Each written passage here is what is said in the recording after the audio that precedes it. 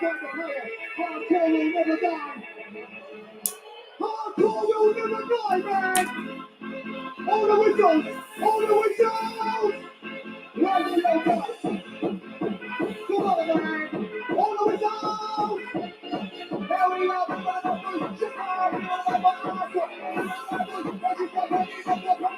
It is what it is. It is what it is. Oh, yeah.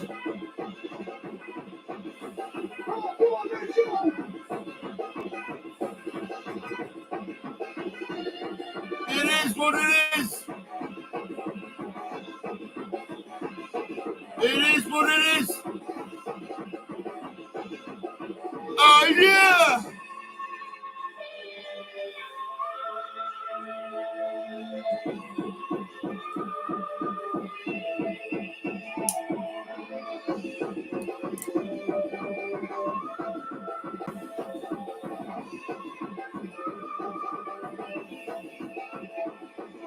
It is what it is. It is what it is. It is what it is. It is what it is. Oh, yeah.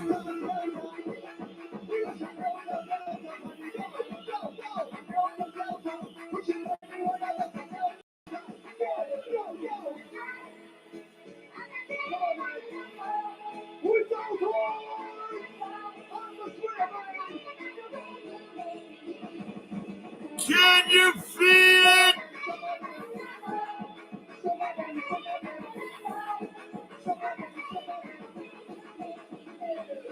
It is what it is.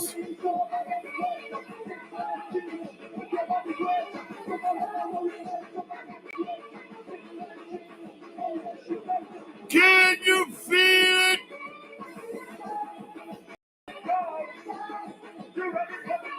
It is what it is.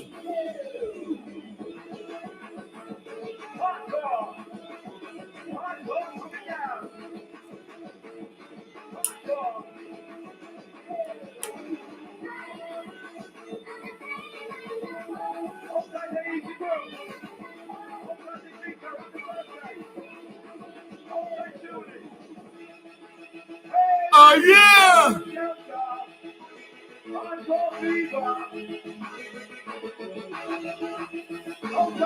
It's getting harder. It's getting harder. Oh, yeah.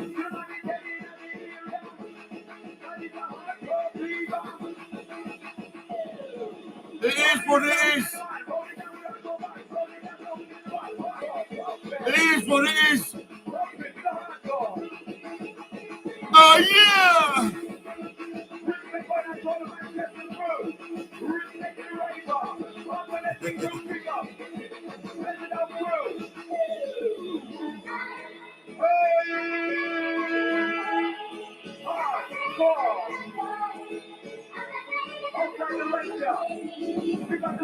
Can you feel it?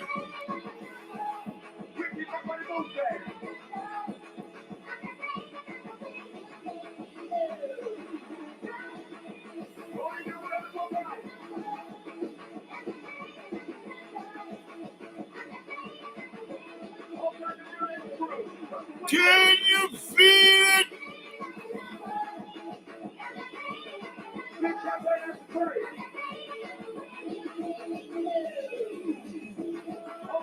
Oh my God!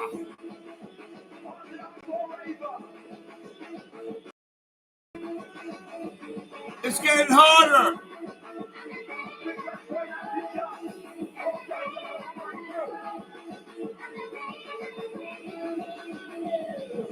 It is what it is. It is what it is. What's the crew? Oh, yeah.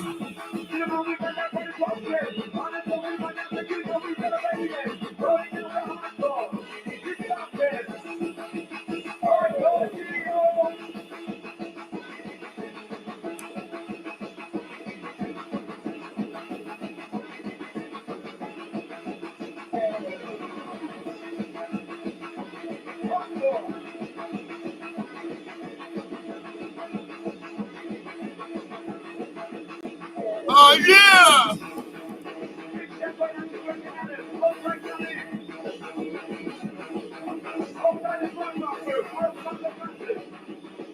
It's getting harder, baby. It's getting harder.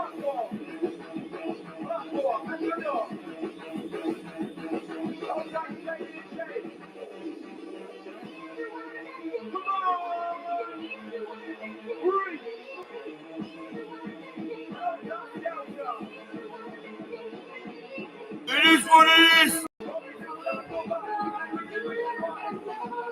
It is what it is.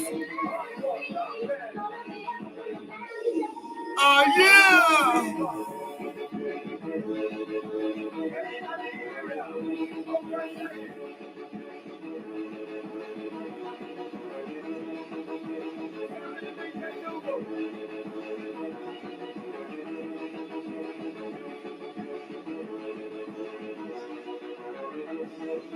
Oh my God!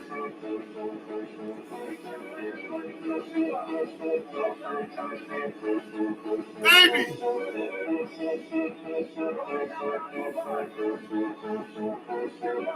Oh my God! It is what it is.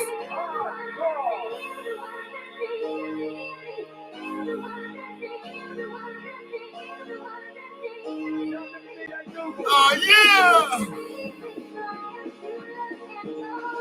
It is what it is.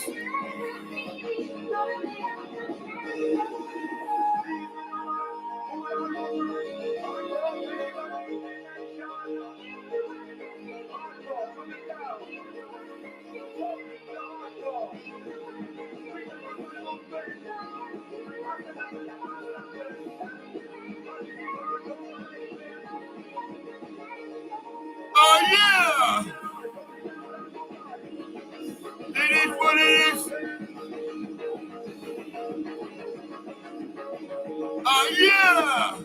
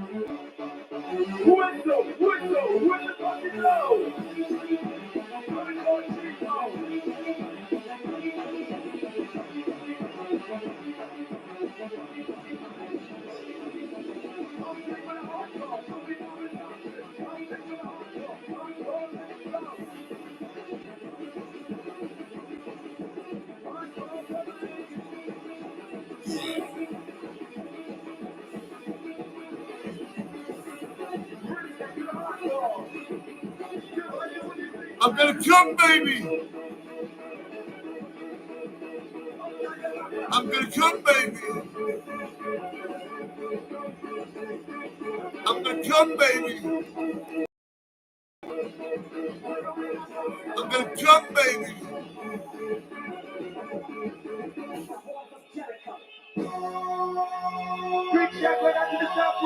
Ah yeah!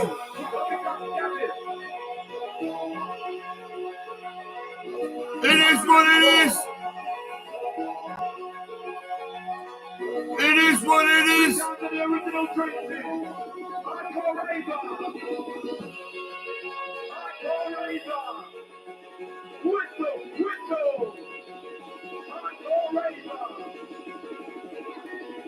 It is what it is. It is what it is. Oh yeah!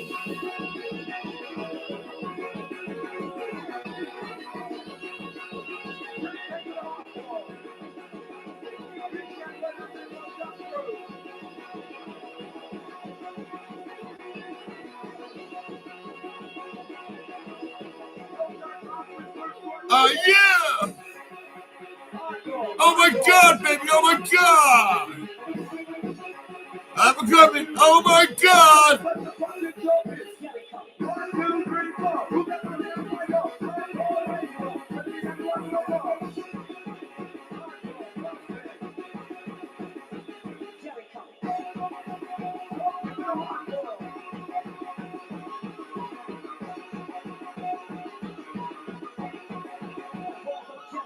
It is what it is. It is what it is. Oh yeah. Can you feel it? Oh yeah.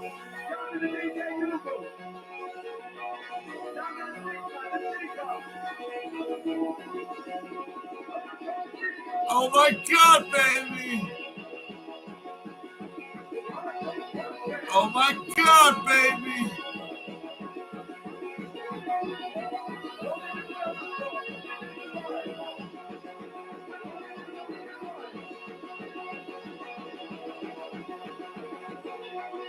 It is what it is. It is what it is. Oh yeah.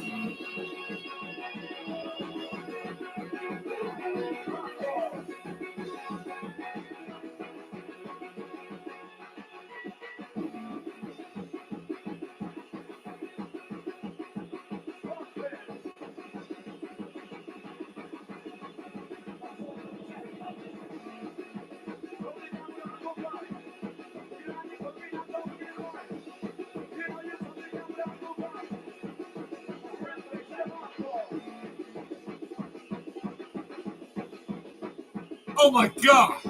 Did you know he was circumcised? Yeah. Oh my God.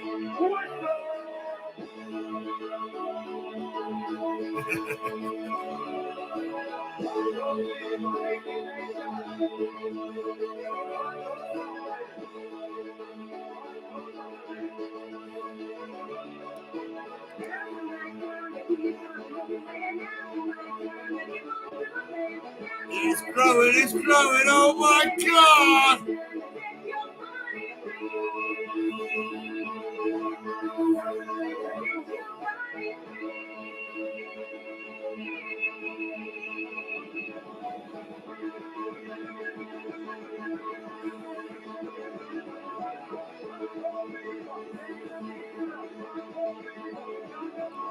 It is what it is. It is what it is. Oh yeah.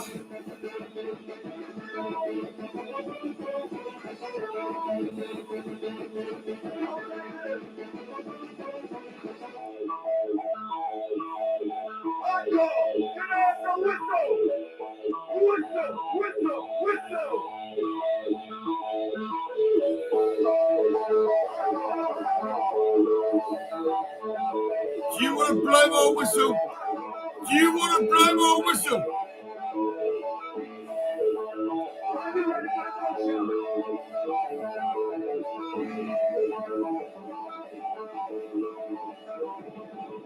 It is what it is.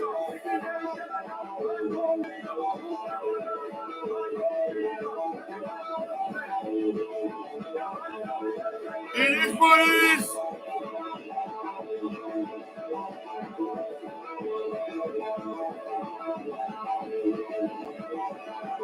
Oh yeah.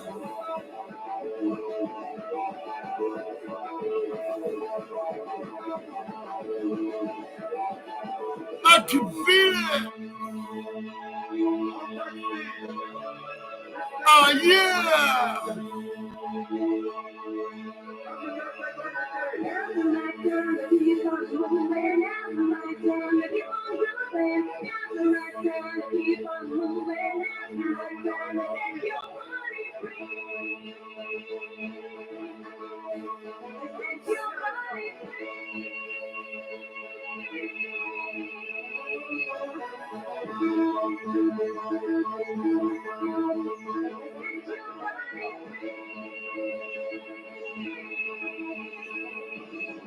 I'm coming, baby, I'm coming.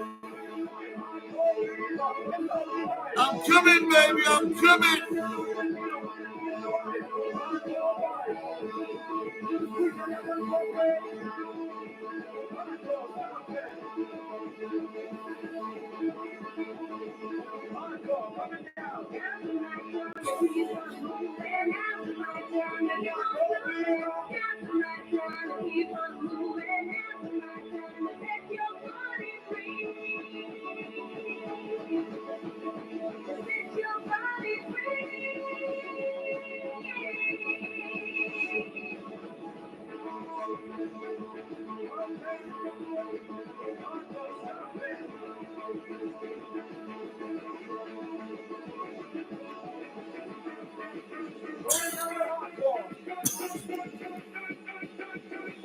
Come on, baby.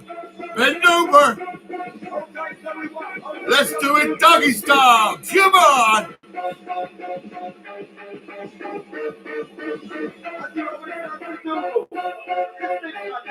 It is what it is.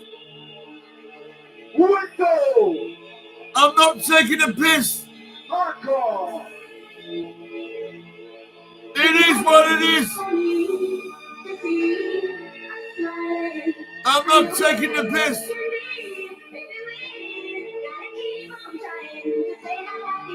I am circumcised. Oh, yeah.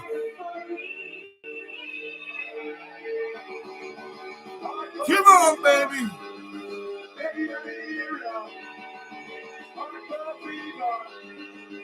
Move your body. Come on, baby.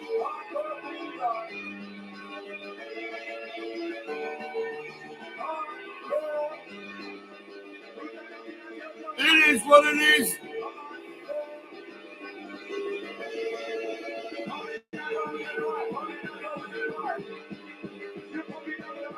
It is what it is. Don't take a piss. It is what it is.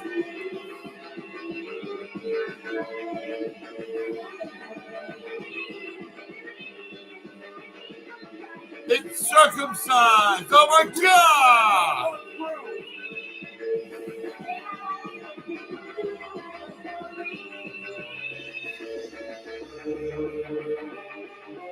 Can you feel it?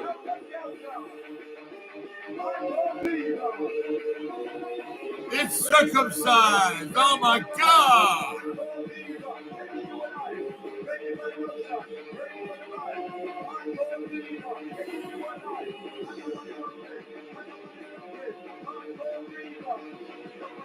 Circumcised. Oh my God!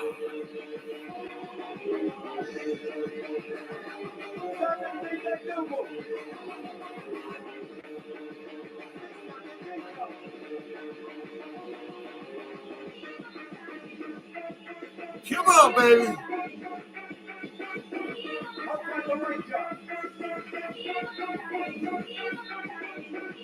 Oh, yeah.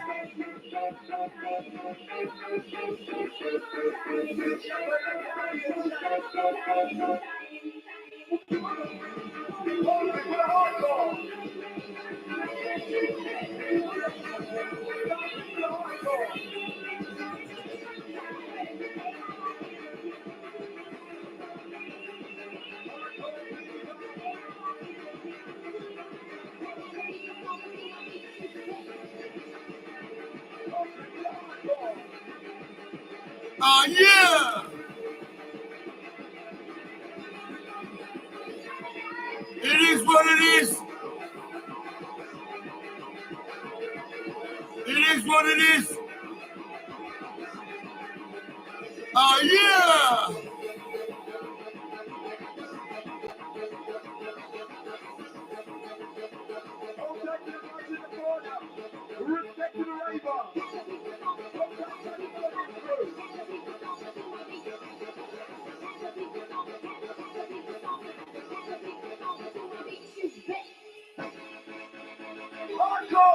Can you feel it? What did you say? Can you feel it?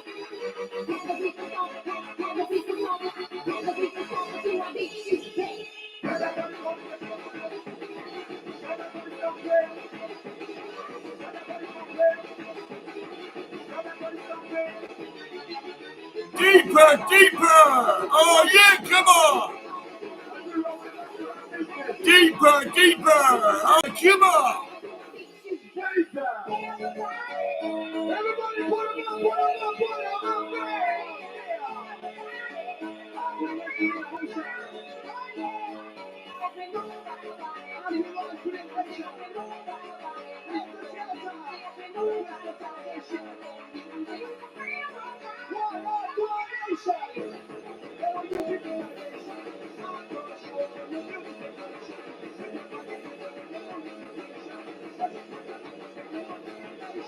Can you feel it? Can you feel it?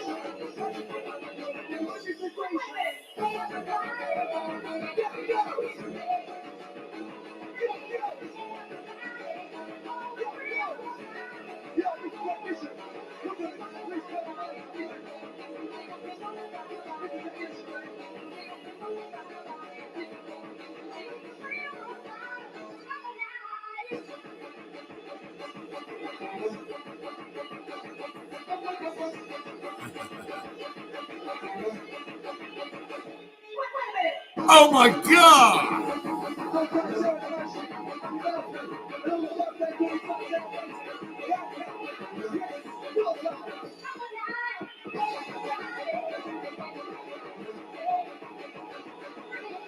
Oh my God!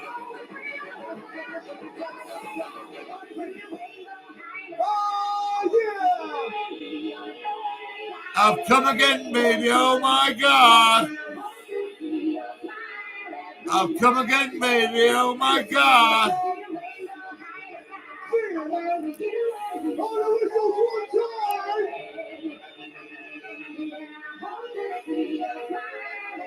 It is what it is. 1, 2, 3, stop! Oh my gosh! Oh yeah! Jump in on this one. I want to see it jumping out, freaking wild. Come on, man! How's the Delta? Wait! How's the Delta? We like ya! We got Billy Bubana!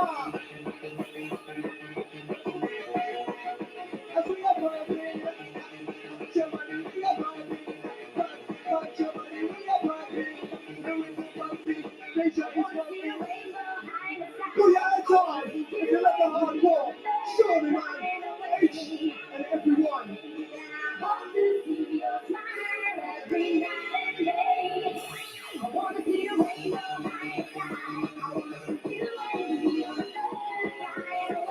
You're on my hardcore time. One time, here we go.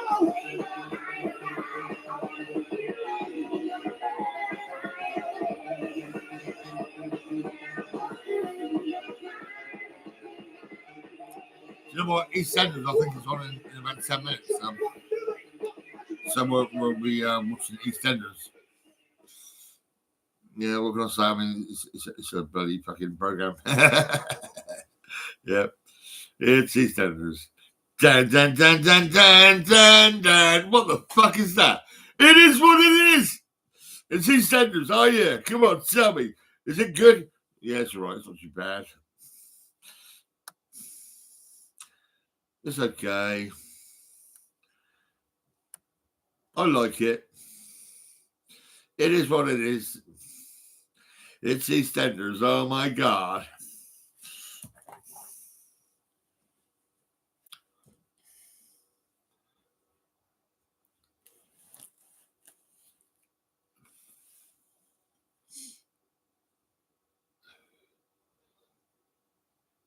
I went down recently. I did.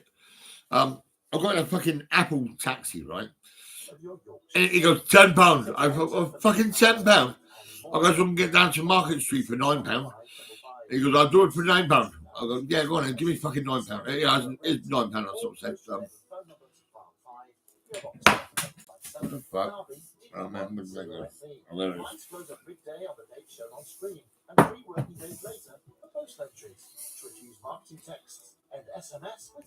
I've got loads of tobacco. I've got some KFC. I went in the pound shop and got a few bits. I've got some curry sauce. Oh my god! Exploring breathtaking scenery, Muckmill and Mighty Heights sponsors the Great Outdoors on Channel 5.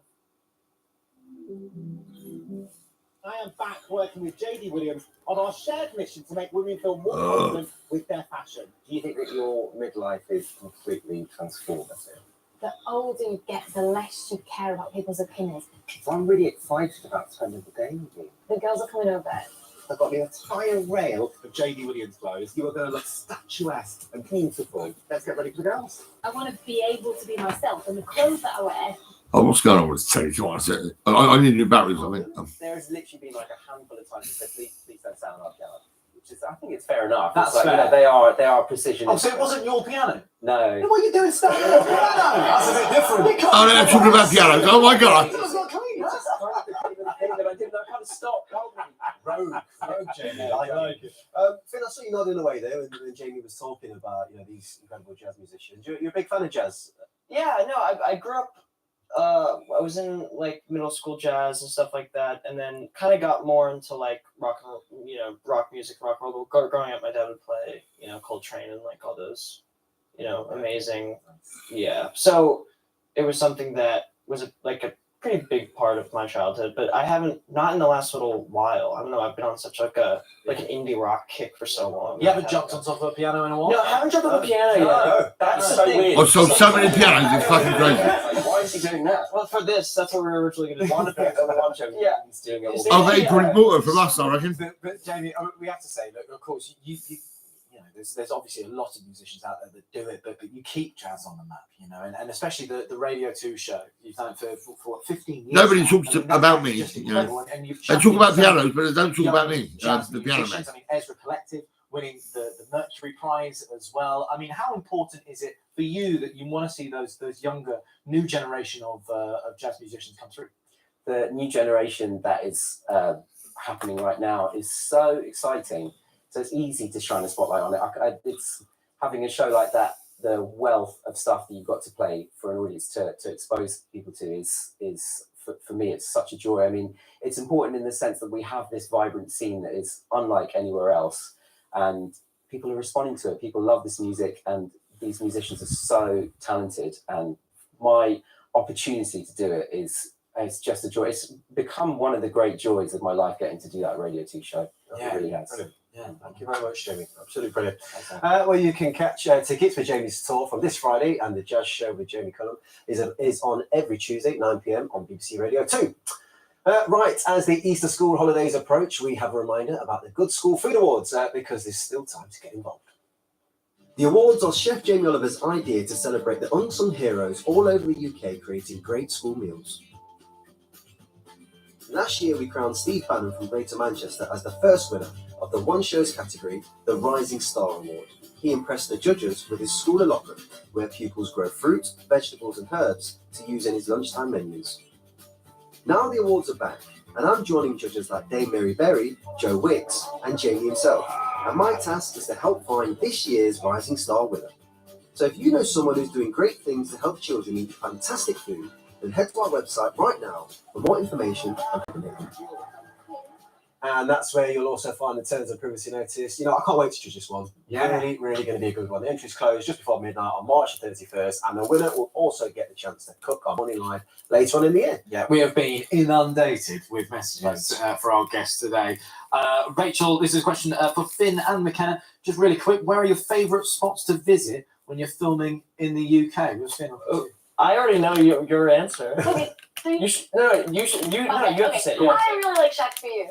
It's a restaurant. Oh, okay, in very Soho, nice. And I went She last loves Shack night. for You so much. I went last night with James and Finn, Yeah. and I went because James is a massive food guy, and I would every week I'd be like, where do I go to eat? And he said that. The and same so I'd go. restaurant every time. I would go. Yeah, I love it there. It's fantastic. Absolutely love it. Fantastic. It's a good one. You know what, Barney says Ghostbusters is a big part of my youth. I'm so excited to see the new film. I'm going to go with the kids. I think I'm more excited than them. Lovely. I think they'll love it. That's all we've got time for tonight. Thank you to all of my guests. It's an absolute pleasure. Thank you. I'll be back tomorrow with Clara Antho, and we'll be joined by the stars of Beyond Paradise, Chris Marshall and Dylan Llewellyn, comedian Ben Elton, and we'll have a performance from Benson Boone. Have a fantastic evening. See you later. Good night.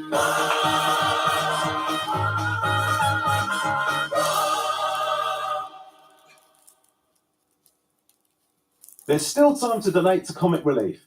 To donate £5, £10 or £20, text the word 5, 10 or 20 to 707. Have you got a bike? Can you get on your bike? Go on, get on your bike. Go on. Charge, and 100% of your donation will go to Comic Relief. You must be over 16 and have the bill payer's permission. For full terms, more information, or to donate any amount online, visit bbc.co.uk/Red Nose Day. So how was your day?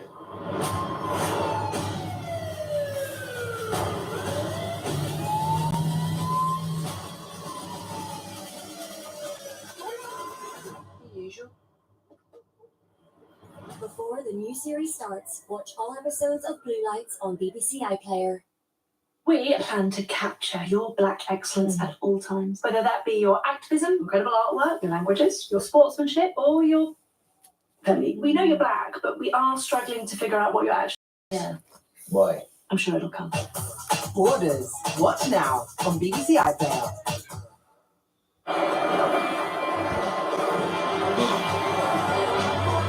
The Dragons are making room in the den for the return of a VIP guest in half an hour. Before then, there's only one person everybody's concerned about.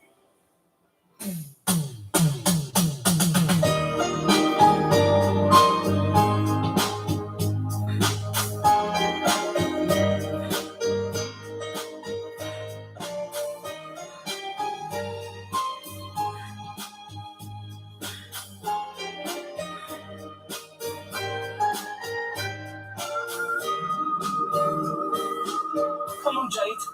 Jade! The ambulance is on its way. What's wrong with that? You tell me. It's a lot for anyone. Well, exactly. Speaking in front of a whole room. Need some more oxygen. Turn it up. I'll do it. She's going to be okay, though, right? She pulled out. The paramedics have to be You're supposed to be looking after her, and she was. You promised me. You promised.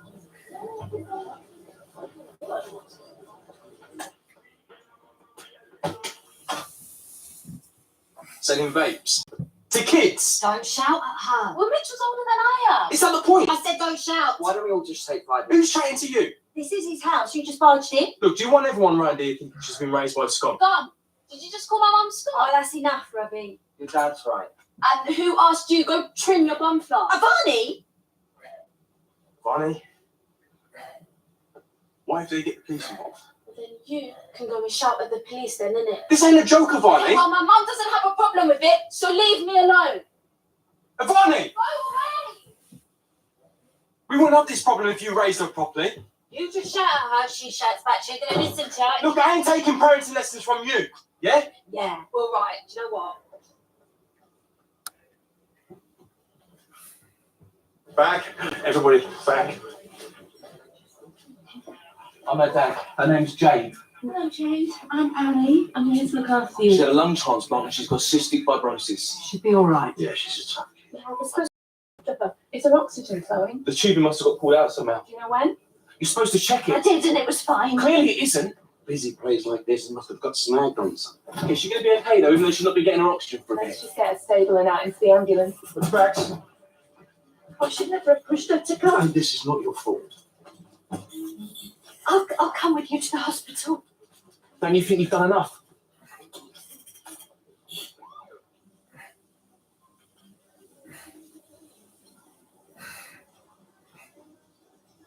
I guess if my ex, who I'm still in love with, I'm not still in love with him. told me he was going on a date on my birthday. I was just surprised. Anyway, I put your profile up. You up? Imagine the look on Peter's face when he sees you on a date with someone else on your birthday. Get it, do ya? Can I have hot chocolate? Oh, you can have whatever you like. If you're going to have a go about my dad, What? Well, it's not your fault, is it? be my guest. He was punching. He's nice. So, hot chocolate? I saw you all coming in. Denise, I honestly Come, don't Kate, shall we? Yeah? Come on. Hope your cheap little bunk up was worth it. I ain't the one who was married. Or whatever. Look, I'm not saying what I did was right, but I'm sick of women getting the blame.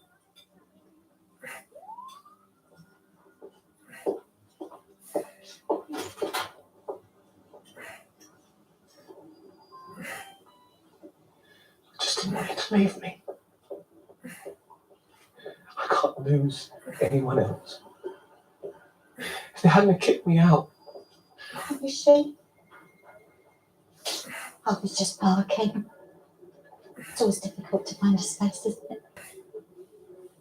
Has she come round? Is she okay? I told you not to come. And how are you? Just go. Why don't you find a seat? And I'll get you a cup of tea. I never should let her go. Oh.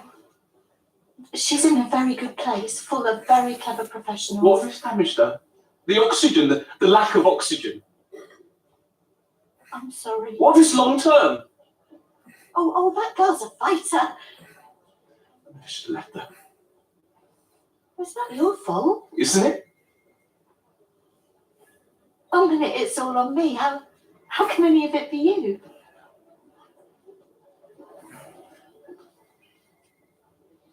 Hey mate, Ricky, dinner's here.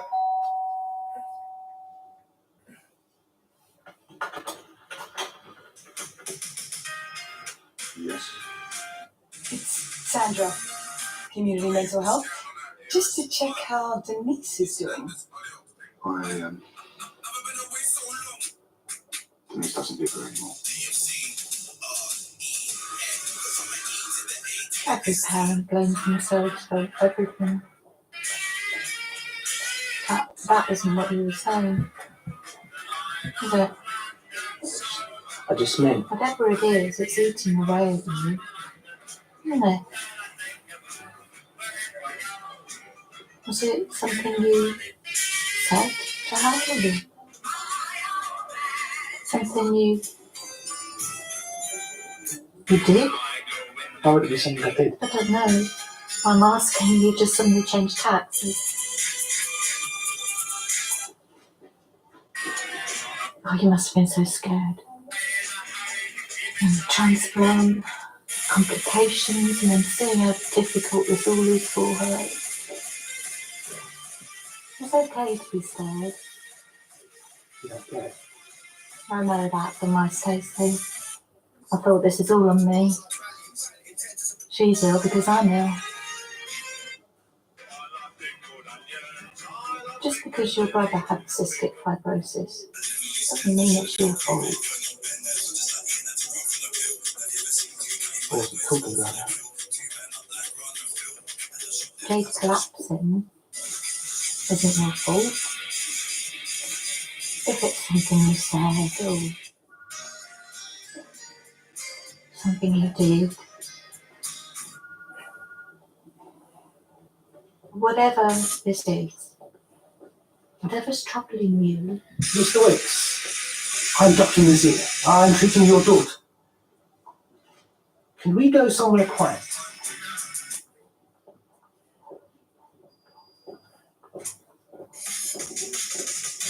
Oh, any news from the hospital? We just have to hold her in our prayers for now. I'm sure Jane will call for this. Why don't you see if we can still raise some money? That mean carry on. Yes, there's a pile of things there to auction and there's still people in the club. I know it, but what for it? You're going to get things in a child when we couldn't raise a penny for her. Yolanda's right. Let's do it. For Jade. All right. Come on. It's for Jane. Yeah. Oh, he's got you right where he wants you. Well, I bet he pockets the money himself. Glad, Linda. You thought went well. Johnny, Take him upstairs. Mum. What have I said now? His daughter has just been rushed. I'll have some sympathy for her. I'm going.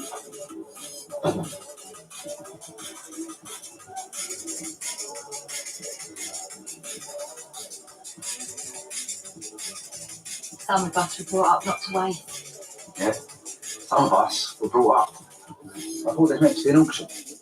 Can't go night round here without all the. What about your ex-wife and copper? You're on every post, isn't you? Am I still carrying a little torch? Stacey's a free woman. I didn't think he was paying for it. Yeah, well, look, I ain't after any trouble tonight, so. But I'm drinking Peggy's later. I'll be as much trouble as you want.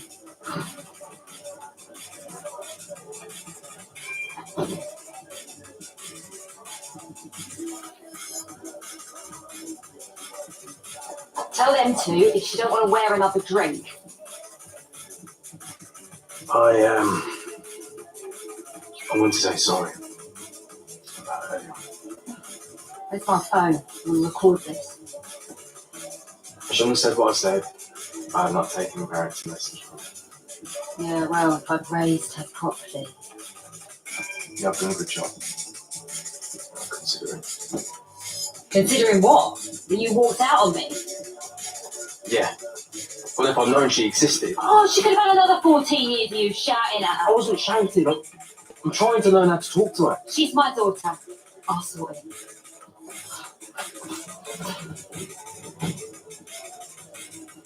Well, oxygen's going up. She's responding well.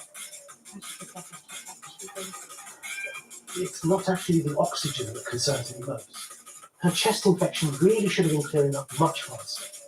Has she been having her antibiotics every day? Of course she has. What are you accusing me of? Sorry, I'm not accusing you of anything. It would be really helpful if I could take a look at her antibiotics. See what she's on. They're at home.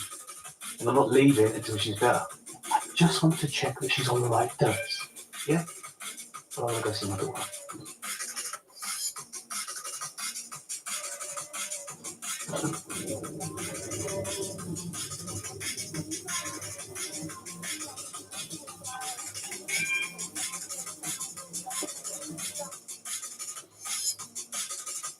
£10 a day.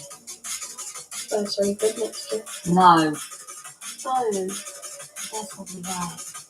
Boring, both pants. Right. You're meant to be on my side. You're 14. Yeah, 14-year-old millionaire. And you don't want a bit of Judy cousin style. Mom, no one goes to Judy to send them dates. I'm the one who got them. Okay, so we'll pick another number, yeah?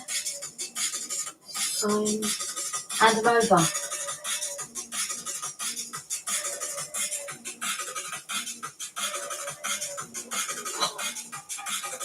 It's going to be selling itself. And if you do, I want 50%. No, I'm not. And even if I do, you don't get on.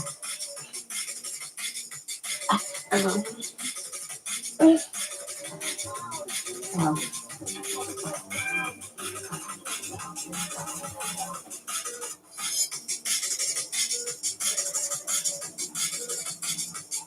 Hi. You don't have to stay. I could go to your flat, pick up her antibiotics, Fine, I'll get them tomorrow. take the keys, leave you here. There's nothing wrong with her antibiotics. The doctors have clearly just missed something. That would be very useful. I think you've done quite enough already, Jim. Harvey's got the cab. He doesn't want you. He's just as hard as we are. The sooner we can take a look and rule out improper dosing. Fine. I'll go. And leave Jade on her own.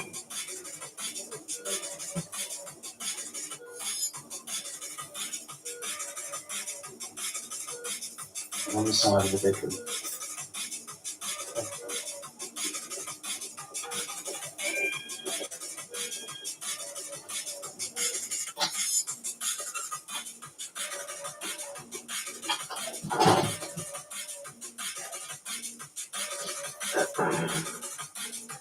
Want to go get the cookies? I'll just buy me. Little treat. Yeah, she's just eating. If you want them. Well, you need to let his bodyguard. Been here protecting you. Oh, there goes Sandra. Girl power. Right, you, we'll be in the kitchen.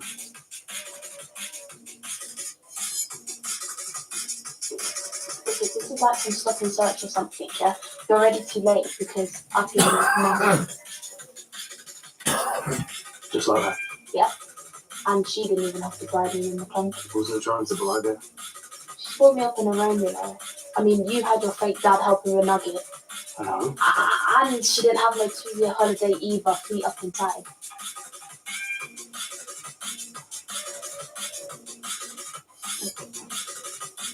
If you want to talk about all the things that are wrong with her, you can fill up the chair. Because I've got a long list of things.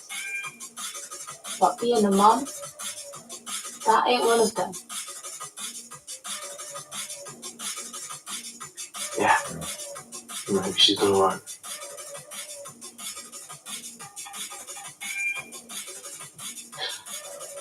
She's down at Peggy's. Book a tonic. TQ device.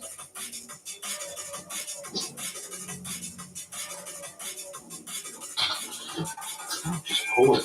Holy hell, he's been nipples. I can't wait, John. My body's clearly adjusting. If tonight she had an accident with oxygen.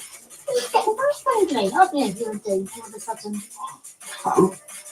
I just know how it feels. Everyone looking at you. Oh, it's just a film. So, I had Push and Shirley meddle with my legs once. People do these things. She's his daughter. I mean, you know, whatever else he has or hasn't done, he loves her. What day is it today? Yes, more, eh? What am I missing? Come on, sit back to the hospital.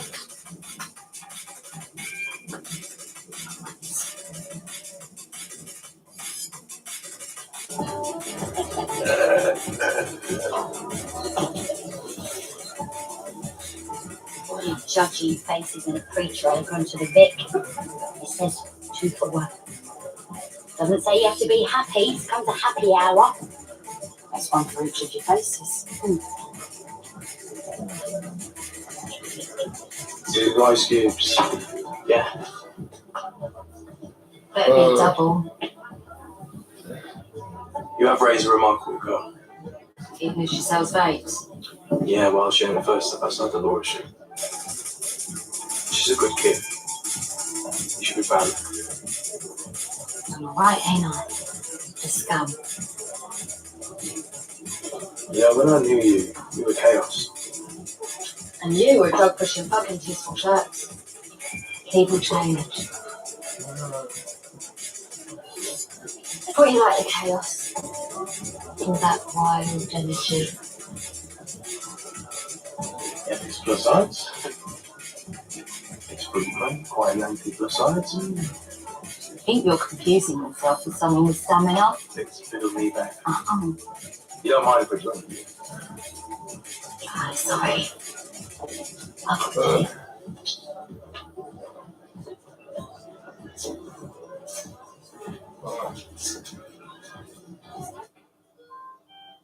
Her sats are back up to 98. That's good, isn't it? She's doing really well. Can't be there every minute. Tube snag, pills don't do what they should. No one's blaming you. The courier returns. Jade, did you find the antibiotics? Yeah, I was just barking again. How is she? She's doing fine. We brought everything we could find. The dosage seems correct. What do you want to see the other? Just find out, yeah? Find out what's wrong with my little girl.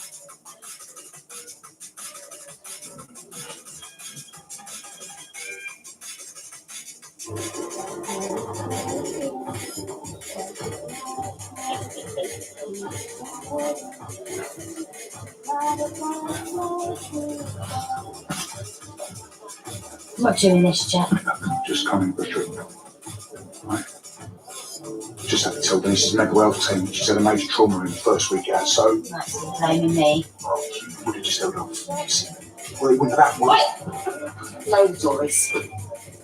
Why do men never take any responsibility? Can I get a vodka tonic with 2 ice cubes? 2 minutes, and then I'm calling security.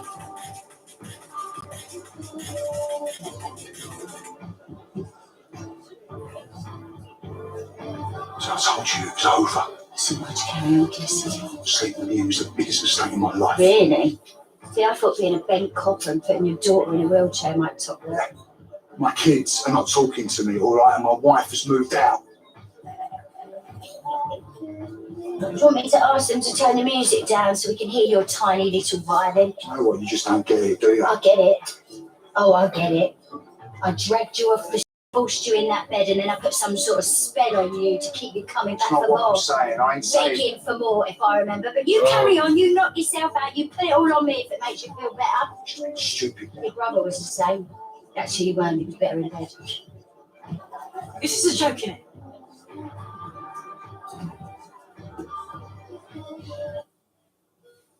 Come on. A bit more. Oh, yeah. I couldn't breathe. I couldn't see anyone. I couldn't see my words. Everything's going to be all right. As the transplant failed. You're just taking your body a bit of time to get used to it, that's all. Am I gonna die? No, what? But what if they can't find out why? They will. It's going to be all right now. I promise you they're going to get you on meds. You said I wasn't ready to go and live with Mum. Hey, listen to me. Don't worry about any of that now, okay? I swear to you that from now on, everything is going to be fine.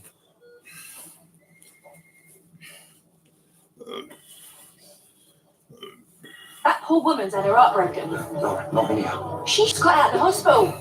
And then you go and do this to her. It wasn't like that. And then you come skulking away in here, passing the blame. If anyone else puts me in a good stead.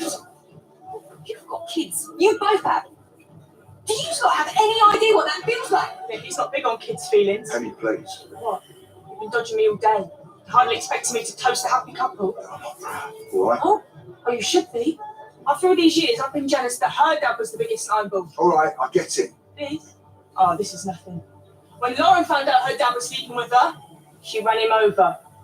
How many more times are you going to rip my family apart? Hang on, you ain't making no mistakes in your life. Yeah, the difference is, Uncle Jack, I'm not even 50 years old.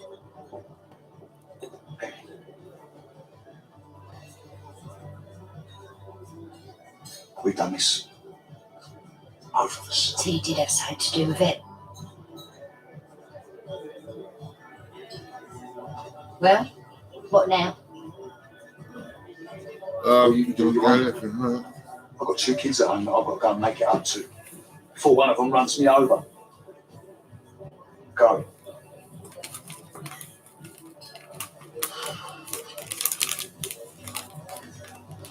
Oh, you must be relieved.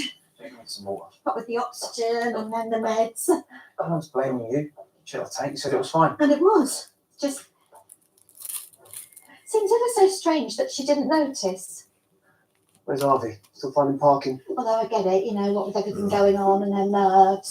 I get that she didn't notice the air flowing. I mean, I've been on oxygen and you hardly notice it at all. Where can you go find him? It's just that a tube to snag on something. Head home. You think you would feel it on that, you know, on that bit under the nose. Take man in circles. What did you mean earlier about it being your fault? Come on, Jean. It's been a long day. Well, it's just I can't stop thinking about it. I mean, 1 minute you were blaming me for it You've been all. very supportive. Yeah, and then the doctor interrupted. Look, I just meant for 1 second I felt like Jade was being punished for my past. For the bad things you didn't do. I ain't got time for this. It's very Buddhist, isn't it? Karma. Are you Buddhist? Just a phrase. I mean, sins of the father. That's in the Bible, isn't it? Or is that the opposite? I never saw you were spiritual. And the pills. You didn't want me to get them, did you? Like I said before, you've been a big help. I just didn't want you pushing yourself too hard. Why did you give the doctor the new ones? I mean, we bought them all, but you only gave them the ones still in their strips. Because that's the box that had the dosage on it. You've done something to them, haven't you? You've done something to the others. I need to find a doctor. Don't. If someone has got some concern... I said don't. You don't scare me, Dinwicks. I think your daughter is at risk. Please. No, And I need to find a doctor. I'll tell you everything. I'll tell you the truth.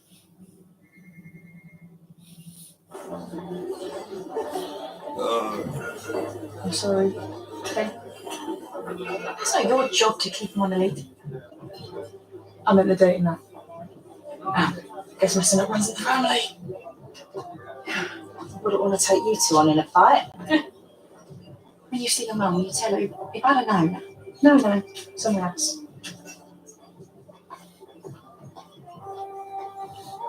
If you really don't want to celebrate your birthday. Oh, do you know what? It's not even that. I'm turning 30 and my life is hit reverse. It's not reverse. No, well, it's not full speed. Your dad, my dad, me, we're all the same. Listen, we need to get you to Branning school so you can learn how to mess up like the rest of us. Yeah, well, at least you haven't planted drugs on someone and gotten arrested for it. And you've actually got to be seeing someone first to cheat on them. I see people, just no one special. And Peter started dating again. On my actual birthday.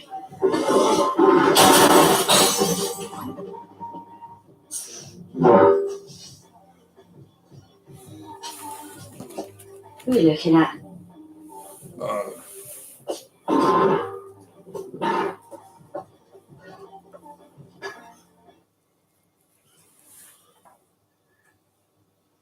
It's all going back to living with her mum. Moving to Pakistan. You're still struggling with that? I miss her so much. I want to zip. I just feel so alone. So, have you done something to stop her from going? Just wanted her to choose me. Just want to be loved. Well, that's all any of us want, isn't it? But love makes us do the strangest things.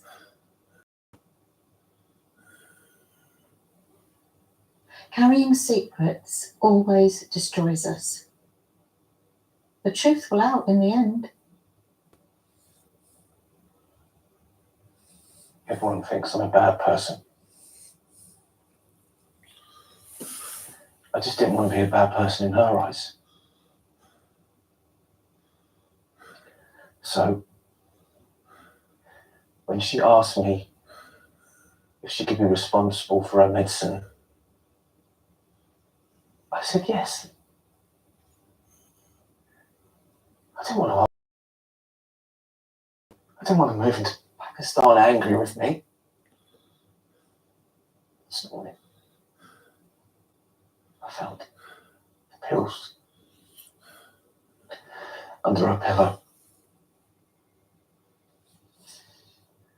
She said she saw I was struggling. She didn't want to hurt me. At the same time, she didn't want to hurt her mum. So if she didn't get better, she wouldn't have to make the decision. She wouldn't have to go. She didn't mean to risk. I think she just thought if she didn't take the antibiotics, then she could keep herself sick enough to stay. Obviously, from now on, I'll be taking full control of her medication. This will never, ever happen again.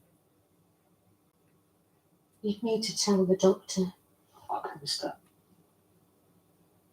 She's scared. She's scared they're going to be angry at her. And I'm going to get into trouble for giving in to her. She's on the right medication now.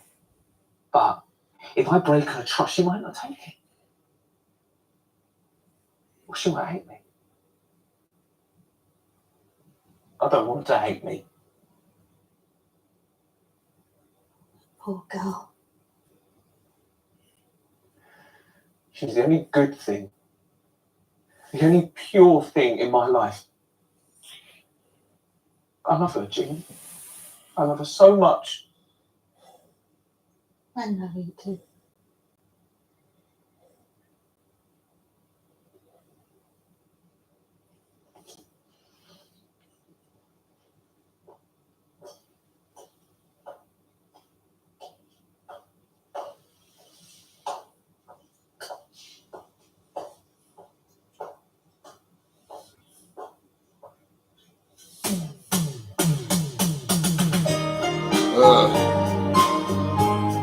Tickets for Radio 1's Big Weekend Luton are on sale now. Go online to bbc.co.uk/bigweekend and get yourself in the mood with anthems from some of the artists performing. Listen on Sounds. Here next, Dragon's Den.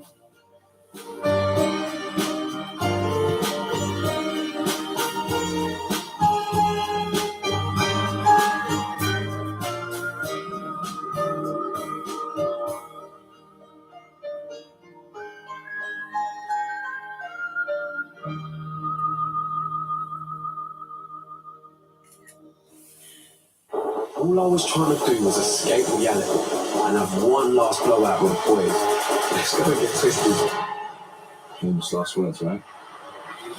3 British men who were charged with drug offences say they were tortured in custody. They're facing death by firing squad. Absolutely ridiculous. Buckle up. This is one mad ride. Hi, surviving the Dubai drugs bust. Watch on BBC iPlayer. I'm Elizabeth Holmes. What if you could test your blood with just a drop? This machine is going to change the world. This technology is 10 years away. It's not even close to working yet. You don't understand the business. You don't understand the science. You're in over your head. Her whole image is fake. We have to stop her. People will trust the technology if they trust you. The Dropout. Press red for all episodes on BBC iPlayer. The series of Beyond Paradise starts this time tomorrow on BBC One. As for now, though, I'm going to make you an offer. Stay right where you are, and I guarantee you won't be disappointed.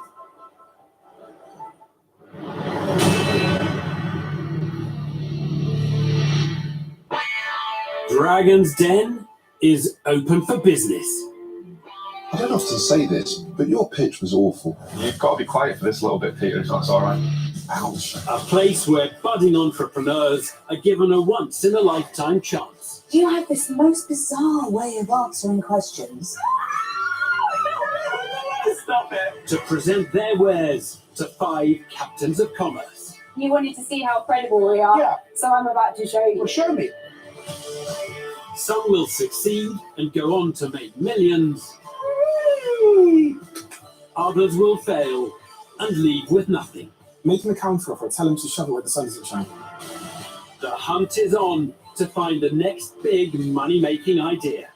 Dragons are the Tonight, These things are good for your heart. The more you eat, the more you have flatulence issues. dreams will be made. I told you, son, I was going to make you a millionaire. And later, Welcome back. I'm so happy to be back again. I thought I needed to spend a little bit more money. the dragons bolster the ranks. Emma, who's your favourite dragon? Oh. You?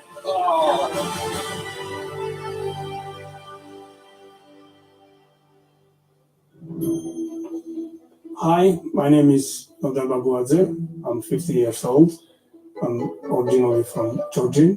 My name is Nick Babuadze. I'm with my father. I'm 31 years old. We're here together to present dragons with our invention, which takes care of one of the hardest house chores. Well, I have absolutely no idea at all what There's a that gadget on top, which got a light round, yes? It's taking water out of your toilet and using it as shower water. No. Oh, but it could be the other way, taking your shower water and using it in the toilet. Why? Well, you wouldn't want toilet water in your shower, but you wouldn't mind shower water in your toilet. Good point.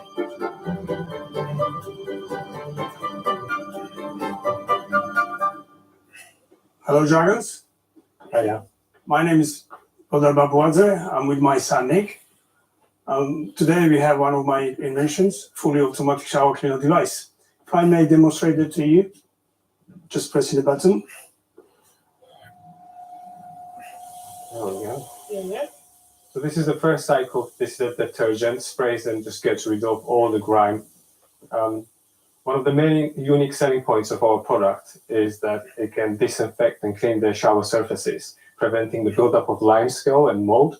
It could be done automatically with just the press of a button. It's very cheap to clean, costing approximately £1.30 per cycle, per cleaning cycle. And most importantly, no exposure to cleaning chemicals and saves you time and effort. This is very unique way to do it if the second cycle starts. So just this is the rinsing cycle, meaning the first detergent that was sprayed on, it rinses through and disposes it. Once that's done, the third cycle begins, which is the polishing agent. Now, what that does is, with the room temperature, it evaporates and leaves the surface sparkly clean with a good shine. We're here asking £50,000, 10% of our company. Can we just take your name again? I missed your name. Not. Nodari, but Not is short name. Not. Yes. Not a Nick. And Nick, yeah. Thank you.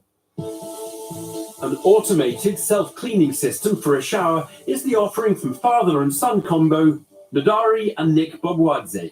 What's this cycle? This is the polishing, cleaning everything. It will be vaporized the room temperature. They're seeking £50,000 for 10% of their company. The driplet will go completely. It will vaporize by the room temperature, so you will have a very sparkly clean. It takes about 10 minutes on the room temperature to evaporate. And that's it now? That's it, it's finished. Will Stephen Bartlett take a shine to the business? Have I got it? So you've made a shower for your shower? That's absolutely correct, yes.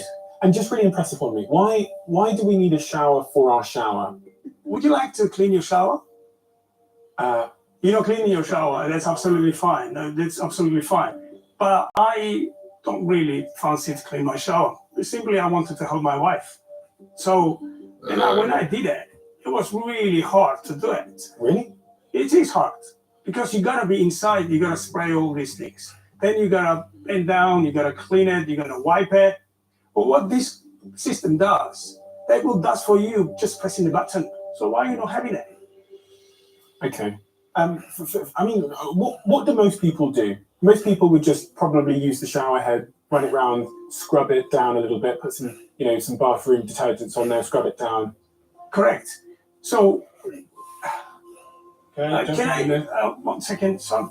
I would say that this is cheap to run, and it is like did automatically all this whatever you want to experience by hand. Where we look at it, everyone can wash their dishes after eating. They can all wash their clothes using hands. They can dry it, put it on the drying rack. But we do have dishwashers. We do have dryers. This will be in the same categories. Of course, you can scrub it yourself, clean it, spend time and interact with your shower to clean it. But this takes care of doing it. So, Nick, your father's the inventor. Yes. What do you do? Right. I've been trying to help him stay in the correct lanes. He wanted to try different things, but from my point of view, this is a product that once it's fully finished and formed, it needs a good introduction to the market. So we either need big funds to do it so, which we are not able to do it, and also corrections, the good marketing skills, which we love. Look, I can honestly say I've never seen anything like it. Well, that's my patent. And it's definitely unique. Yeah. I'm just trying to work out whether this could be a business. So my key question is, what protection do you have over this concept? Well, we do have already granted UK and European patents. We've got a patent pending in Canada and the US. So yes, we've got a patent. And how many have you sold so far? We sold not many, 15 units. In terms of creating it, how much would it cost for me to install that? The installation, it's like 2 hours of handyman's work, put like that way, because it comes only just a single silicone pipe and single cable. And this is the head This is the head unit. So this is houses all the components that dispense the cleaning solutions inside the cubicle. This is a ceiling mounted. If you have a space enough, it will be recessed in. And what would that cost? How much does that cost if I want to buy one? We have the two types of unit. One, the domestic and commercial. Domestic, we've got £346. It does look like a big installation, and it looks like it's permanent. Is there not a way that you could design it that actually, when you want to clean your shower, you go into the shower with the unit, click it up to the top. It's a simple click system that fits on most shower heads even, and then you literally press it, you leave it to clean, and then you take it back out. Can I add something? I completely agree with that. As a point of view, as a customer, what you see is you buy the unit, you get a handyman to install the device. I think that's the bit that I find really complicated and convoluted. It gets expensive, whereas this could be just a cleaning attachment, and it does all the work for you. This is not a good pitch in terms of pitching me the ideas to next my unit. Just have a portable system rather than having the old wires Blimey, running I see through. why you've got to keep your dad in his lane. The next thing is like, I'm on it. I'm going to design the next thing. You see, I don't agree with Peter because I won't be bothered. I think the beauty of your system is that you install it and it's easy. If you're asking me to click something in, plug that in, and come out and switch it on and wait for it to happen, I promise you, I won't use it. That's because you're too small to reach the top. You are. Well, that is also true. And actually, funnily enough, I think that probably your best market is the commercial market who are going to be bothered because they're paying people to go in and clean their showers. So that is simply a numbers, it cost me that to do that. And it's less money than paying somebody to clean my showers all the time. So I'm not saying it hasn't got issues. I'm just saying I don't think we picked up on necessarily the biggest issues around this. And the biggest issue for me is that cost for time return. If I'm domestic, how often do you think most people clean their showers? We recommend that 2 times, but depends on if you use 2 times a week. Yeah, if you use the But twice a week. Yeah. Am I honestly going to spend £350 on something? I've got loads of other stuff to worry about spending my money on. Am I really going to spend it on that when it's actually something I can do quite easily in the same amount of time? So when you do cleaning physically, then you need to have your time, you need to have your chemicals, you need to have physically to be there. So what I'm resolving here is the less amount of the physical movement inside the shower itself. Just being realistic. Yeah. I'm still cleaning the rest of the bathroom. Sure. So I've still got to go in and clean the toilet, wipe round the taps, clean the floors down. Yeah. Yes, I'm not doubting you want to save a little bit of time, but there's still the whole of the rest of the bathroom cleaning process. You're just saving me 2 or 3 minutes out of that process. And I've got to pay, as Deborah says, £350 to save that 2 or 3 minutes twice a week. That's what I'm worried about, whether people will do that. So I don't feel like I can make you an offer. I'm going to say that I'm out. Thanks, Sarah. I'm going to say where I am, Nick, and not. I applaud you for taking on a challenge like this. It's a problem. We do need to clean our bathrooms. We do need to clean our showers. But sometimes we can overcomplicate the solution to the problem to a point where the investment in the solution outweighs the size of the problem. And I think that's what's happened here. So I'm going to say that I'm out. Thank you. Guys, can I just say I applaud you. I think it looks great. I think the theory's right, but I'm afraid as it stands and as you stand here today, it isn't an investment, certainly not for me. So I won't be investing. I'm out. Thank you very much. Look, everything starts somewhere.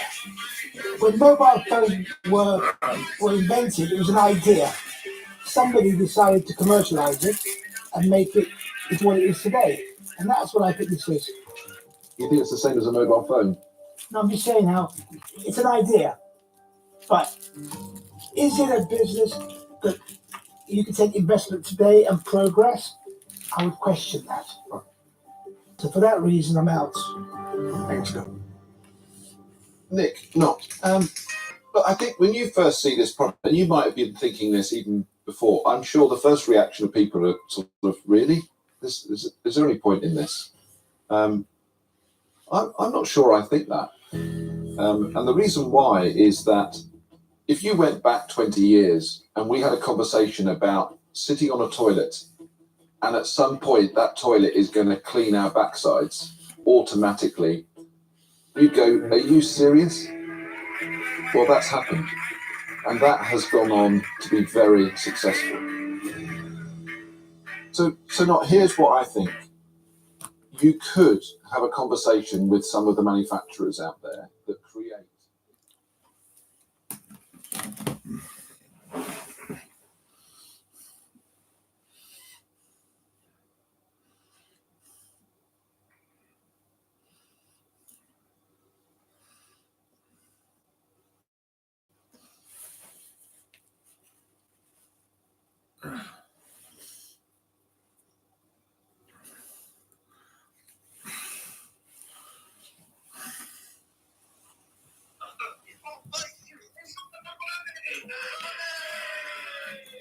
Hello, you right?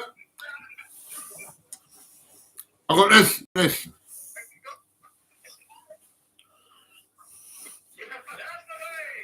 It is what it is.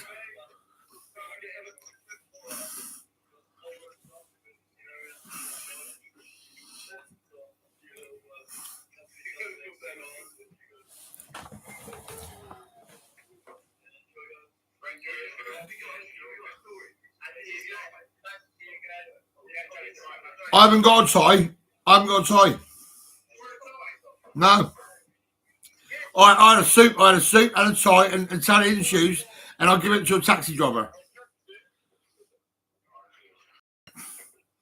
I smoked my weed last night. 2 grams. Yeah.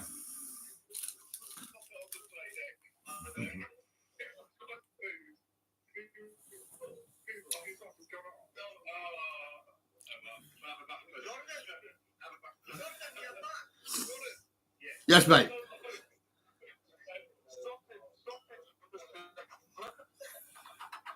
I've got 20 cups coming. Here's one.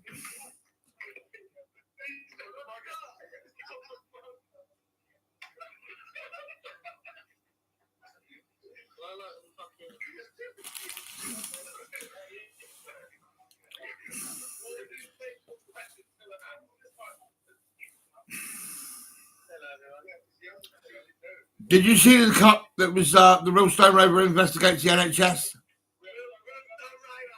Yeah, that's it. Yeah. Put your hands in the air like you don't care. All right, mate. Okay.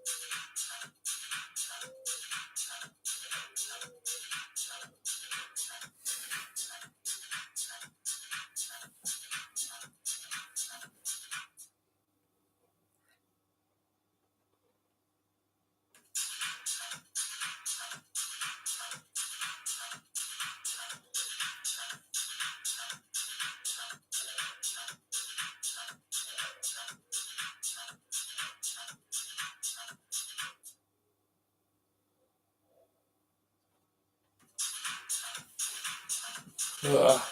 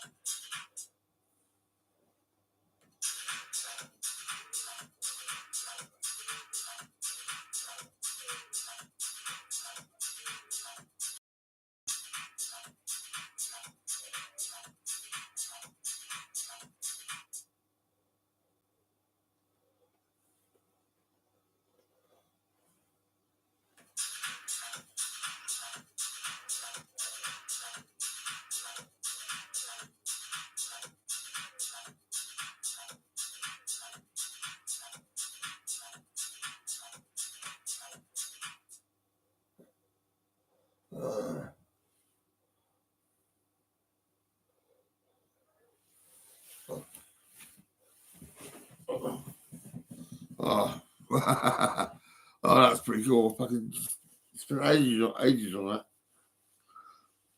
Look, it was on Facebook. Yeah, got. Fucking hell! Oh my god!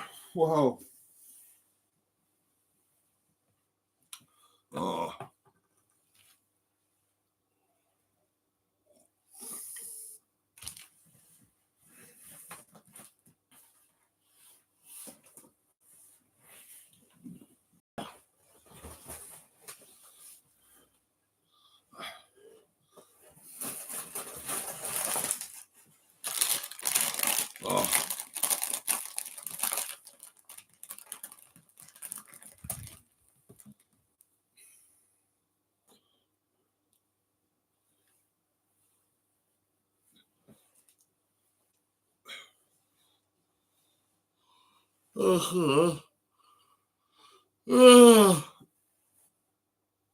Oh, fuck's sake.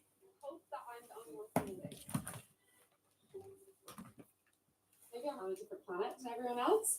You know, B&B together means you get food while you stay somewhere.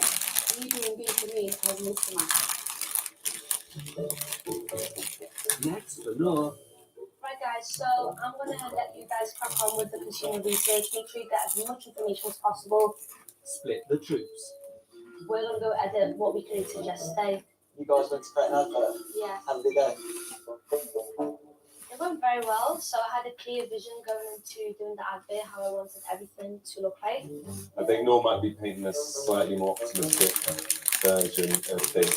Honestly, I think Noor at some point kind of a little bit lost control. Definitely not. We went away. I did not lose control, but you were trying to take over and influence me. So I feel like what the issue is, you're very used to directing everything and being in control. So for the first time that I'm taking over, you feel a bit like on edge. I feel like generally that's where the issue is. Thank you very much, and with that. 10 a.m. Teams debate. Is it just me, or did you cut attention with the knife when we asked him how they were? Yeah, it felt like there was a lot going on in that room. Yeah. My concern with what the branding team have done is that the logo has to be explained in terms of the consumer and the target markets, 18 to 25-year-olds. Yeah. I really don't believe they're going to get what that logo stands for. Red Cross Shopping Centre. Before the pitches, So this is our brand name. a chance to gather feedback on their brands. What are your initial thoughts? Holiday huts for the elderly? Yeah. Would I think it's camper vans with that? No. I think it's supported living. I think it's like an online B&B service, something like that. Okay. I'm not seeing anything to do with camper van, nothing to do with travel. That to me looks like you could have been a clinical research type of company. Okay. On the other team, So would you like to maybe give us some feedback on logo? Felicia and Phil power through. Electric car? Yes, very good. Well done. It's actually an electric car. Giving me like healthy food or something with the yellow and the green. Don't see it as very adult. It's a bit childish. It's a bit doodly. It looks like a electric company designed by kids. Well, that's great feedback. We really appreciate it. Thank you very much. Across town, So the first scene off the faces, then like them having a negative reaction and on the phone. editing her movie masterpiece, Is there any way to make it a little bit smoother? project manager Noor. I like it. You see, it's happening to all the senses. They're happy. Just out of interest, how many seconds is all of this girl's footage? It's 23 seconds. Okay, That could be shorter. thank you, Trey. Let me finish what That's this one. Rachel were doing. I'm just going to work on a script and Thank you very I'll much, leave you because guys the to it. script's very important. You know, you're doing the voiceover. Can I watch it in one more time? Outfit is looking amazing. I think it looks cool. The only criticism is because so far been nothing about the actual van. I'd be tempted to crop the beginning. I think the van is the focus. Yeah, just play it in one more time. My concerns with the video at the moment is the lack of focus on the actual van. That is what we're selling, and not the girls and the actresses. Yes, perfect. Reactions. Now we're going to focus on the van. Yes, please, yeah. Next door, Perfect, that's it. cutting down their camping I comments. don't know what to do. Mora or I haven't got a motherfucking clue. I'm happy with that so far. We used to 40. We need to effectively Go back or make some scenes a little bit quicker. Alec does talk quite slowly. Can you just try putting his part fraction faster?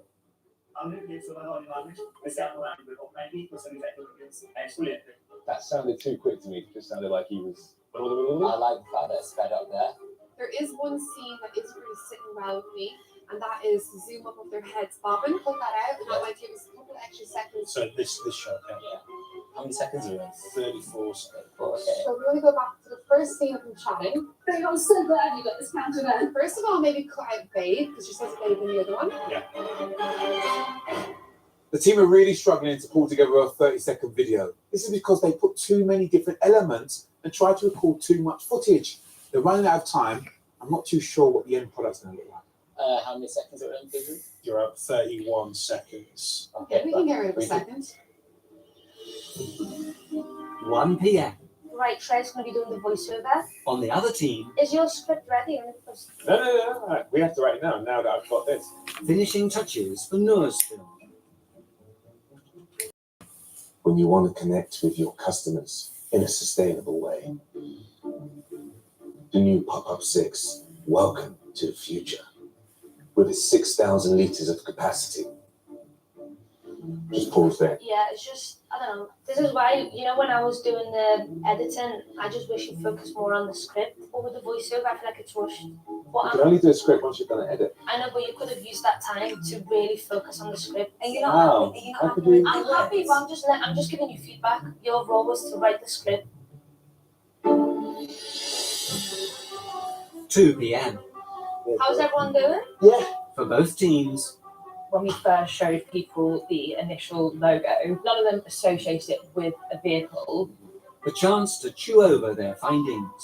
I talked to one person, he said it looked quite childish for a really, really young audience. Okay. Next, for Noor, pick out her pictures. I wanted to do the pitch, but I feel like because you did the consumer research, I really need you there to really explain what the brand's about.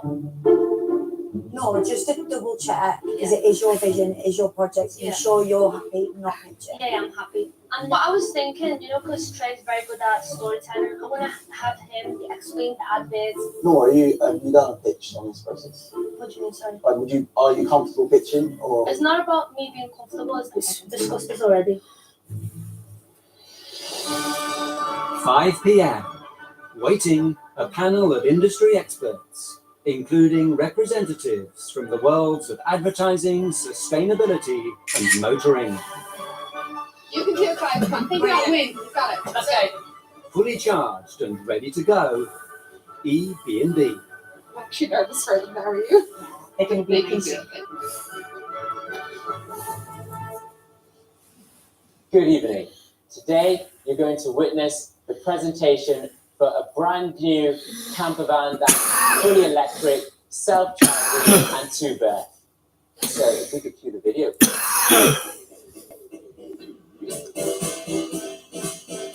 I'm so glad we got this camper van. Now I can't be away from my luxuries. It's so nice to be able to charge my phone on this remote site. I've been waiting a holiday away. Babe, we're so lucky we can travel up to 600 kilometers on one charge.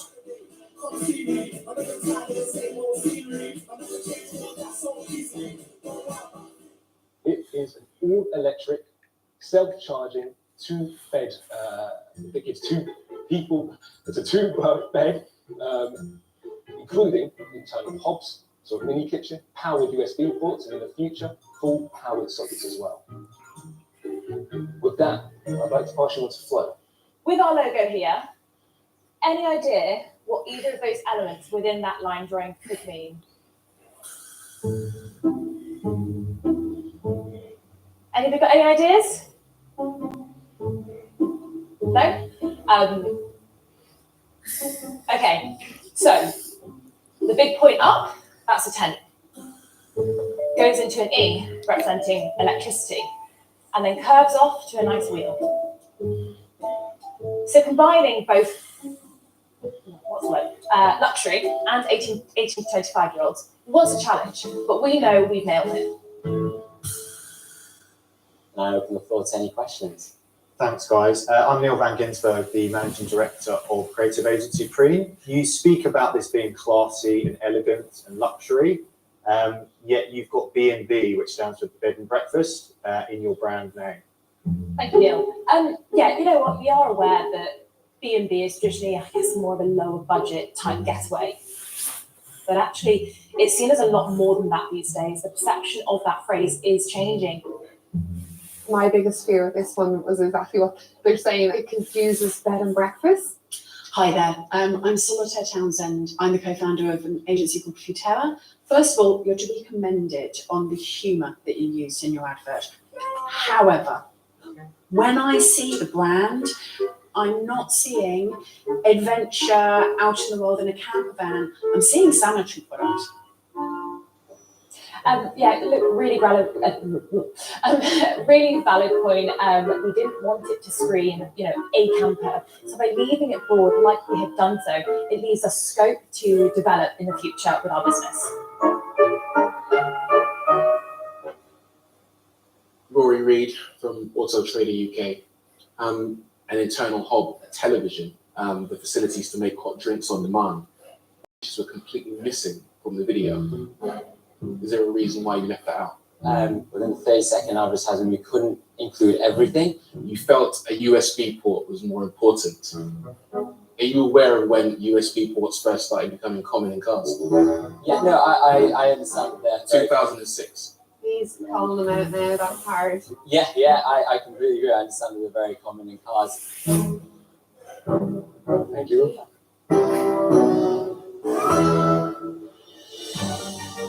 Next up, I'm nervous. tasked with pitching Noor's vision, Trey. Ladies and gentlemen, welcome to the presentation of the new Bolt Pop-Up 6. Please play the video. This is the moment of truth. They're going to love the advert. When you want to connect with your customers in a sustainable way.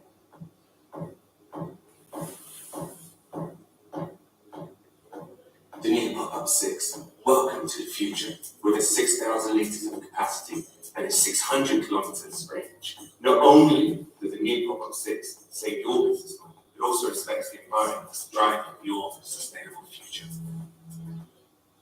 What we wanted to showcase with this was literally about getting as close as you possibly can to your consumer. The future is going to be this new sustainable way to get close. We want to see who they are. We want to know who they are. And we want to know that they reflect our brand values. Yeah. Thank you so much. The first thing I'd like to ask about is the branding, Ooh, specifically that's the you. logo. That's you, Phil. The branding appears slightly on the childish side. Are you slightly concerned, as I am, that you might not be taken seriously? I'm going to be the first one to say that there was a few things we would twig in there and just make it look a little bit more as such. But foundationally, we really just wanted something that was bold, that stood out, that just looked new. Can you explain to me why you spent the first part of your advert with two girls on a phone and didn't tell me some of the most amazing selling points of your product?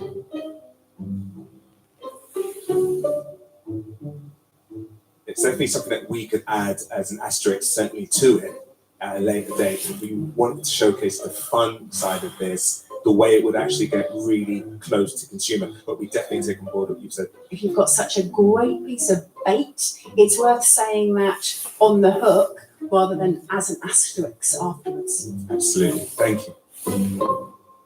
Hi there, my name is Jim Coleman. I'm from the creative agency We Are Social. You had a chance to see the vehicle moving, but you decided to show it stationary.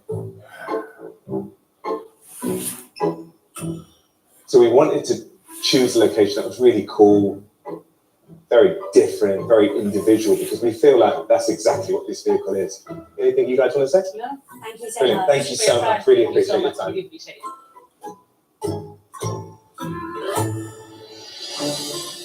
7 p.m. Well done. Pitch is over. There were some tough Oh, I'm very proud of you guys. Nora is the project manager of this task, and she's been really keen to drive this vision from the start. I do think Nora is a big reason behind a lot of the problems, and I think she's got a lot to answer for tomorrow. They weren't an easy panel, and I just feel like all we can do is just, hope for the best. There were definitely shots fired from the industry experts, especially when it came to branding. If we lose this task in the boardroom, I can really back everything I did with that ad, but I don't know if the branding team can say the same. Tonight, back to the house. Tomorrow, the boardroom.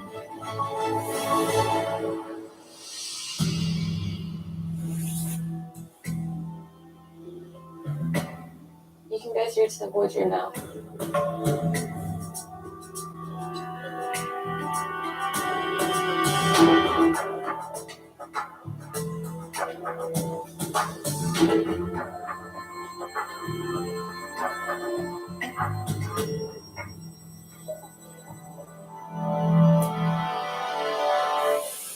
So, for this task, I asked you to put together an advertising campaign for a new electric vehicle.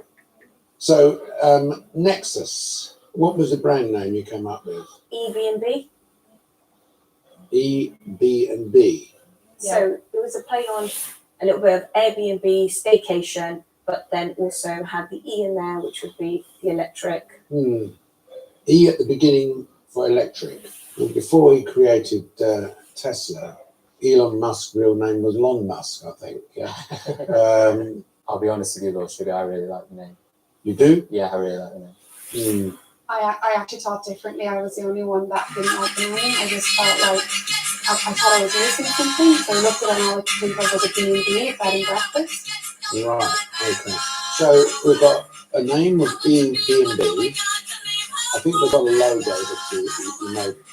Is that it? Yes. What is it?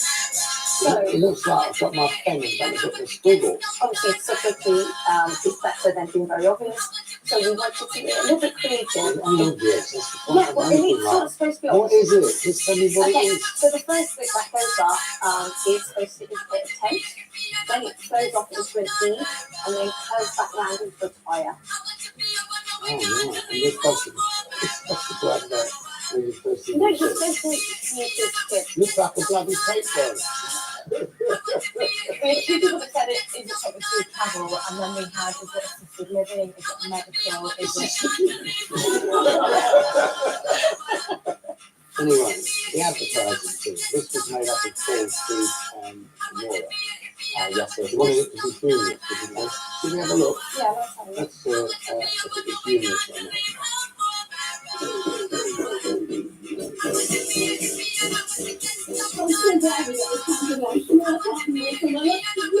It's so nice to be able to find my phone on the same website.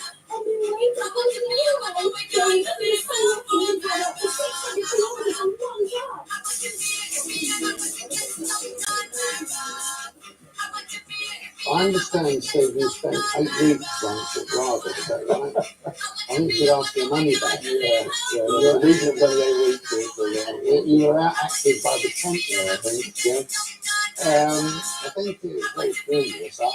I've seen episodes of Panorama that have been more humorous than that. Yeah, I feel like kind of catch both ways. I feel like the fact that we really pushed to the facts, we lost the humour. Okay, I get it. I get there. I get what you're trying to do. So, yeah. Anyway, who did the pitch to the experts? Myself, Steve, and Flo. Steve. I hope you pitched better than your tent. So, Flo, the expert, said you tried to spin the logo and they didn't buy it. They thought she was just making up excuses. Brand name does not suggest cutting-edge electric camper van. Main takeaway is a bed and breakfast, not a camper van. Okay, now then, Noor, I made you the project manager of Supreme, and Felicia, you was asked to be sub-team leader, but you didn't want to do it. So in terms of me not being sub-team, I think just from the brainstorm, I think that you guys, but things weren't clear to me, and I also suggested to Noor that she be on the branding team. So you didn't understand her vision? Not fully yet. So till you became sub-team. Okay, let's have a look at this logo then. What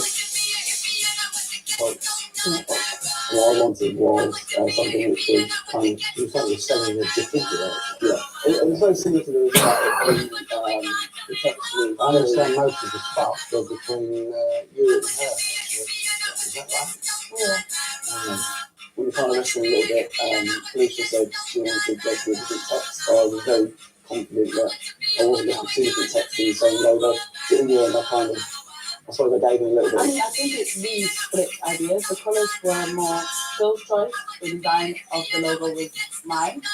Okay, so the advertising team was you, Trey, and Rachel. Right. We went to the Pacific station. It's cool. It was a very cool tour. A lot of lights. My personal problem with that is you can actually drive. I did think about it. I was like, I don't want to use this picture like the typical advert with the vans moving. I feel like that's been before, and I was like, No, it was a vehicle. It is a Truly, vehicle. you'd want to see it driving somewhere, and maybe just get stalled in the market. Definitely, but I really wanted to do something that's different. So I better watch this out there.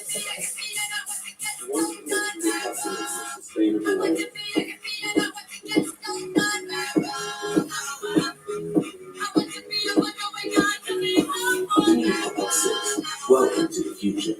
Not only is the new pop-up six create more businesses, but also respect the environment. The new pop-up six is driving your sustainable future.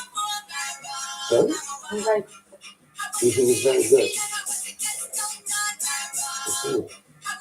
What's good about it? Sorry. I feel like it's straight to the point. Like while watching the advert, I was able to. No, it's not straight to the point. There's 30 seconds. It's a 30-second advert. 15 seconds of it are a couple of girls sitting on a bench. What's that got to do with the vehicle? The work was satisfying the pitch, and I really made it fun, as we say about we need to move on to that scene when we were filming the girls watching gets the product she's selling the van. Who edited the advert? It was between us passing those four. And I think Trey tried to give some input, but we weren't doing it.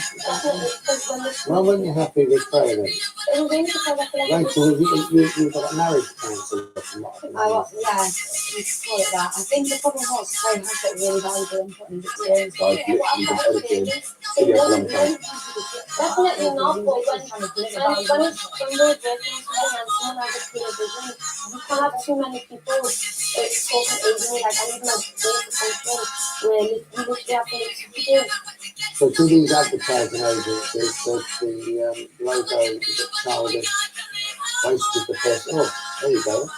Wasted the first 15 seconds saying girls chatting. Yeah. Okay, look, here's how I see it. I listened to what the experts said. I've seen the advert. My decision is that your advertising campaign was better. Well done. You're going from advertising a four-wheel vehicle to riding two. Time to recharge your batteries because I'm sending you on a forest Segway experience. All right, off you go.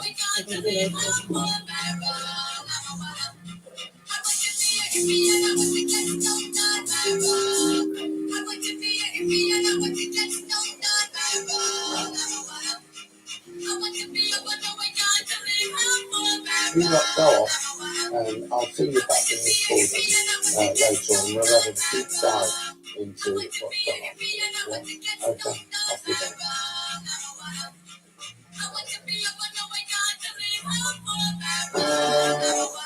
You know what? I've never ridden the bike stairwell. Oh, Paul. I feel like I'm 5 years old.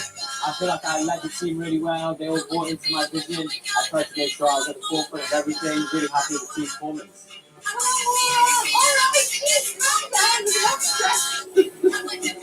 Paul had chosen a humorous theme, but it's technically quite serious. So I was trying to bring the light, bring the creativity, but overall it was really so happy. So playful. You always just sit behind your eyes. I'm not lost because I'm always on next time. But it looks like I'm the lucky charm. On to the next match, and hopefully you stay together as a team.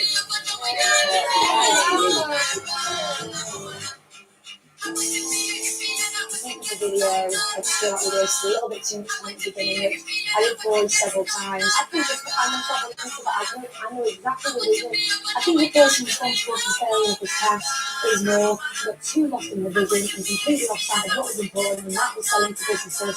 The majority of the criticism was good. I think that Daniel is childish. If you looked at it, that this one is really childish, because that word never came out in that one with the going down to baby and fun, and that's what it is. Yeah. But I don't think it's that childish. There's no way that I'm taking sole responsibility for the further branding because of a font. If he felt a certain type of way, he should have said earlier on. Trey, yesterday, you made it extremely hard to work with. I actually made it better, and I had more Trey, of what they wanted. You didn't make nothing better. If you want to believe whatever you want to believe about this, you were just I'm not going to argue about this because it's kind of a bit ludicrous. I know exactly what I want to bring back to the boardroom, and I know exactly what went wrong for us to fail this task.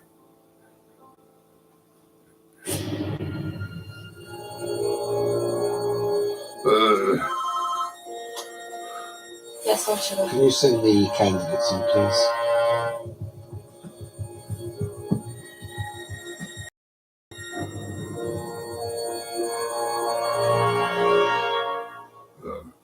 Well, a very bad advert. You know, Noah, in the previous boardroom, you said to me, it's good, isn't it? It's good, isn't it? Are you joking or what? No, Are you kidding? I'm not joking, but me as a small business myself, if I was to see that advert, I would genuinely buy the van. Genuinely. Oh, come off of it, please. No one would buy that van because of that advert. I think in the whole history of vehicles, you've never ever sold a vehicle without showing it moving. Yeah, Well, Sugar, I did voice that in the initial brainstorm. I said, we can't move it, it has to be stationary, but we didn't even consider any other locations. You put it in an amusement arcade. It was like David Lynch remade Alice in Wonderland, where you filmed it. It was like in Aladdin's cave. I put it in that location so then people could see their businesses in that location. Something different. It seems to me that you was at the wheel of this task with, backseat drivers all screaming at you in the back.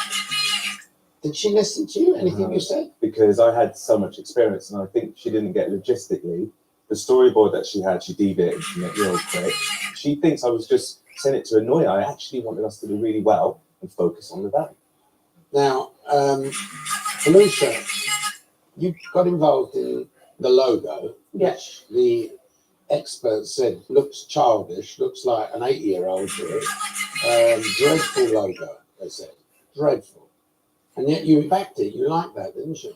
I mean, it was a combination of two ideas. It wasn't completely mine and it wasn't completely Phil's. I will admit that. I think the references to the childish was the typography that you changed to, which was Felicia's idea. I wanted something which was less childish and more boring and more corporate. If it was completely what I wanted, and I'd stand here and own up to what I did. It was a combination of what I suggested and what you would have preferred. But I didn't like that. But so you also didn't say you didn't like it in that in that room. You didn't mention you didn't like the font. No, because that's not the time. No, but no, that is the time because we're building it. Well, anyway, the point is that the experts and myself say it was terrible. But getting back to the advert, the actual advert itself, 15 seconds of nearly half of the advertising time was taken up with two girls looking at their phone and messing about like that. What I was trying to convey to her is go into the video, shoot the most important scenes first. So if you do run out of time, you've got the most important things. In this case, we went and the least important things first because she was following it linear. In terms of, definitely. If I was doing that, she'd let me have a little bit of leeway. And as she listened to me, she could have got, you know what, Jade, maybe let's do that bit first. I'm not saying I did it wrong. I was trying to It's just the way you would do it. Like, if I'm the director, you need to express that. And if you have an idea, let me know. I did do that. It's the way you would do it. Sorry, it's the way you would do it. Because I wanted us to win, and I'm very passionate. We just like, once we've done that, You're still arguing over it. You're still arguing. Are you still standing by your advert and saying it's good? I mean, anything that I've ever created, I believe in. I'll be honest with you. I don't know why I'm banging my head against a brick wall here. I'm frustrated, Noor, that you don't understand how you dress this thing up. I gave you the opportunity to prove yourself, right? And it was a terrible, terrible advert. And I'm afraid to say, it is with regret that you're fired.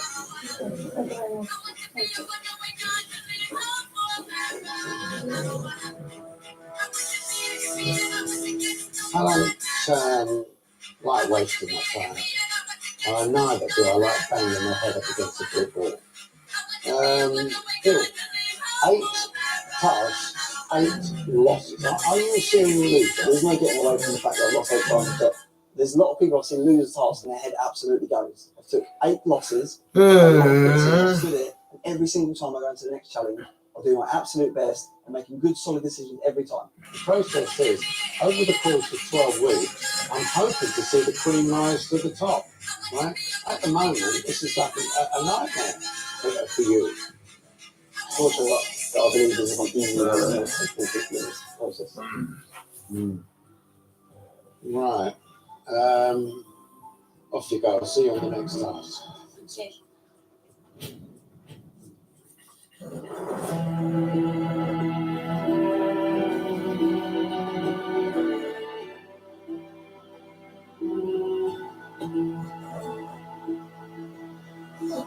I'm grateful to have met amazing people and to have showed a small percentage of what an amazing businesswoman I am.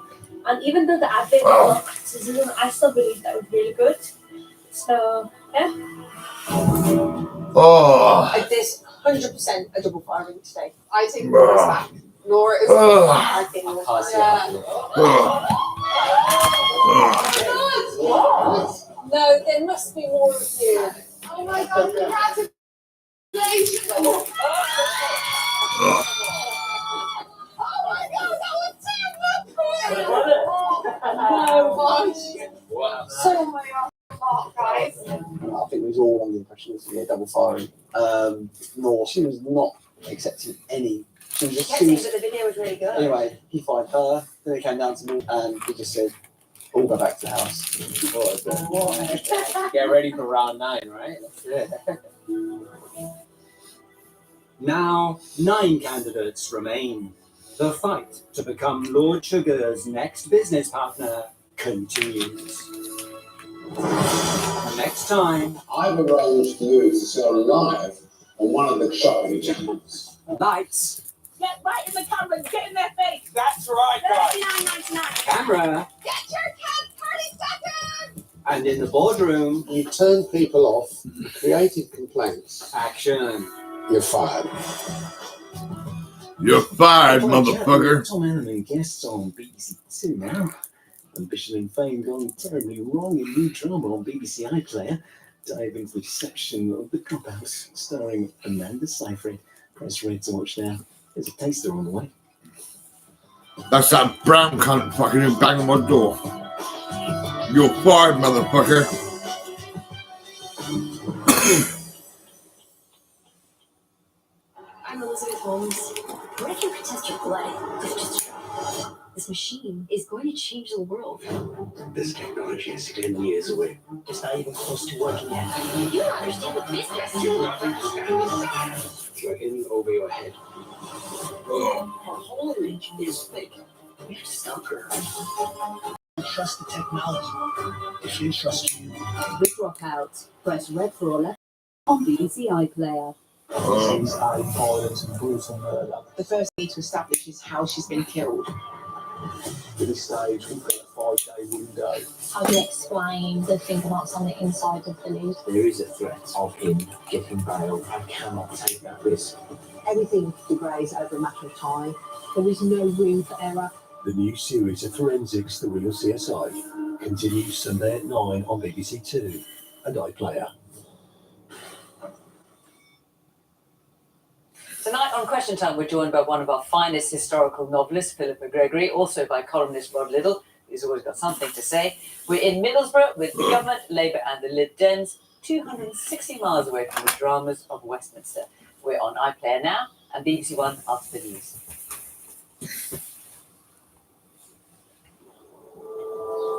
This is BBC One in the South. Now, the BBC News with Clive Myrie and Sarah Farmer at 10 o'clock.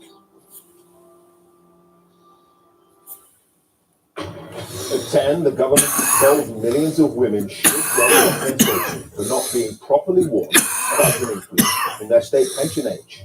The Parliamentary Ombudsman says victims deserve an apology, having expected pensions at 60 when they weren't eligible until 65. We felt totally cancelled, totally worthless in the eyes of our who are there to represent us. Chris Mason and Council Islam will assess if the government has the money or the desire to pay up. Also tonight, the Bank of England holds interest rates at 5.25%, but says future cuts are coming. The highest number of people this year in a single day crossed the channel in small boats, around 500. A woman has been found guilty of murdering her 3-year-old son, along with 4 separate charges of child cruelty. The tech giant Apple is getting sued by the US government, accused of suppressing the growth of rival products. And they've done it. Wales beat Finland 4-1 in their men's Euro 2024 playoff semi-final in Cardiff.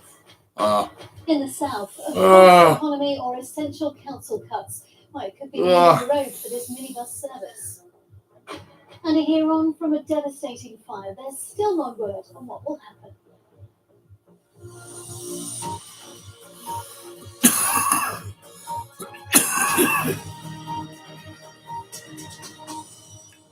Good evening. Millions of women who were not properly warned about the increase in their state pension age should be given compensation by the government. That's the recommendation from the Parliamentary Ombudsman. The Department of Work and Pensions has been told it should apologise to the women who expected they'd be able to claim their state pension at 60, but were not adequately informed of the government's decision to raise the age to 65. Campaigners say many have suffered serious financial hardship. Chris Mason has our top story. It was so hard. My brother's driveway. I didn't know about it because there wasn't really much chance to sort of put together any extra pension. I went onto his website and was told, you've got to wait till you're 66. I said, what? The state stands accused of failure from one government to the next over the best part of a generation. Thank you. Angela had expected her state pension in 2014, until that is, this moment. I got a letter from the Department of Work and Pensions in March 2012 telling me that I would receive my state pension in March 2020, almost 6 years later than expected.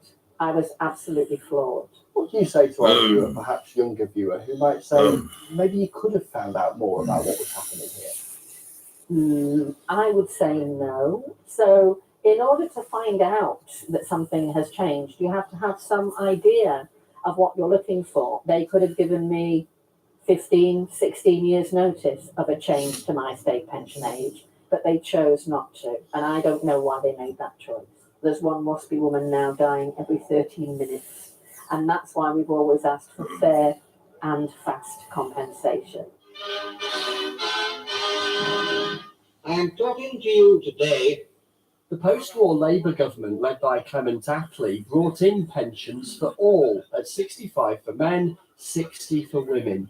But fast forward into colour in the 1990s, and today I've announced that by the year 2020, the state pension age for women will be raised to 65, the same as for men.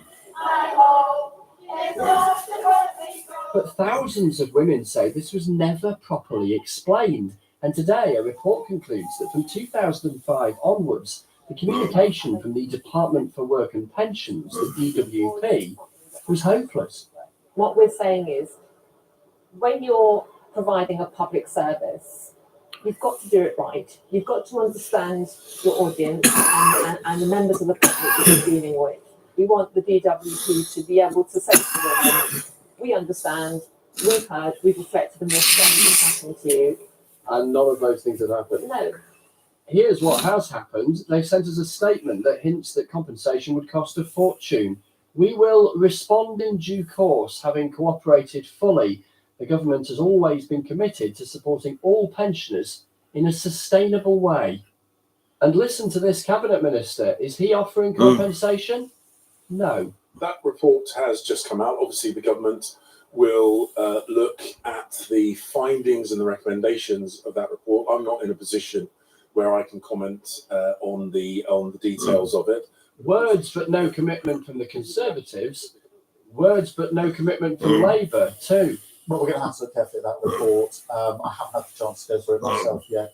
I think, as I understand it, there are a number of different proposals in it. So we will, as the government, I think, will look at the report and consider it.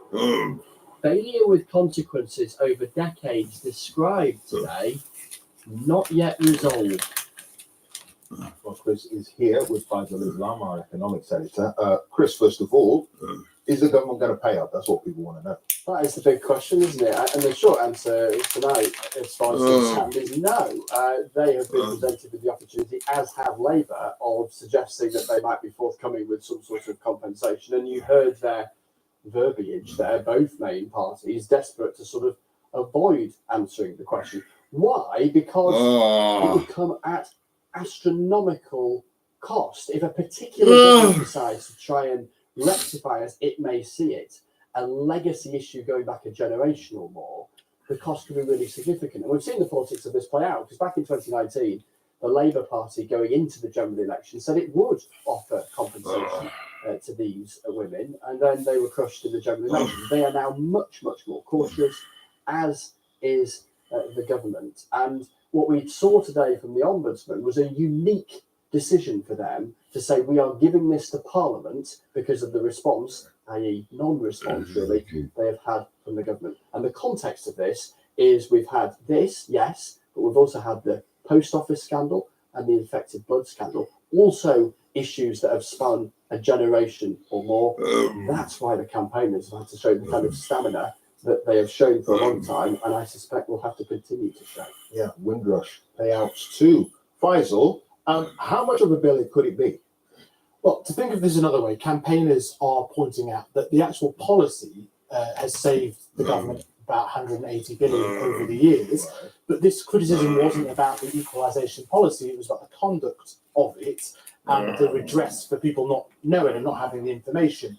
So you're looking at, with 3.6 million female pensioners, you're looking at, if it was £1,000 each on average, that would be 3.6 billion, or 3,000 would be 10 billion, or 10,000 would be 36 billion.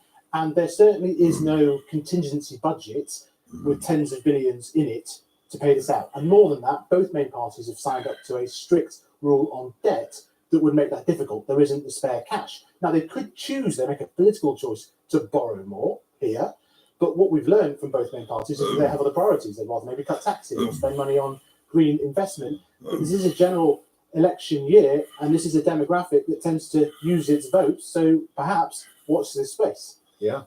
Meanwhile, interest rates held at 5.25% by the Bank of England. Is the governor as upbeat about the economy as we heard ministers and indeed the Prime Minister yesterday being upbeat about it? So the decision today was to keep rates on hold. There was a on this 9-member panel to cut. Actually, it was an incremental move towards cutting at some point. We heard today from the Bank of England. But then, speaking to broadcasters, the governor of the Bank of England seemed to push things a little further in terms of his description of the economy and expectations about when we may get that first rate cut. We do need to see further progress, but I do want to give this message very strongly. We've had very encouraging and good news. So I think, we can say we're on the way. So what he was suggesting elsewhere in that interview was that we didn't necessarily have to wait for inflation to go below the 2% target in order to start the process of thinking about rate cuts. So it puts May in the zone of a potential discussion about a rate cut. This comes the day after we had those very sort of sunny, optimistic words about the economy from the Prime Minister. He'd certainly be heartened by the idea the Bank of England might seriously look at cutting rates in May. Expectations, though, that it's will be June or August. Okay, as is our economics editor, Chris Mason, political editor. Many thanks. Now, a woman has been found guilty of murdering her 3-year-old son and of 4 separate charges of child cruelty. Dwalania Robinson died from a fatal head injury caused by forceful shaking in November 2022. His mother, Christina Robinson, who's 30 years old, denied the charges. A warning: you may find some of the details in Fiona Trott's report distressing. Dwalania looked like a happy 3-year-old boy, murdered by his own mother. Hello, what's your name? Christina. Look how calm she appears when she opens the door to the police. Inside, her little boy is lying unconscious. And then all of a sudden, sort of sputtering sounds. Ambulance service, the patient breathing. I don't think so. Christina Robinson didn't make this call until 20 minutes after he stopped breathing. What she didn't tell them was that she'd shaken him violently. He'd suffered a fatal brain injury. The police became suspicious, and their investigation uncovered weeks of abuse at his home. Serious burns from being submerged in boiling water, a punishment for soiling himself. And they found this, a bamboo cane. Christina Robinson admitted using it the day he died, a punishment for playing with his food. She said at that time she was following her religious teachings. He's fine, because obviously he's vomited it out, so he's all right. A voice note recorded by Robinson on a mobile phone reveals more about family life. Now he's picking up everything, and then he's going to get his ass kicked. Christina Robinson lied from the outset. I'm pleased today that the jury have seen through these lies and convicted her of his murder. And I'm proud of the dedication and commitment that the investigation team has shown to bring justice for Dwalania. The jurors were thanked too. 3 of them wept when they returned their verdicts. That's how much this trial has taken its toll. And how different that was to Christina Robinson, standing metres away, who showed no emotion at all. During her trial, the prosecution accused her of remorseless arrogance. She even dismissed her legal team. But in the eyes of the jury, it made no difference. There was no defence for what she did.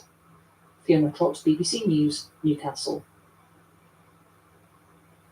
We've got a bit of breaking news for you. In the last few minutes, the BBC has learned that the government has raised concerns about a potential conflict of interest involving the Environment Secretary, Stephen Barclay. And it's the government's ethics unit that's done this, having discussed whether he was involved in approving or rejecting a waste incinerator project being built in his own constituency. Let's get a little bit more from Harry Farley, who's live at Westminster. Just what's the background to this, Harry? Well, Clive, this is about a potential or possible conflict of interest between Steve Barclay's role as Environment Secretary and his role as an MP. It all relates to proposals to build one of Europe's largest waste incinerators in Wisbech, which is in Mr. Barclay's constituency. Now, the plans were approved last month by the Energy Department, but the final go-ahead needs a permit from the Environment Agency, which is a public body sponsored by Mr. Barclay's department. What we know, Clive, is three things tonight. One, Mr. Barclay is opposed to the scheme. When that initial approval was given, he said, and I quote, "It was terrible news for our area," and said he would continue to do everything possible to fight it. Two, civil servants have raised concerns with the Cabinet Office Ethics Unit about Mr. Barclay's involvement. And three, the Ethics Unit has discussed the matter with Mr. Barclay. And our government spokesman said this evening that Mr. Barclay is recused from the decision, and they say that will be made now by a more junior minister, Mark Spencer. Labour tonight have written to Mr. Barclay. They say this raises serious issues, potentially involving a breach of the ministerial code, and they've asked him to publish all correspondence between him and the Environment Agency over that decision of the waste incinerator unit. Okay, Harry, thank you for the Harry Farley there live at Westminster. Now, the impact of the cost of living crisis was laid bare today when the government published official figures on levels of poverty in the UK. 12 million people were classed as living in absolute poverty in 2022 and 2023. That's a rise of 600,000 on the year before and the largest increase in 30 years. The figures also show the number of children in poverty has hit record levels. Ministers say their cost of living support package has actually prevented many more families from falling into poverty. Michael Buchanan has that story. At Jubilee Primary School in South London, 60% of pupils are on free school meals, more than twice the national average. That lack of money has consequences. We've seen our children come to school hungry, which can leave them feeling upset, sometimes angry, often distracted. We see children struggling to always have consistent uniform and things like one that coats. The school offers a breakfast club, but for some of the parents, the greatest comes from one another. Some of us have created our own mums groups, so if we are struggling, we can speak to another because we know that they're feeling the same things that we're feeling rather than keeping it to ourselves and beating ourselves up about it. Today's figures show the impact of soaring prices, particularly that of energy, following Russia's invasion of Ukraine, that millions of people were struggling before the war. Over the past decade, thousands of food banks have become mainstays of communities across the UK. They've been joined by baby banks and bed banks as families have increasingly struggled. Over the past 14 years, benefits have risen in line with inflation on just 5 occasions. So the basic rate of universal credit today is low and is not providing enough or the barest essentials. You get an overall picture of a social security system which is simply not doing the job that it was set up to do. A record 4.3 million children are in relative poverty, living in households that get by on less than £327 a week. A recent international comparison showed that of 39 higher upper income countries, the UK had seen the greatest increase in child poverty rates. Experts say benefit rules add to the problem. Two-child limit is a policy that means that parents can only get money for 2 children in their families. If you have a third child, then you're not getting any extra money. That doesn't mean extra mouths to feed, and it just means that money is being spread far too thin. And it's basically punishing kids for having brothers and sisters, and that can't be right. Ministers say that without what they call the biggest cost of living package in Europe, worth an average almost £4,000 per household, more than 1 million more people would have fallen into poverty. Michael Buchanan, BBC News. More than 500 people crossed the channel in small boats yesterday, the highest number in a single day so far this year. That's well above the numbers arriving at the same period last year. Well, Mark Easton, our home editor, is here with more. Mark. Yes, Clive, familiar pictures from Dover. People making the crossing, 514 people yesterday. The total number of migrants in the first 80 days of 2024 is now an all-time record. Weather clearly a factor, but we've seen more than 4,000 this year already. That's 10% higher than last year and 25% higher than at this point the year before. And this is concerning because the government claims their tough new rules on asylum and the threat of sending migrants to Rwanda was why crossings fell by a third last year. Proof, they said, that their plans to beat the people smugglers were working. Now Number 10 is arguing that what they call a migration emergency demonstrates the importance of passing the Rwanda legislation, currently being batted back and forth between the Houses of Commons and Lords. Now, the Prime Minister's official spokesman said today it's exactly because we're still seeing people making this perilous journey across the Channel that the PM wants parliamentarians across the House to get behind this bill and to stop the boats. But critics of the Rwanda plan have come to the opposite conclusion, that the crossings demonstrate the policy does not possess the deterrent effect claimed by the government. More people arrived on small boats yesterday than the government is planning to send to Rwanda in the next 12 months. That just shows the gimmick that is the Rwanda policy that involves them sending £500 million to Rwanda for just 300 people. There is actually no firm evidence that a tougher asylum regime will deter migrants. We just don't know, and it's too early to tell from the figures. But the Prime Minister is staking a great deal of his political reputation on demonstrating that his policies will stop the boats. Clive. Okay, Mark, thank you. Mark Easton, our home editor. In the Post Office IT scandal, the BBC has learned that an expert witness rephrased part of their testimony in response to comments from a Post Office prosecutor. Now, the evidence was then used in a case against the sub-post mistress, who ended up being wrongly jailed. Mark Ashdown has more details. The Horizon IT system was central to the Post Office scandal. Testimony supporting its credibility was used time and again to prosecute sub-postmasters accused of theft or fraud. One was Seema Misra, wrongly accused of stealing £75,000, tried and sent to prison while she was pregnant. To this day, the memory is painful.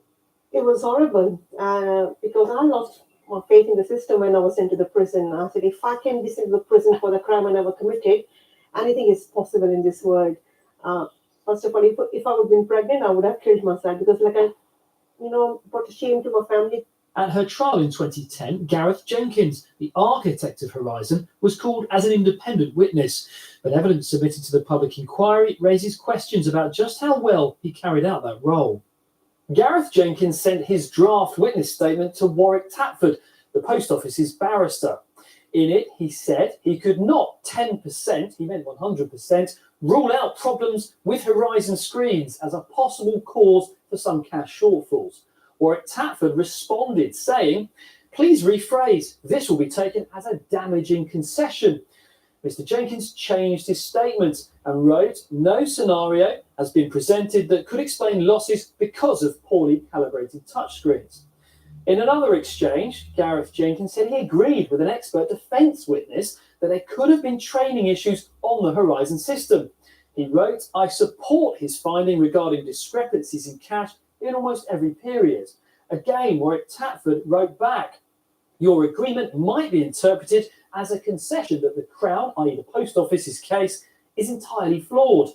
Again, Mr. Jenkins changed his statement and instead wrote, "Cash discrepancies indicated at least poor management within the branch and probably something more serious."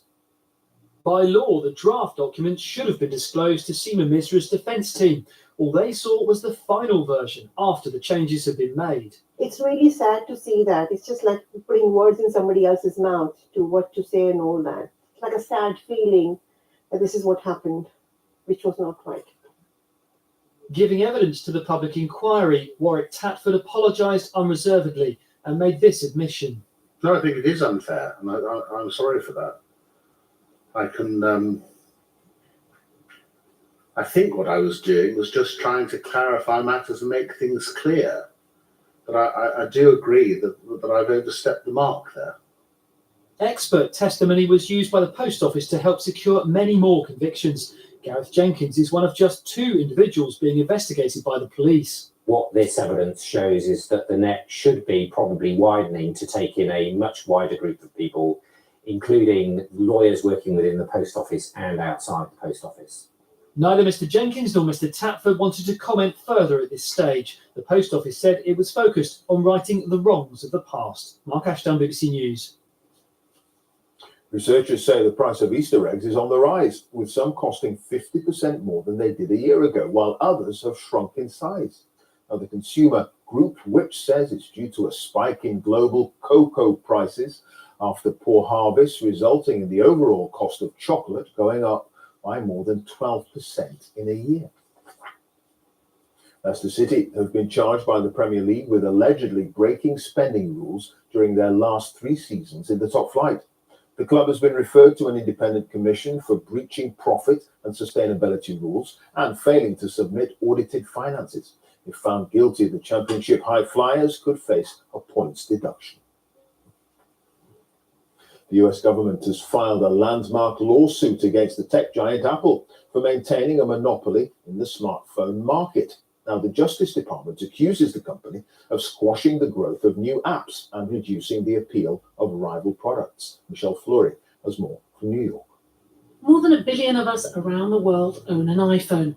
For many people, it's almost unthinkable that they would use any other sort. For me, Apple works a little bit better than Android. I have had an Android before.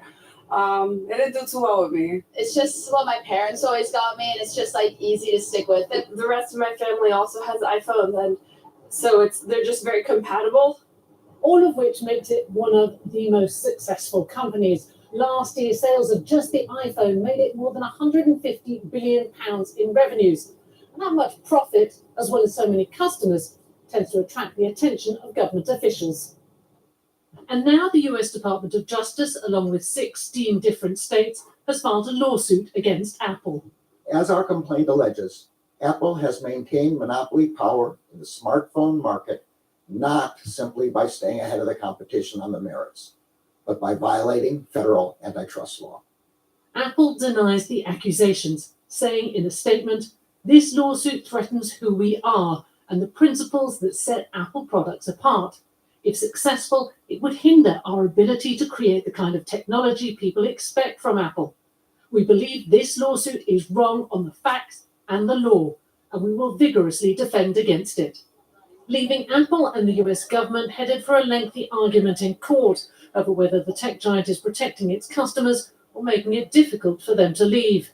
Even very popular companies that make stuff that we care about have to compete for that loyalty that we have, and that Apple isn't doing that. And I think this is the last in 4 major lawsuits that we're seeing against American tech companies.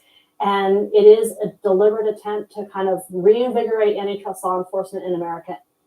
Apple argues this case will hurt its ability to create the kind of technology people have come to expect from it. The court will now decide. Michelle Fleury, BBC News, New York. Channel 4 has apologised to a former employee after an internal investigation found the broadcaster hadn't looked into a serious allegation made against the brand in 2009. The inquiry also found that managers didn't know about allegations against him while he was working there. The findings come after a Channel 4 Dispatches investigation revealed allegations of rape, assault, and emotional abuse. Brand has strongly denied the claims. Labour's Deputy Leader Angela Rayner has been dogged by questions in recent weeks over her tax affairs. It's in relation to the sale of a house in Stockport 9 years ago and whether she should have paid capital gains tax. Newsnight's political editor Nick Watt has been speaking to her. I've been very clear. There's no rules broken. The police, they tried to manufacture a police investigation. They said there's no issues there. I got tax advice which says there was no capital gains tax. It's a non-story manufactured to try and smear me. And you can see Newsnight's full coverage on this over on BBC 2. That's at 10:30. Wales have beaten Finland 4-1 in their men's Euro 2024 playoff semi-final in Cardiff. It means they'll now face Poland next Tuesday for a place in the tournament in Germany, which starts in June. Howell Griffith has the details. Bucket hats ready, brimming with, well, if not confidence, then at least hope that Wales can still squeeze through to their 4th major tournament in 8 years. First hurdle, the Finns. Physical, if not formidable opponents who couldn't match Wales's early pace. David Brooks putting Wales ahead less than 3 minutes in. There should have been a second minutes later. Brennan Johnson was through. Harry Wilson was on the floor. No penalty.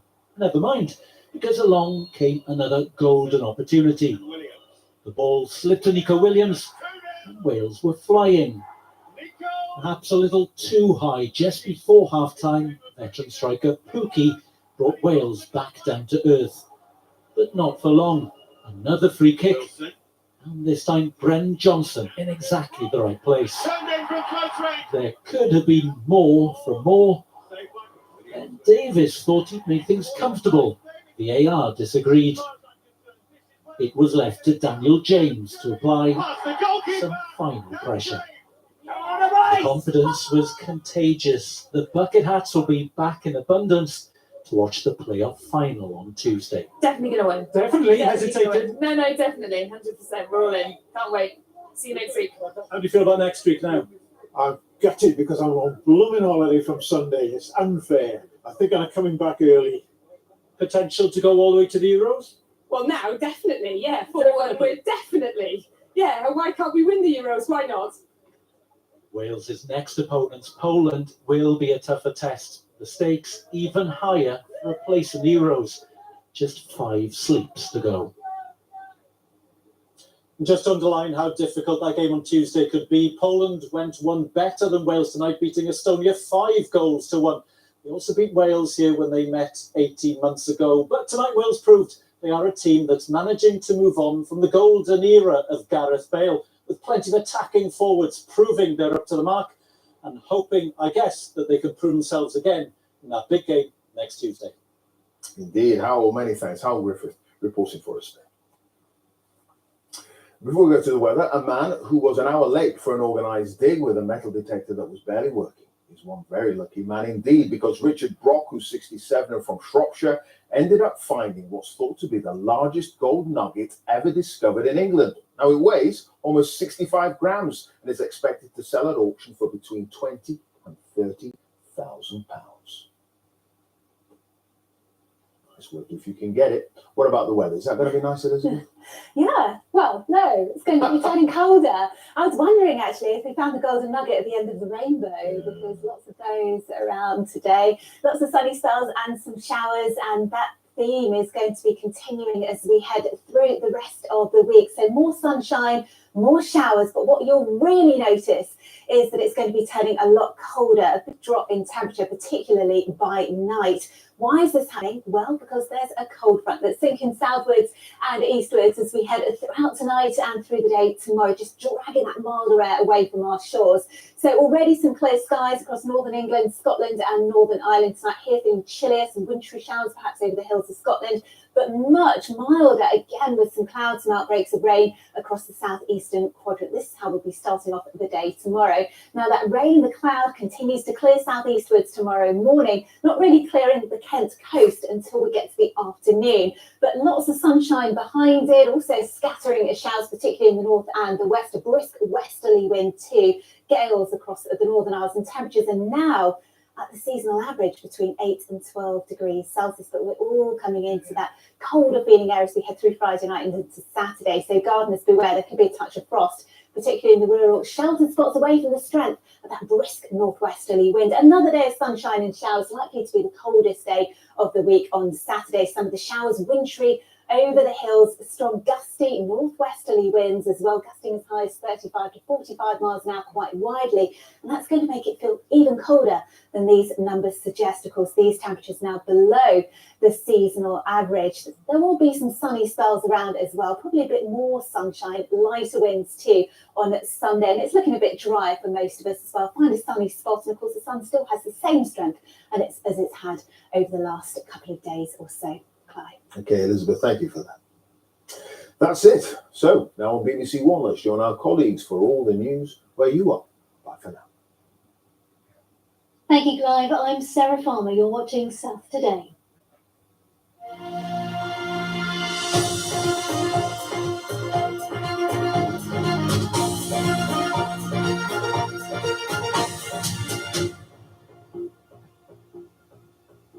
A charity in Hampshire says plans to cut funding for community transport are a false economy. Community First, which operates several minibus services for the less mobile and disabled, could lose funding from the county council so it can save £1.7 million a year. Emily Hudson reports. The highlight of their week, this community bus brings the less mobile into Hyde Centre. It takes us 20 minutes to walk up to the bus stop. It's very slippery. This bus picks us up at the door, helps us with our shopping. We've got walkers, but there are other people in wheelchairs, and they, of course, need a lot of help getting into the bus and then getting into seats. Absolutely vital. It really is. It's the only time I get out. To come by bus, it means crossing 2 roads, and I just can't do it. But its future's in doubt because the £500,000 grant from Hampshire County Council, which supports it, is set to be withdrawn. I'm a bit sad for the older people, really, because they get out. It's like a little club, isn't it, Rod? They ask, if somebody's poorly, they ask about them. And they all get friendly, and they will miss it. One reason the council needs to cut spending is because of growing demand and costs in adult social care.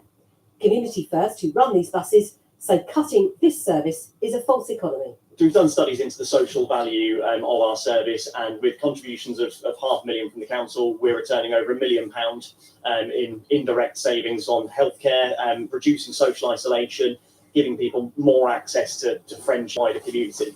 We are talking to the community transport providers to see how we can operate those services more efficiently. There will be really tough decisions to be made and really difficult decisions, but the most vulnerable members of our society is our priority.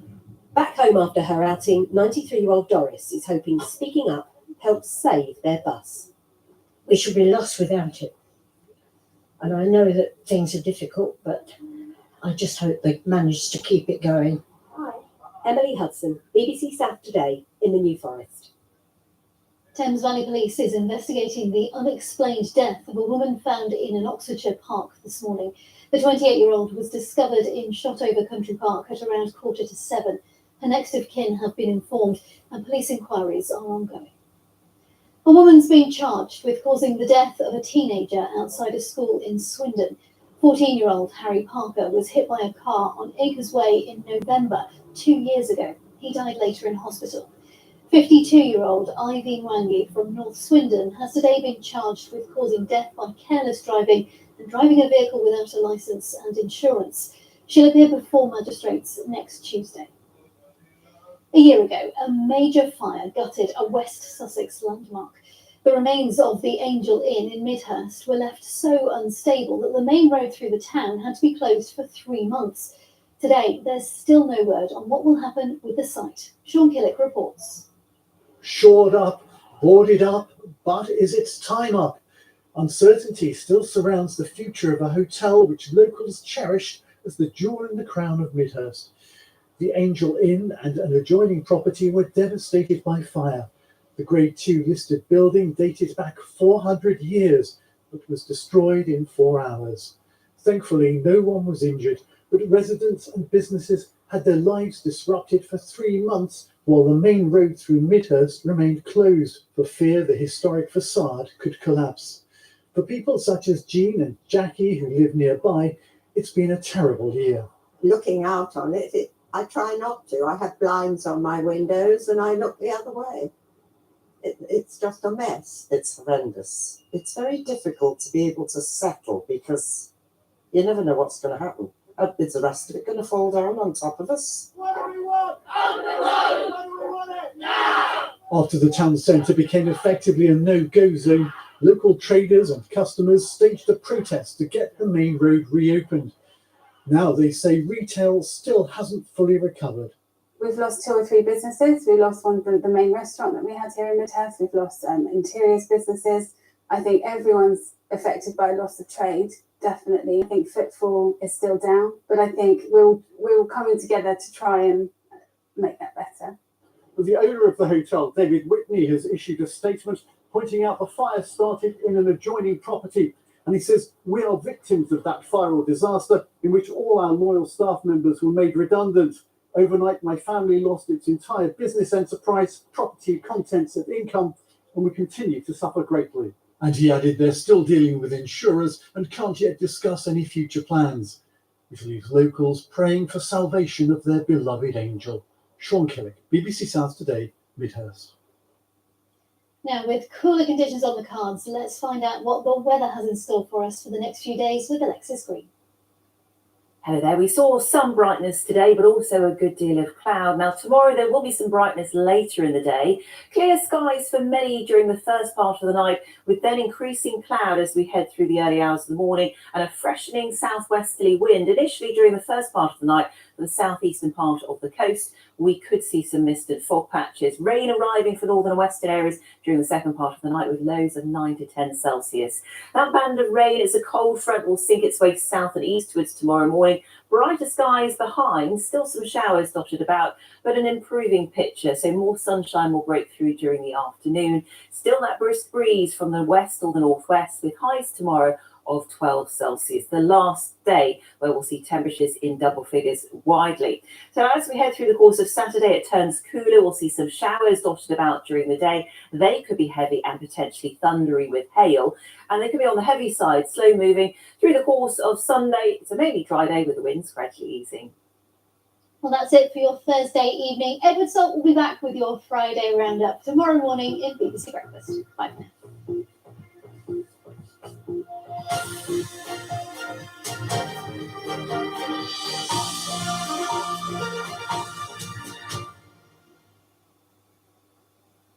Barriers breaking, boundaries taken, accelerating. Domination! Every taxes is everywhere. Every tribe breathtaking. Feel every moment of the Women's Six Nations, every minute live. Start Saturday at 2:15 on BBC Two and iPlayer. What happened? Birmingham exploded. Oh no, you're just a really weird kid. Don't want to be a poet. A poet? This is some life we live in these rough places, isn't it? I've got to do something to stop myself thinking nothing is worth doing. I thought if I wrote the words, you sung them, and this skinhead girl wrote the music. Father's trying to call him into the organisation. If you don't get away, you just become what everybody already thinks you are. I know one could just want this band to work. I need it to work. I have no idea how this is going to go. We'll take over the whole world. This Town starts Easter Sunday at 9 on BBC One and iPlayer. So how was your day?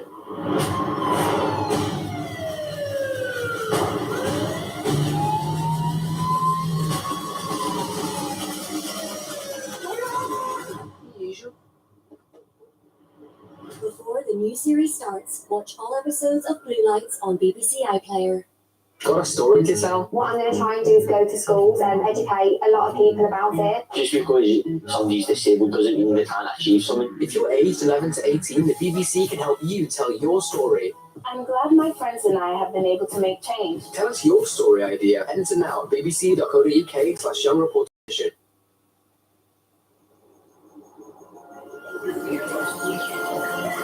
Newscast discussion on this big day for WASPy women on the way. Before that, topical questions, you're more than welcome on BBC One with Bjorn and Bruce. So, the government's efforts to send asylum seekers to Rwanda have been thwarted again, and the game of parliamentary ping-pong continues between the House of Commons and the House of Lords. Will those planes ever take off for Rwanda? Should they? The PM says he has a lot of public support for the plan. Does that include the people of Middlesbrough, 260 miles away from Parliament, an area that's solid Labour, but does have a Conservative regional mayor? We'll find out from our audience here, which as always is a broad reflection of the electoral picture across the country. They also want to talk about levelling up. Is anyone serious about it? And the government says mental health culture has gone too far. Are they right? Welcome to Question Time.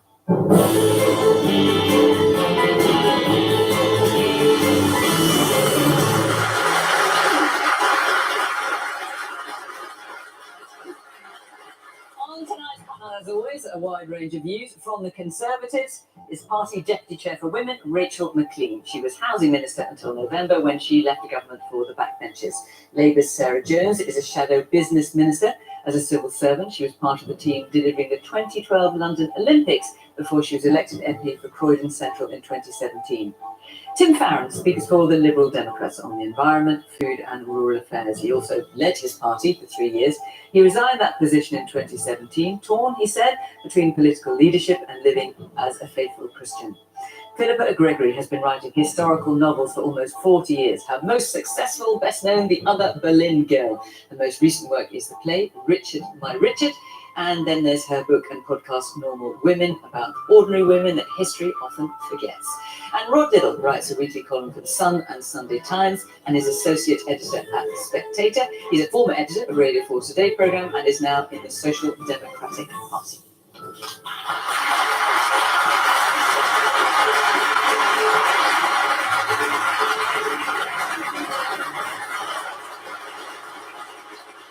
Good evening. Welcome to our panellists. Welcome to our audience here in Middlesbrough. Great to see you all. And of course, welcome to you at home. You can follow the programme in a variety of ways on BBC Sounds, on the iPlayer.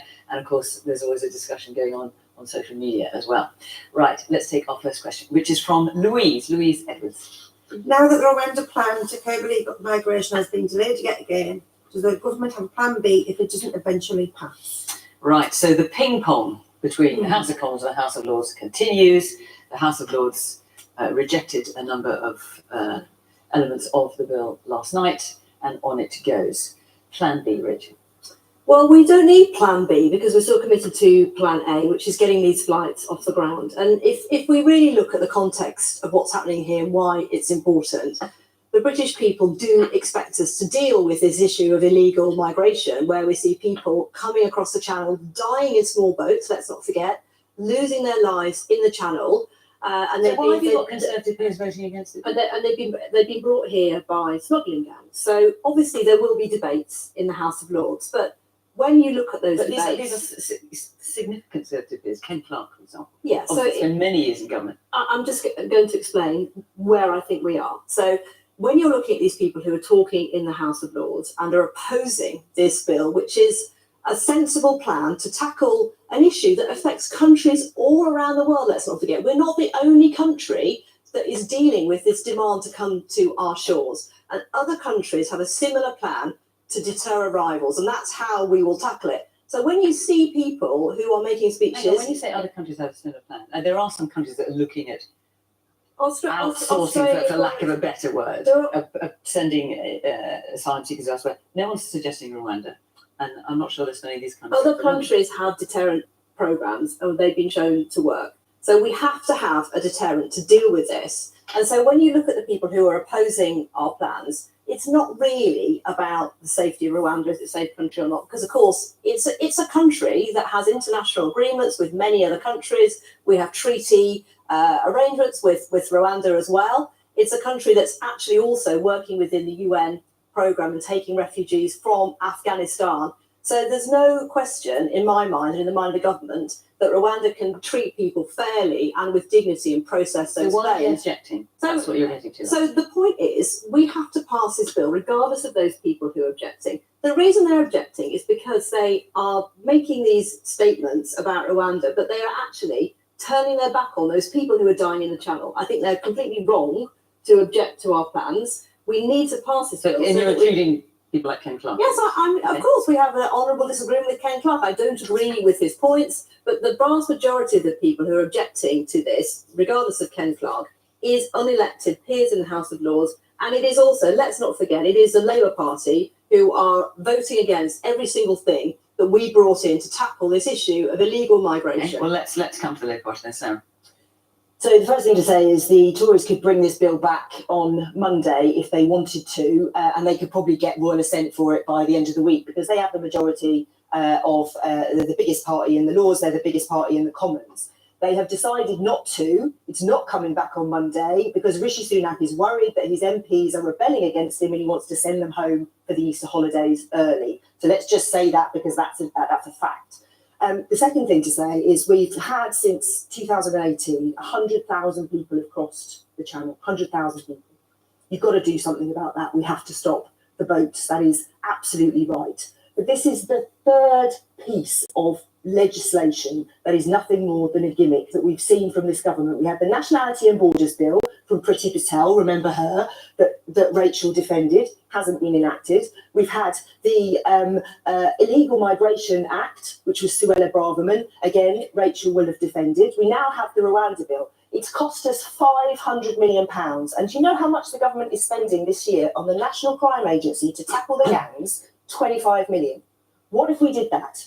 What if we spent more on the National Crime Agency to get those criminal gangs, find them at source, go upstream. It's too late once they get to the border. We've got to be more sophisticated. What if we got the waiting list down? We've got thousands of people waiting. What if we actually dealt with them so we didn't waste all the money on hotels? And if you did deal with them, hang on a second. If you did deal with them and you managed to get the waiting list down and found people to process the asylum backlog, what would happen to those people? Well, that's why we said this week we need more resource going into a returns unit. The Tories used to return people who were turned down for asylum. But there are lots of people you cannot return. So, for example, the majority of people coming across town come from Afghanistan. Are you suggesting you're going to return those? People to Yemen, people to Libya? You won't be returning so the people to those who countries. are accepted for asylum is one thing. The people who aren't, which is a lot of people, is another thing. And that's why part of our returns I'm just unit, making the point. The majority of people coming are from Afghanistan. Yeah, and you're not suggesting you're going to return people then? No, part of our returns team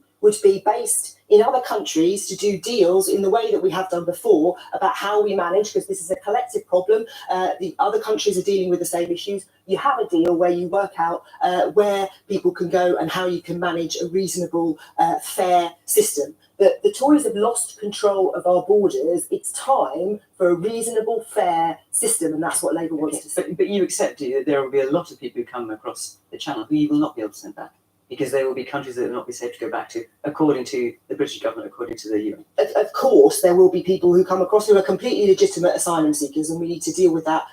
Of course we do. And that's why also what the Labour government would want to do is to be more influential, as we were previously, in the international development space, because a lot of these problems, the source of them is war, famine, and people on the move. For lots of other reasons, we could be doing more in that space too. But the point is, the border is not being controlled by anyone apart from the criminal gangs at the moment, and Labour has a plan to fix that. Right. Yeah, well, I largely agree with the criticisms that Sarah's made there, I have to say. I think Rwanda was always a bit of a gimmick, was always problematic and difficult to put into effect. I think the major problem is that we're shipping these people out to a place which is not under British jurisdiction, and that it would be far better if we were able to find a place which was under British jurisdiction.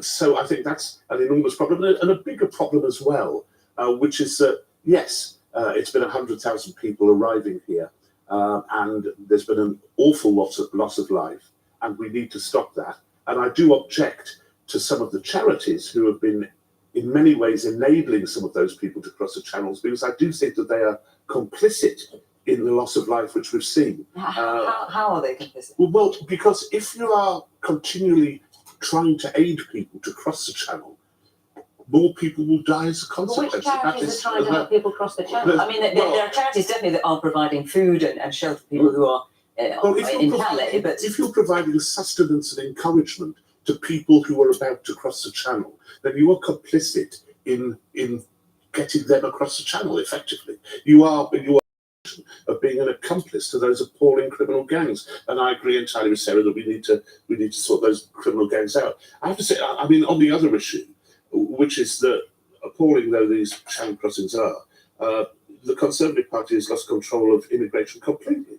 I mean, the legal immigration which we have to this country is at an entirely unsustainable 650,000 in the last year.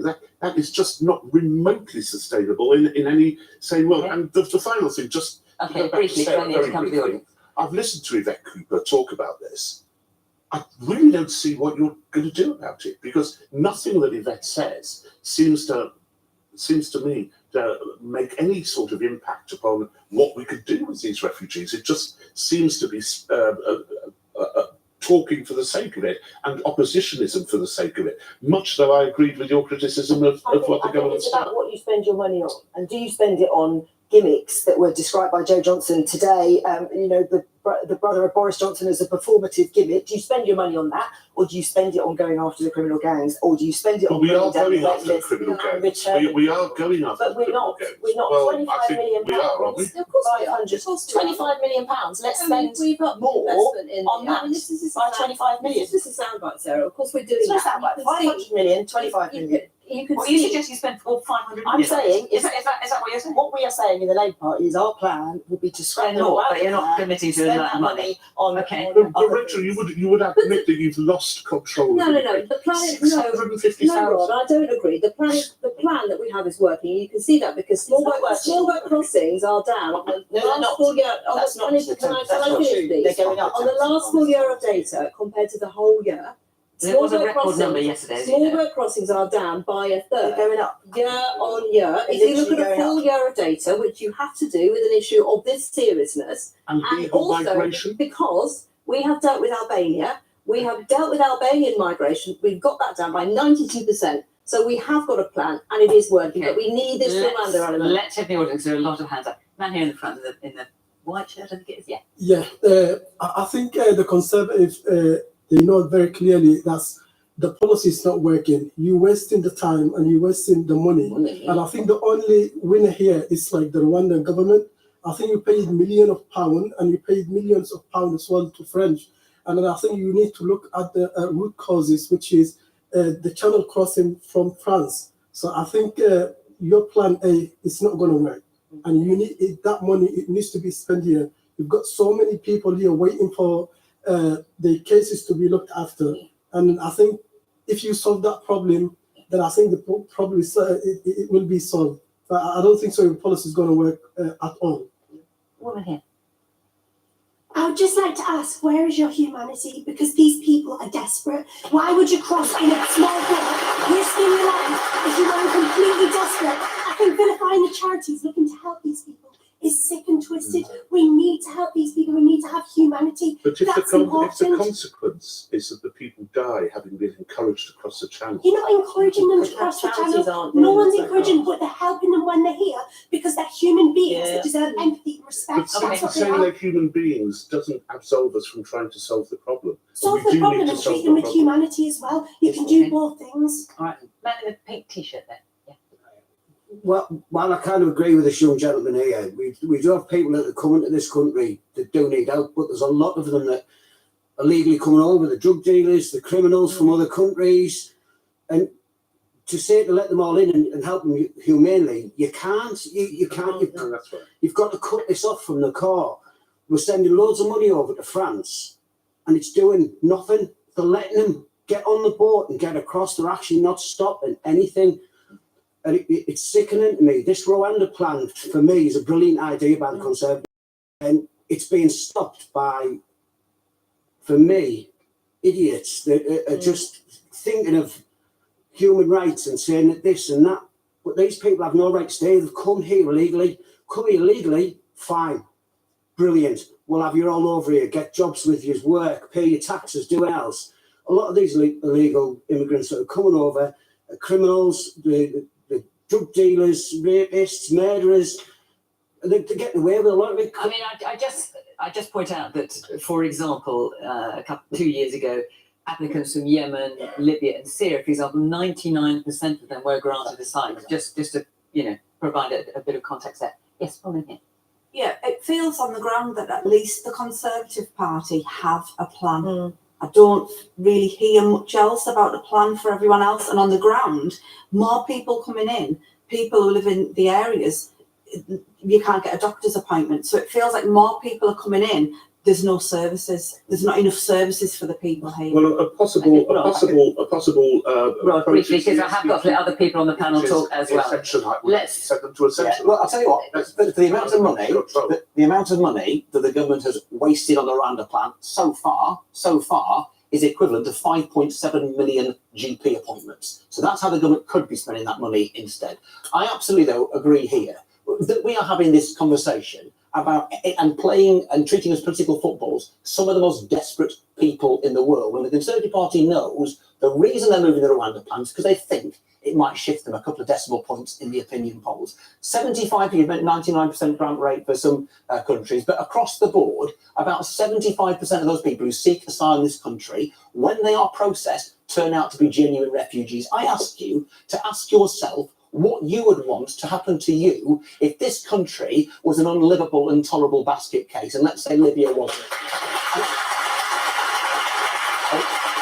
And that is your answer. Now, we have got a problem, But let's remember, France takes 3 times more asylum seekers than we do. Germany, 4 times more than we do. 17 European countries take more asylum seekers per head than we do. So should we deter people coming here who are coming here illegally, people who shouldn't come here? Yes, I'll tell you how you do it.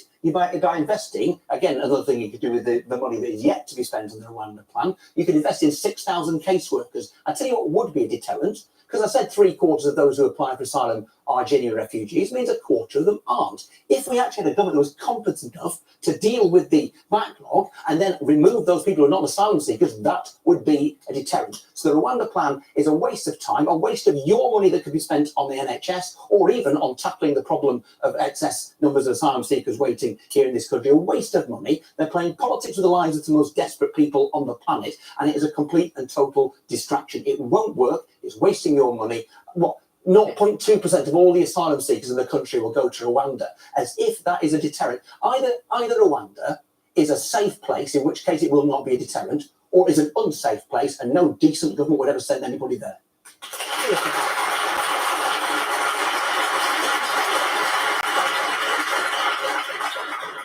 Well, we know Rwanda is a safe place because the Conservative government has declared it There is you a are. safe place. And it doesn't matter whether it is or not, they have said it is. I'm reassured. Just as we now know that June is in spring.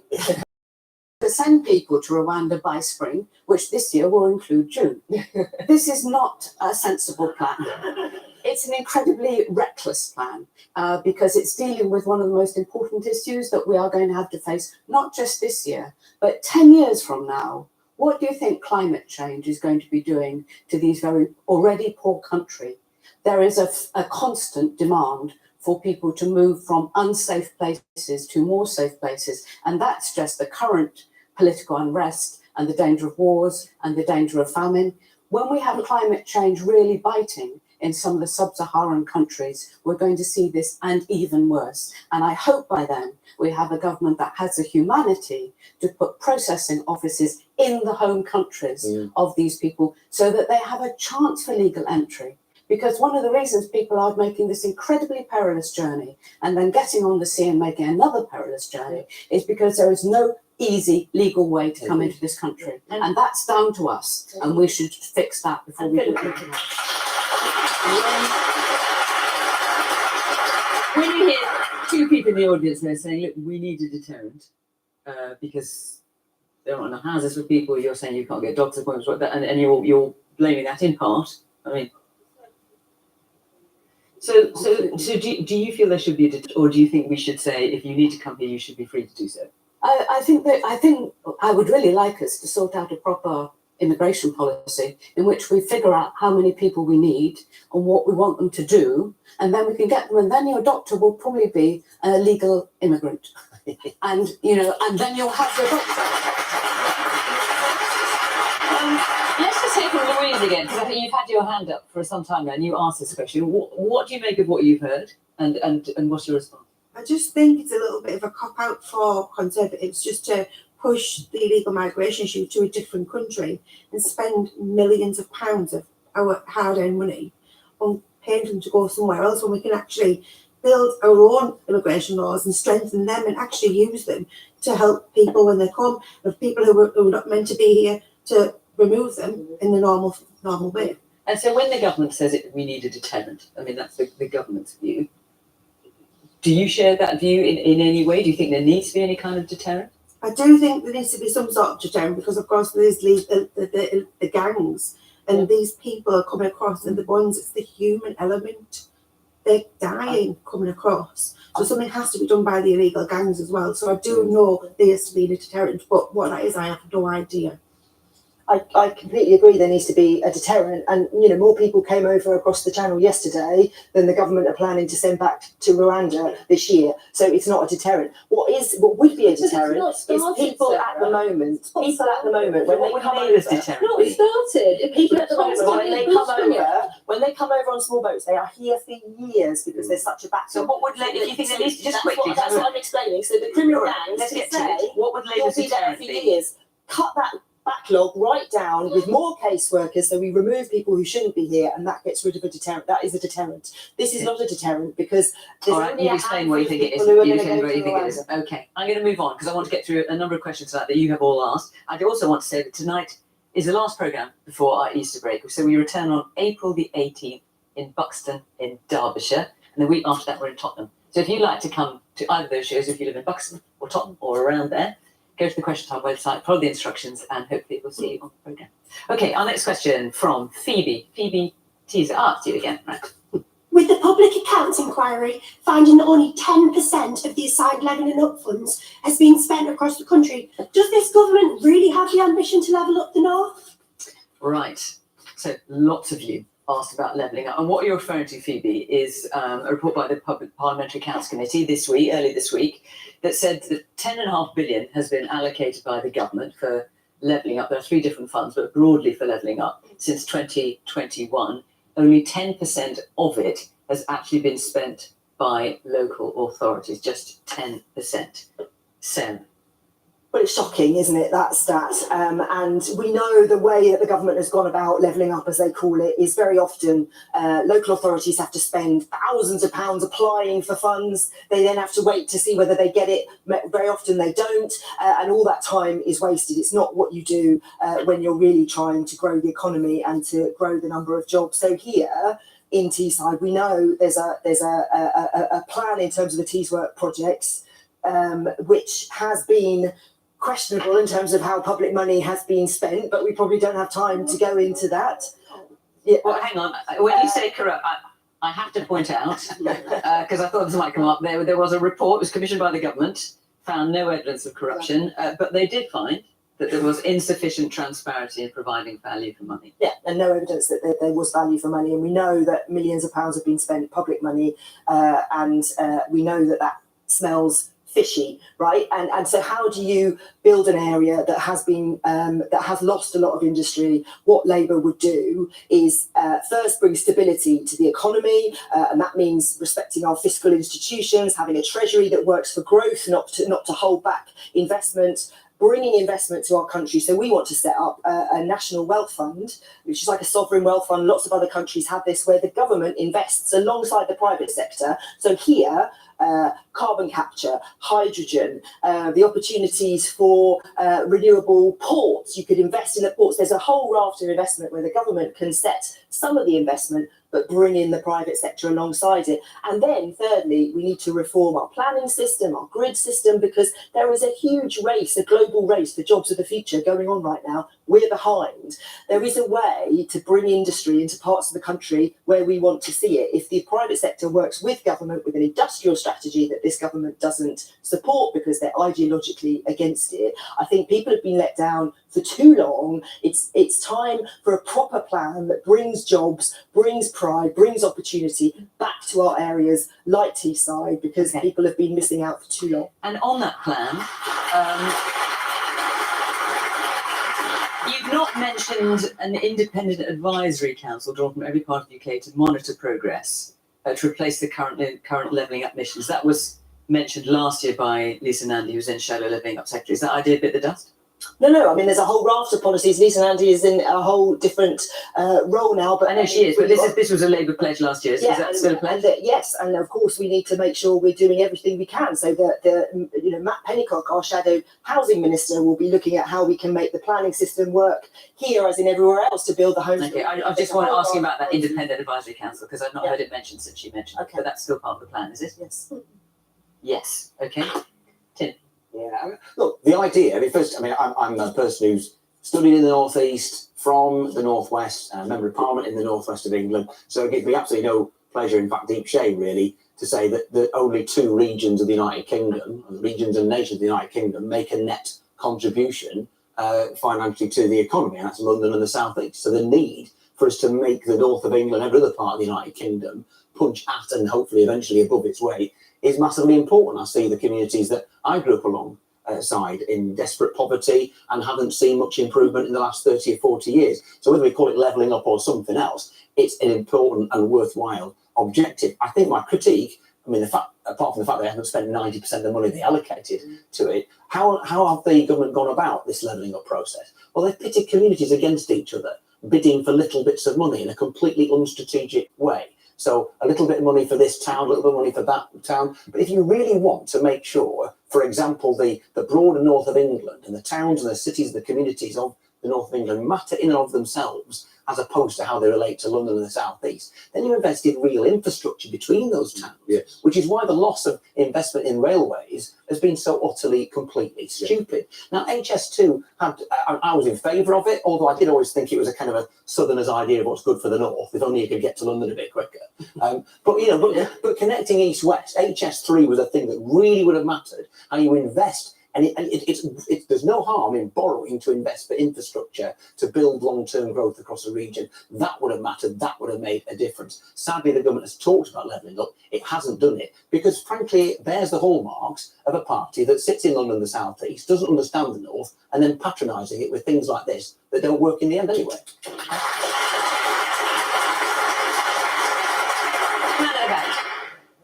If there's been 90% of the fund that hasn't been used, surely the best way to level up would be to use some of that money to give to local councils in the north to help bridge the gap at the moment with so many of them essentially trading insolvent. Surely to secure social services, adult care, child services, the things that actually levelling up could really make a difference with. Surely using that money for that would make a massive impact on the community. Absolutely. Okay. Totally. Woman in the stripy jumper. My concern is that we have this conversation frequently, too many times. After this conversation we have in this room, how can we ensure that this is the last conversation, that things actually happen from this? We have such a pride in this area. We want things to happen. But how can we ensure that this is the last time we talk about it? We really want things to happen in the North East. I have to say, Rachel, I mean, I can pretty much guarantee every time we come to the Northwest, the Northeast, there are going to be lots of people wanting to talk about levelling up, and many feeling that they're not really seeing the benefit of it. Well, I think levelling up is our central mission, and what I can say about money actually been spent. Let's look at the history of this. The architect of New Labour, Tony Blair, was the MP for Sedgefield just up the road. Peter Mandelson, Hartlepool. What did they do for this area? Absolutely nothing. They lived in London and they didn't do anything for this area. Since we have come to office, elected on a manifesto for levelling up, with a number of MPs who live in these communities, represent these communities, have strong roots here.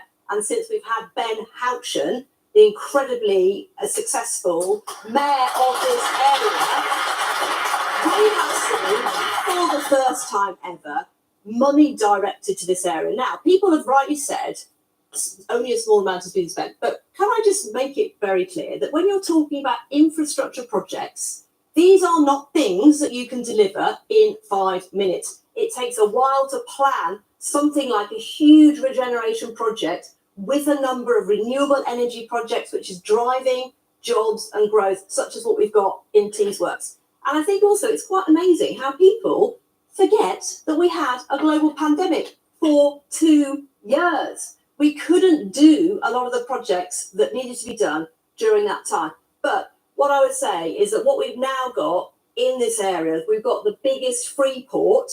That is bringing jobs, it's bringing pride back to this area. And when I go out, as I have done as a minister, and spoken to new businesses that have invested in this area for the first time in decades because of our plans and the seed funding that the Conservative government has put into it, after decades of absolutely nothing happening under Labour, I can tell you this is a start. There will be more to come, but you need to vote Conservative and return Ben Houchen and the other Conservative members of Parliament, because they are the only ones that are going to fight for you. The Labour are not going to bother. So when the Parliamentary Accounts Committee says, it asked the government to provide examples of projects, the Public Accounts Committee, forgive me, that it asked the government to provide examples of projects that had delivered change, the Department for Levelling Up could only provide examples that were, in their words, relatively small scale compared to the substantial and convincing examples we would have expected at this stage. Now, who's getting it wrong here, them or the government? I don't agree with everything that this committee says. These committees are sometimes a little bit political. In my own area, in The Redditch, majority of the members are Conservative. I represent Redditch. We have had 16.5 million. The majority of the PAC members are members, Conservative members of Parliament. This is not the Liberal elite. It's one committee with a view. Can I just make my point? It's one committee that has a view. There's lots of other committees that have looked at what we've done. In my own constituency, wonderful Redditch, we've had 16.5 million quid of government money for our town. Biggest investment since the town was actually built 40 years ago. Again, never happened under Labour. Okay. Is that It's Redditch in Worcestershire, that's where I represent. Worcestershire. Well, we're in Teesside now. So, Okay. Am I saying about what's your point? What's your point?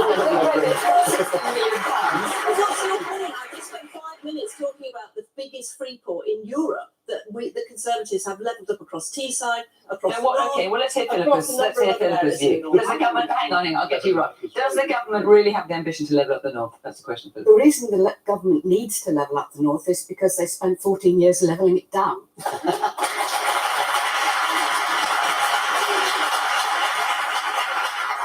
As an author, I've been at 3 libraries in this region which have been closed and which have been opened by volunteers.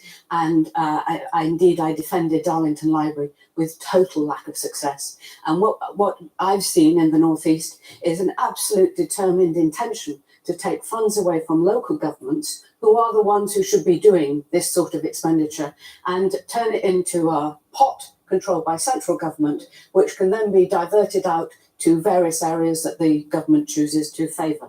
And Redditch is clearly one of them. I'm very, very glad that you're also... So is Teesside and so is Teesworks. Teeside spent the money. Yeah. The money has already been spent. Quite a lot of it. But as I just explained, you're talking about long-term infrastructure. I'm talking about long-term destruction of the Northeast, I'm also which has talking been done about by your government. No, I think that's completely wrong. The As I whole said. austerity years did nothing for this area and destroyed some of the infrastructure. Well, let's hear from some of the people here. Come there in the pink scarf. I have to say that Ben Houchin, born locally, lives locally, has done an incredible job for us in the northeast here. We've got our airports back. We've steel working going on again, something of our pride for our generations before us. We've got a new hospital planned. I have to say to you, Sarah, we've got a Conservative mayor in Ben Houchin. If we end up with a Labour government, are you going to support Ben Houchin as strongly as what the Conservative Party have? Because he's looking after us. He's a man of our time. He's a man of our town. He's looking after us. Are you going to support us? Just answer that specifically, because then I want to be wrong. Specifically, what do we want in this area? We want regeneration. Are you going to support Ben Houchin? Just specifically that question. Mayor, we would support him in exactly the way as we would support any mayor. And actually, what we want to do is give more power to our regional mayors, because mayors, Even if they're lots of businesses that I talk to say, actually, it's really easy to do business with the mayor because there's a whole team of people, they know what they're doing, there's a bit of strategy around it, and we prefer it. So we want to devolve more power down. What I'm saying is if there's a Labour government, you'll get far more investment, because we've set up a pot of money that we are going to fund hydrogen, carbon capture, steel. Okay, so in fairness, I'll let you have an answer to this. Let me hear a bit more from the audience. Yes. With respect, it's easy for you to say that in the last 14 years you've levelled up Teesside. You haven't. The Conservatives haven't. With respect to Labour, they've done much better, but you haven't. It's like saying we've got Teesworks. Teesworks is still a lump on the floor, and it's been shrouded in that much, let's just say, muddy waters for the sake of the argument. Is anyone going to invest in it anymore? There's nothing here. None of you's investing in anything. Can someone today say we are actually going to invest in you? Because you don't. You remember just when we needed the alcohol gel making for COVID, the North East was absolutely brilliant. We could just produce it all day long. But now there's nothing here. There's just nothing here. Even the port's empty, as not as busy as it should be. Okay, man there in a grey t-shirt. No, further back. Yes. Right. Let's be honest, most politicians from Westminster think the North End's in Manchester. So, as far as that's concerned, every now and again we'll kick up a bit of stink and we'll get a bit of lip service. But apart from that, I would love to know what goes through people's minds when they talk about levelling up. Because certainly, I've not seen a difference in my local area, and I'm not seeing a difference in my living standards or that of the people around me. So it just sounds a little bit like we're being promised a fortnight in Disney World, and we'll be lucky if we end up with a wet weekend in Bognor. Yeah.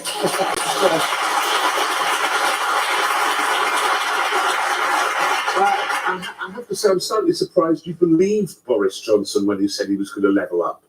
I mean, it never seemed to be remotely likely. It seemed to be one of those things which Boris says and then forgets about the day after. And the problem, I think, is that this area, which I know very well and live in, is still suffering from the desolation which Margaret Thatcher wreaked upon it in the 1980s. So we had those 13 years of government where the North was neglected, and the North East particularly, and now we've had another 8 under the Conservatives. And the problem is that what levelling up requires is 2 things: imagination, which the Conservative Party doesn't have, and secondly, money, which it doesn't want to spend. And it really does need money. It needs big investment, because you think of yourself as a businessman who is coming to Teesside to possibly invest in a firm somewhere in the Teesside area, and you get off the train at Darlow and you get onto this creature of a train which seems to have been built in Czechoslovakia in 1953. And you trawl at 9 miles an hour through a desolated wasteland, and you think, what the hell am I coming here for? And it's not just that.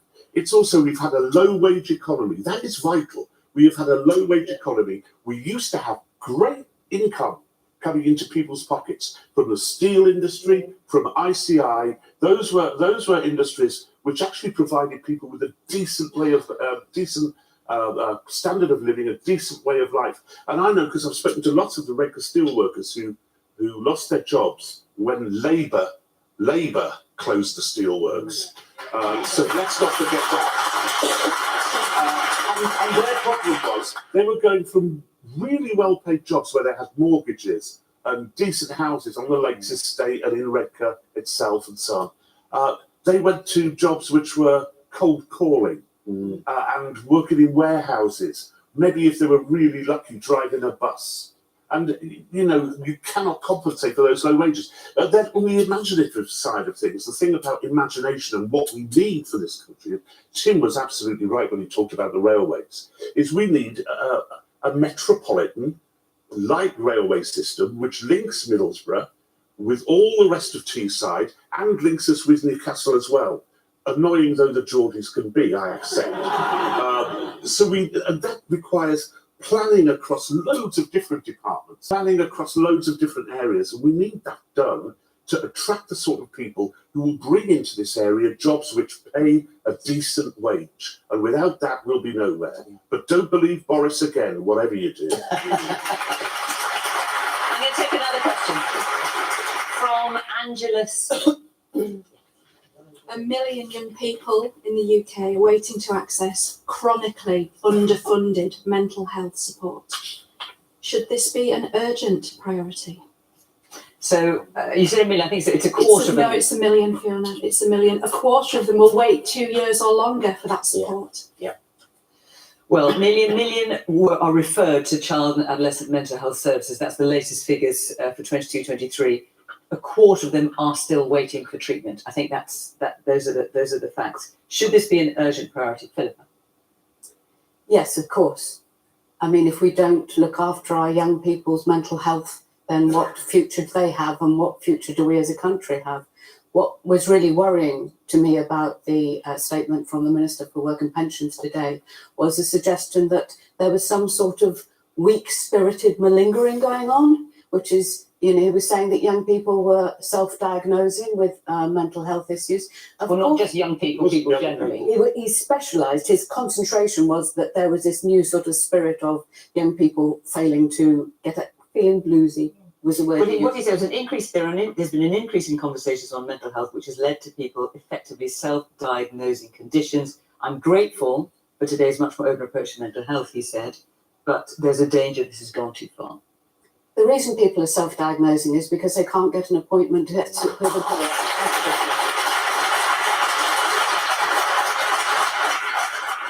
and worse than that, I think this is absolutely part of what we've seen happen before when Ian Duncan Smith retired from the Conservatives because they were trying to limit benefits to people with disability. And what we've got now is, I think, the suggestion that people who are mentally unwell are in fact not really that mentally unwell and that they should be out at work.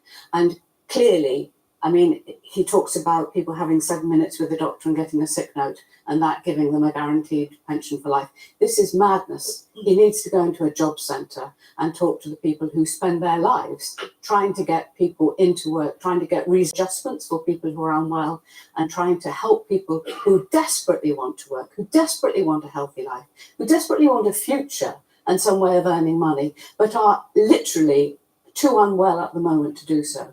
And we said when we went through COVID, we all said to each other in the spirit of post-COVID sympathy, there is going to be a lot of trouble with people who have spent so long in isolation and whose links with their community and their work have broken down. We're going to find it very hard with young people who haven't gone through the usual education process, with the kids who didn't do nursery, with the socialisation of the very, very young, with the apprentices who couldn't get in and have a mentor that they met every day and talked to. And we knew there would be this problem. Now there is this problem. And what we're saying is that it's not a problem at all. It's just another spring in June. Yeah. Rod? I think there probably is some overdiagnosis, if I'm honest. And I have some sympathy with what Mel Stride said, but I think basically we do have a problem in this country with mental health. It's not particularly something associated with poverty. It's something associated with anarchy and alienation, and we've become a far, far less communal country. In the way you put it in a few years ago, Rod, was not quite that. You said we live in a perpetual tizzy about our nation's mental health, largely as a consequence, I suspect, of us all being too affluent and comfortable, not having enough other stuff to worry about. Okay, if you want me to address that rather than the question, I'll do that. Well, no, it's obviously, it's just you saying you think it's the issues about anime and other matters. Well, I'm just saying this is about anime. This was just another. Yeah, I do think it's about anime. Well, do you know what country has the worst mental health in the world? Monaco, the richest country in the world. And if you go down the list, you will see that the countries with the worst mental health, i.e. the most the most therapists, psychiatrists, people who see psychiatrists, per capita, Monaco, Netherlands, Norway, Belgium. We're in the list as well, but a bit further down. So it's affluence. I was watching this outside. There is a link between affluence. I was hearing it. I was listening to it. And the kind of introspection which comes about as a consequence. And it's an introspection which I think comes about because we are a less communal nation than we've been before. Many of our hubs, the local hubs where we all gather together, churches are closed down. We don't meet each other anymore. We're far more transient. So there has been a rise in a kind of alienation, which leads to... It's really cool. I like it. It's great. All the way back to Emil Durkheim in the late 19th century. That these are the sorts of things which give us a sense of goodwill and of self-confidence. And I think we've lost that. And I think that's a real problem, and something which Mel Stride didn't mention. I'll go and get the top. I work as a mental health team manager, and one of the issues that we see day after day actually is having enough staff to be able to drive those wait times down. What are you doing to actually recruit and retrain the staff that we've got at the moment and to support the You're fucking shit. Your mental health, you're fucking no good, I'll tell you. You're fucking scary. Fucking right you are. Sticking with mental health, just you come around my house with police and fucking fucking dominant evil bastards who fucking glare at me. Therefore, we are investing in mental health services. I think the figure is you're fucking mental. You are. £1 billion across the whole system. So I'm telling you, enough, you don't see it. I'm telling you, obviously, I'm telling you what is being put in. You're fucking insane. I could be a doctor because I'm quite fucking compassionate. You know, I'm nice. I'm a good man. Plan of how you're going to fund the mental health services, and I'm sure we'll hear from you. But I want and you know, next door, taking this seriously. That's right? why it's putting I see Steve, right, the guy who goes next door, right? But I think that doesn't obscure from the And he fact just come that back there's from the a co-op central shop and he truth in bought what some Mel Spice soup said, for which I do agree Helen with. because she's So got a bit while we of a have to dodgy be neck in her very ring. sensitive and And I said, have you got about your people ring? who are struggling I'll give him a with ring. mental One of these, health, see this ring, we also right? have to be perfectly honest He and liked it, recognise right? there is some truth So I got in another what one, he right? said. Mental And health is a I paid very about 4 or 5 difficult quid for thing it, right? to On diagnose. Temu, right? If you And it have a arrived, system, and I'll give it to Buddy which Helen, right? And I said, give it to me because it's what he say wants. that they He have likes got a it. mental health condition, And that puts a lot of pressure. I said to him, have you got your ring? Is that not your system? And I said, Of course, it's our system, but the system is set up what I did at see the in his heart face of it, was right? fucking You have happiness. to have a system A relaxed kind of has you have smile, a nice relaxed smile. Like, oh, thank you. A really nice fucking smile, you know, it's great. This is what I mean, this is what I'm trying to say to you. If you treat it to be anxiety and upset, you'll give it a little gift, you'll find out what kind of person likes, right? And before you know it, you give them a gift and fucking, that's it, they'll be happy as fuck. Yeah, so Steve he's fucking happy, he's happy with his ring, you know. Really fucking happy. He's seen another side of me. He's like fucking hell. He's like Santa Claus. He's giving me a fucking a Christmas present. He's giving me a ring. You know, right? I could tell he calmed down. He was like, well, and a big fucking smile and a nice, happy, kind of pleasant situation. And it was great, really. I see it. I've got it in my brain already. It's funny, really. He's being honest and grown up about this, and I think many people, if they look in the mirror, will agree with these points. I've actually given a gold chain to fucking Helen. Yes. I'll give her a 9-carat gold ruby ring. Says I love you to Kate across the road, and I've also given her a million, so she gives it a colour and all that. She loves it and all that. To go back home and live with my mother, and I was just said, they said, well, good luck to you. Now I'm running a business where I'm dealing with a lot of people who spend a lot of time online. I have gone out and I have found the money to make sure that everybody involved in my business has mental health support. Why can't the government really do the same? And as for the comments by the Secretary of State in the Department for Work and Pensions, for saying there's an I'll treat it to be anxiety. You can't beat that, I'll say. Do you have any trouble with that? No, it's severe as you wish to be. That is the You answer. can't overdiagnose something. No, when like I say, people Steve do know wished themselves he had best. one of these We're rings, gonna and get before you know it, he chances, had just like one. you get He's got one, chances in Parliament who and he's don't really take fucking massive happy. Yeah. wages, voting new wages for themselves. Okay. And the man behind you in a blue shirt, yes. Yeah. Okay, from the point of view of students, we receive lots of issues concerning mental health from students, which is greatly affecting their academics. You're what I see every fucking night, mate. I'll tell you. Lots of brown people at night, and lots of fucking white people in the day, in section units, and then they would say goodbye to me and all that, and they'd be fucking gone, and that's it. And I'd be locked up in a section unit, fucking just fucking pissed off and fed up. I mean, it was bollocks. It was bullshit to be locked up. Yes, the woman there in the glass and strappy top. I just want to go back to the comment made earlier. I mean, how can you fucking think about your mental well-being when you're being chucked around and locked up and fucking terrorised? Day in, day out. People who have a really rubbish situation at the moment because they can't afford NHS are fucking shit. They're so fucking shit, I can't believe it. I'm never going to like the NHS. I'm not even going to see a doctor anymore. It's ridiculous that you think poverty is nothing to do with mental health. I don't worry about poverty because I get high benefits because I'm psychopathic, schizophrenic, bipolar, and schizoaffected. Yeah, so they give me loads of money because they think I'm severely disabled.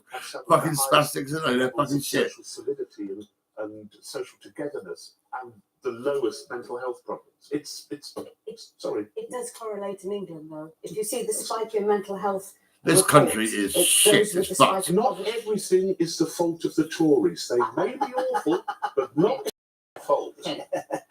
Yeah, sure. Well, look, I mean, so I don't have psychology degrees, but I absolutely do know that over the time I've been in Parliament, you can see. You've been in Parliament, have you? Well, I've been in the Dutch Embassy. How about you get me a job? The biggest. Let me run the country. I'll fucking look after the place. That I deal with, and I've dealt with 150,000 pieces of casework in my time, has been the growth in I do like my Temu account. It's fucking pretty cool. I'm buying all sorts of shit. I'm giving it to fucking children. I am. By Mel Stride and others, but seriously debilitating conditions, and very often it is their heartbroken, utterly terrified parents who come to see me, and that's the kind of thing I take home at night, and it troubles me beyond belief. So there's two things here, isn't there? It was Angela, wasn't it, who asked a question earlier on, and the question was about the waiting times. I spent half a day in one of my local GP surgeries last week and talked to every part of the surgery, different workers within it, the GPs, others as well, talking to one GP who said to me that practice has simply now stopped referring young people into CAMS, child and adolescent mental health services. They've stopped doing it as a practice because they realise that the people who need CAMS are too ill to wait as long as they'll have to get treatment through. And so what are they doing? They're not They'll probably say I'm too ill as well. He's probably a fucking wanker. Taking a mental health worker themselves within the practice. They're working with a wonderful charity we helped to set up in Kendal called Way Forward with Bernardo's. They're finding workarounds to help young people who are in desperate crisis. Now, we can all pontificate about what the source of all this is. But there's a reality, which is two things. One is, I think we're a society that feels more free to talk about our mental health more than we did. That's a good thing. Don't slag people off for talking about something which is healthy. But secondly, go too far. Secondly, it is blindingly obvious, for all sorts of reasons, we've got plenty of people touched upon it, that we are a society that breeds poor mental health. We are a generation that breeds poor mental health. Maybe it's something that's going on in the West. Why have I had 18 years of bullshit then? You're going to fucking pay me, you motherfucker. Social media has a part to play. I often say I want £18 million from the NHS and £18 million from the police. 18 years of fucking bollocks, bullshit, fucking scaring the shit out of me, fucking my body up. Andy Warhol said in the 60s, in the future we'll all be famous for 15 minutes. No, we're all famous all the time. It's our job to cope with it. It's our jobs if you're an MP or in the public sphere, and we find it tough. But if you're not trained and you're a kid and your whole life is exposed to everybody's opinion, everybody's comment, no wonder we are a generation that's under pressure. So, but we need to provide for those under the most pressure, which is why CAMS needs supporting, and you deserve more colleagues. So, Sarah, you've been waiting patiently. Angela's question is the young people who are waiting to access underfunded mental health support, should this be an urgent priority? I'm sure you'll say yes. My neighbour, they stopped his money. Well, what he I'd was say disabled, first and now they decided not to pay him. It is a huge Fucking issue. wankers, isn't it? They're shit, they're rubbish. People are waiting 2 years to access a CAMS appointment. And what Labour has said is that one of the solutions is to put more mental health support in schools directly, so that you don't have to wait 2 years. You can get You're going to go in schools and fucking fuck kids up with mental health. Between oh man, that's terrible. Charities and other agencies trying to find a way to help kids. Actually, if you have mental health provision in schools, you can help kids straight away. The anxiety, then I'll let you go ahead with that. Social media. But if you're going to fuck kids up, then I'm going to fuck you up. Children, I don't let them use their phone, have them in their bedroom at night, because I know that many children do, and that you can ban smartphones from children under 16. Children, they can use their phones. I mean, what's the problem with that? But mental health nurses, we need more. We need a cash injection into our NHS across the board, which Labour has said we would do. But can I just say on Mel Stride, this is a typical Tory tactic of blaming other people for their own failings. When I was younger, when I was 19, I got pregnant, and that was the time that the Tories were blaming teenage mums for every problem in society. They did it then. So you opened your legs in, did you? They're doing it now. We've had so you're just a whore. Someone just shagged it, That's why we haven't got enough money in our public services. Do they say, shut up and open your legs? Just let me just... So, sorry, what was your name? Mel. So Mel works in a mental health practice. You want more mental health nurses. You're going to get asked this question time and time again as the election gets closer, because obviously you're doing very well in the polls as well. How are you going to fund more mental health nurses, and when can Mel realistically, if you want me to be a mental health fucking doctor or psychiatrist or anything like that, well, you have to pay me a fucking fortune. You have to pay me first, the compensation you owe me. 14 years, right? So Labour is not promising but just like that overnight, that would be a lie, and we can't do that. So But what we have said is there's going to be a cash injection into our public services, our schools and our health service. Yeah, the government's going to fuck and, up. And we've looked at the VAT on Now they're going to terrorise which kids. is going to fund some of this. There's going to be They terrorise me, and bonuses now that they're going to terrorise private kids. equity. But you also, you've made those points, but just in terms of when Mel can realistically expect some kind of improvement in working conditions with more colleagues, do you have a notion? Are you talking like 2 years in, 3 years in, maybe not till the second parliament? Should you get elected twice? What should she expect? It needs to be quick. We're not seeing, but people are leaving, and we're not getting new people. Yeah, in. no, I agree 100%. Some people, we're going to need to train more people, right? And that takes time too. And that we can persuade to come They ain't got a clue, have they? They don't fuck all. They've got to go back to school because they're so shit. They're like fucking spastics. That's what they are. Got a clue. They've got no interest. They've got no fucking experience. No fucking nothing. All they want to do is strike and get more money, don't they? Because they're greedy little bastards. What's yours? You've had your hand up throughout. I'm a therapist. I work in a school, so I know what I'm talking about. Rod, if you think this is nothing to do with poverty, can I suggest that you live in poverty for 6 months and I will give you a free psychotherapy session and we'll chat about your mental health. It's absolutely everything. Oh, what are you going to do then? You're going to shag him or suck his dick? I mean, what are you going to do? Come on, tell me. Here's the thing, as our country has got more affluent, we have 40-fold more therapists and psychiatrists than we had in the 50s. And I think it's something like 8 times as many as we had. The population is much larger. Sorry, just let me finish. And 8 times. My thoughts and my feelings and the way I tick, I'm exactly as I was as a little boy. And I've not given up. You know, that little boy's not going to take all the shit he's had, right?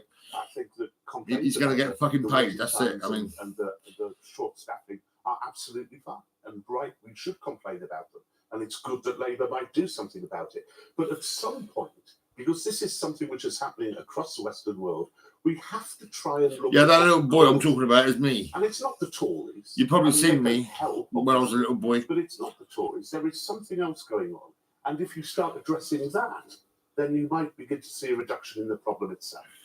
Okay, and I suspect you're not going to agree, but I'm afraid we've registered your disapproval with your shaking of your head, but our hour is up. I'm going to have to end it there. So forgive me for the rest of you who've got your hands up. I know it goes quick, doesn't it? There we are. Before I go, I just want to say thank you very much to James Barnes, who has supplied these pictures of Middlesbrough. Thank you very much for that.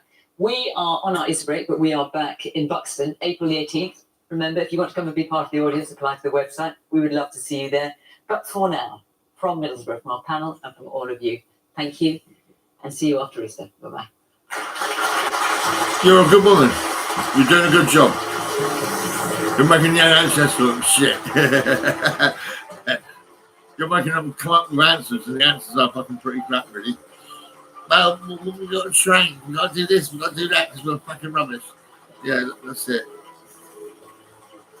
So be as you wish to be. That is the answer.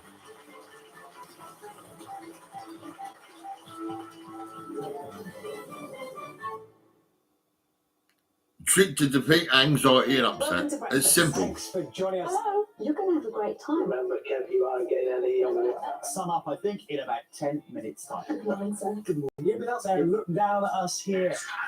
Right, let's go live to Westminster. Today is going to be much colder than of late. We do want to hear your story. Oh, it does smell good, Andy. I was making a cup of tea. Very much. I just want to make a call, actually. Let me see now. On BBC One I'll go on Facebook. The first thing we need to establish is how she's been killed.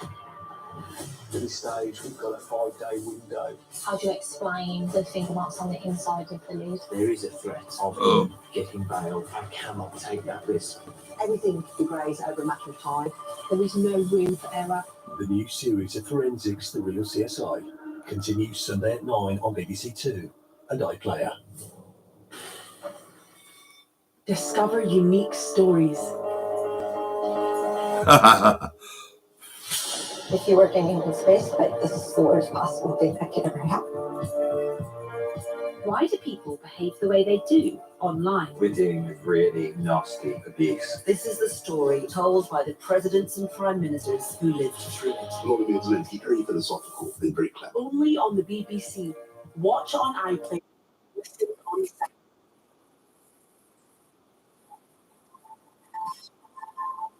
And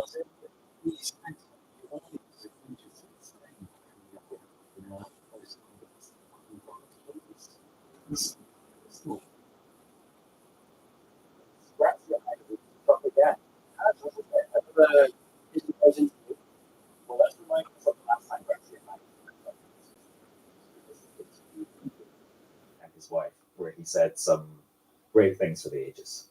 Oh, that's me. Definitely Rishi, but I am A for enthusiasm. So I see something. But then it requires redoing after you've been very enthusiastic. But I still learn it, and then Rishi comes and rearranges it. More work. Rearranges it. Yes, it's a team effort. And then more goes in as a result. Team effort. Did he not say he nipped upstairs like midway through the working day in Downing Street to make his bed if he thought it wasn't made? Yes, at which point he comment.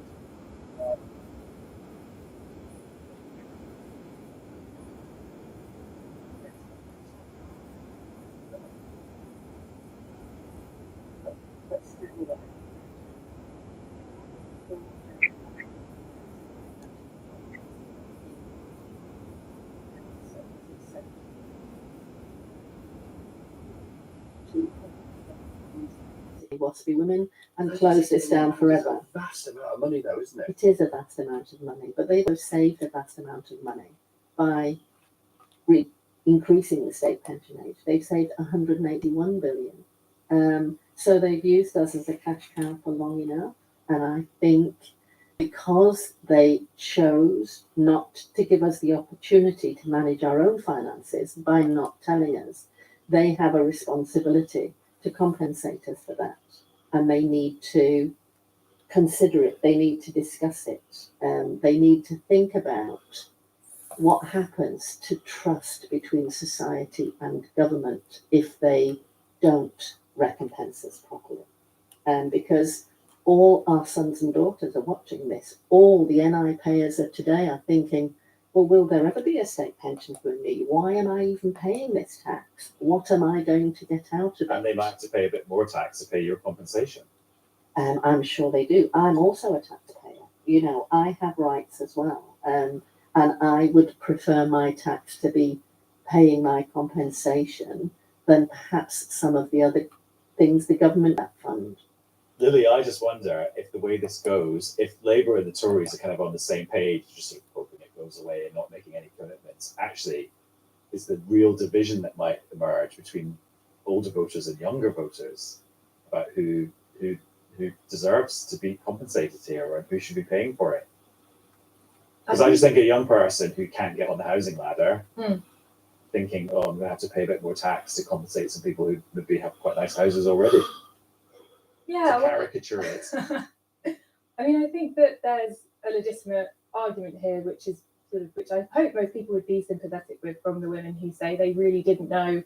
I think there's a question of whether it's all women who were born in the 1950s who get compensation, or whether it's restricted to a smaller group who can prove that because they weren't informed with good notice, they therefore took decisions which were detrimental to them financially. So I think there probably is a debate to be had, which we might see in Parliament, between those who think yes, this should be like a flat rate of compensation for everyone, only certain people should get it. We could see quite a restrictive scheme that only allows certain people to be compensated, and then there's also this question of how much they should get. In terms of intergenerational inequality, I'm not trying to create a fight between you two, Yeah. just to be clear. I think that you want to see politicians correct injustices and correct wrongs that government departments have made, and if the Ombudsman says that an injustice has occurred, then I think that that's quite compelling evidence that these people are owed compensation. I don't think there is an intergenerational divide on this. We talk to and listen to an awful lot of people, and we do have one slogan, and that is hashtag everyone knows a waspy woman. I have nieces, nephews, they're all paying tax. They all know what we've been through. They sympathise, and they, if they were asked what the government would prefer to do with their taxes, would say, we'll get this sorted out. We are all absolutely appalled by the neglect of this government. You mentioned the Horizon issues. You mentioned the contaminated blood issues. These are all mistakes the governments have made and keeps on making. Now, when is this going to end? And that's such an interesting kind of context in all of this, isn't it? And illustrates, just as your day has, the kind of stamina that you guys as campaigners need to try and make the argument. Because I saw you, about 3 hours ago, you'd already done, 26 interviews at that point? Yeah. Now we're a few hours. How many interviews have you done today? I think 42. 42? Well, Angela, thanks for coming in. You're very welcome. Thank you for giving us the opportunity. And Lily, great to see you too. Thanks for having us. Now, Chris, I've actually been off for a couple of days, and would you like to know the political story that caught my attention when I wasn't really paying attention to the news properly? Puncture through my leisurely bubble. Yeah. Go on. Emmanuel Macron, French president, boxing, and being photographed doing it. It is quite the picture, isn't It's it? quite hunky. Well, yeah, he's got his muscles. His biceps. Yeah, he's got really quite biceps. something. What is he? Late 40s, 47, 48, something like that, I think. He looks good. And things we on this side of the channel can't really compete with that, can we? We don't see. I'm trying to think. There isn't an equivalent Rishi Sunak. I think he's got a treadmill in Downing Street. I think it was a bit of sort of running on the treadmill. I mean, he does like to be pictured being a bit sporty. I saw some social media ads he did the other day there on the football pitch. Mm-hmm. Talking of football, Keir Starmer always going on about going to Arsenal. And he's a proper kind of football fan. And Yeah, it is genuine. It is genuine. Yeah. It does his play side once a week, I think. I mean, I think the one though that lodges in my mind is that famous video of Boris Johnson as Mayor of London on a visit to Japan, where he just demolishes an 8-year-old child in a rugby match. With a load of poor children who get sort of smashed out of the way. It's almost like it reveals an aspect of his character that would become quite important later on. Otherwise, been hiding. Anyway, this is a great excuse for newscasters to tell us their mad moments, where we want to know: have you ever encountered a politician playing sport? Have you done mahjong with Theresa May?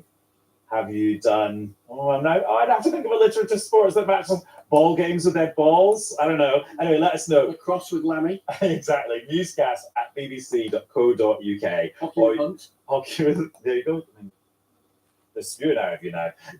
Or you can download Discourse, which is the app that you can use to talk to other newscasters and talk to us about what's on the podcast. Anyway, what we're going to talk about now, I had a very pleasant afternoon. Okay. Email at newscast@bbc.co.uk. So Netflix sent me a link to a preview of their new big drama Scoop, which is the story of how Newsnight got the interview with Prince Andrew.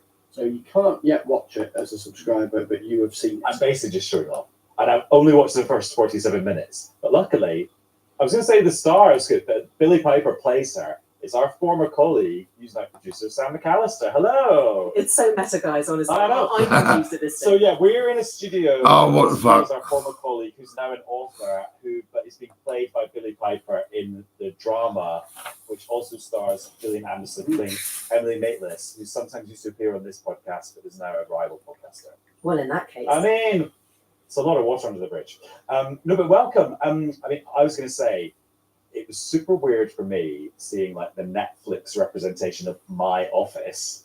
It must be even weirder for you seeing the Netflix representation of I'll have to contact Instagram on so Facebook now on next X, and amazing and surreal and also I've run Truth. out of words. But you know, to see fictional me arriving at real BBC to go into fictional BBC, where fictional Emily Maitlis and my fictional former boss Esme Wren, played by Roman Agaray, are all hanging out together.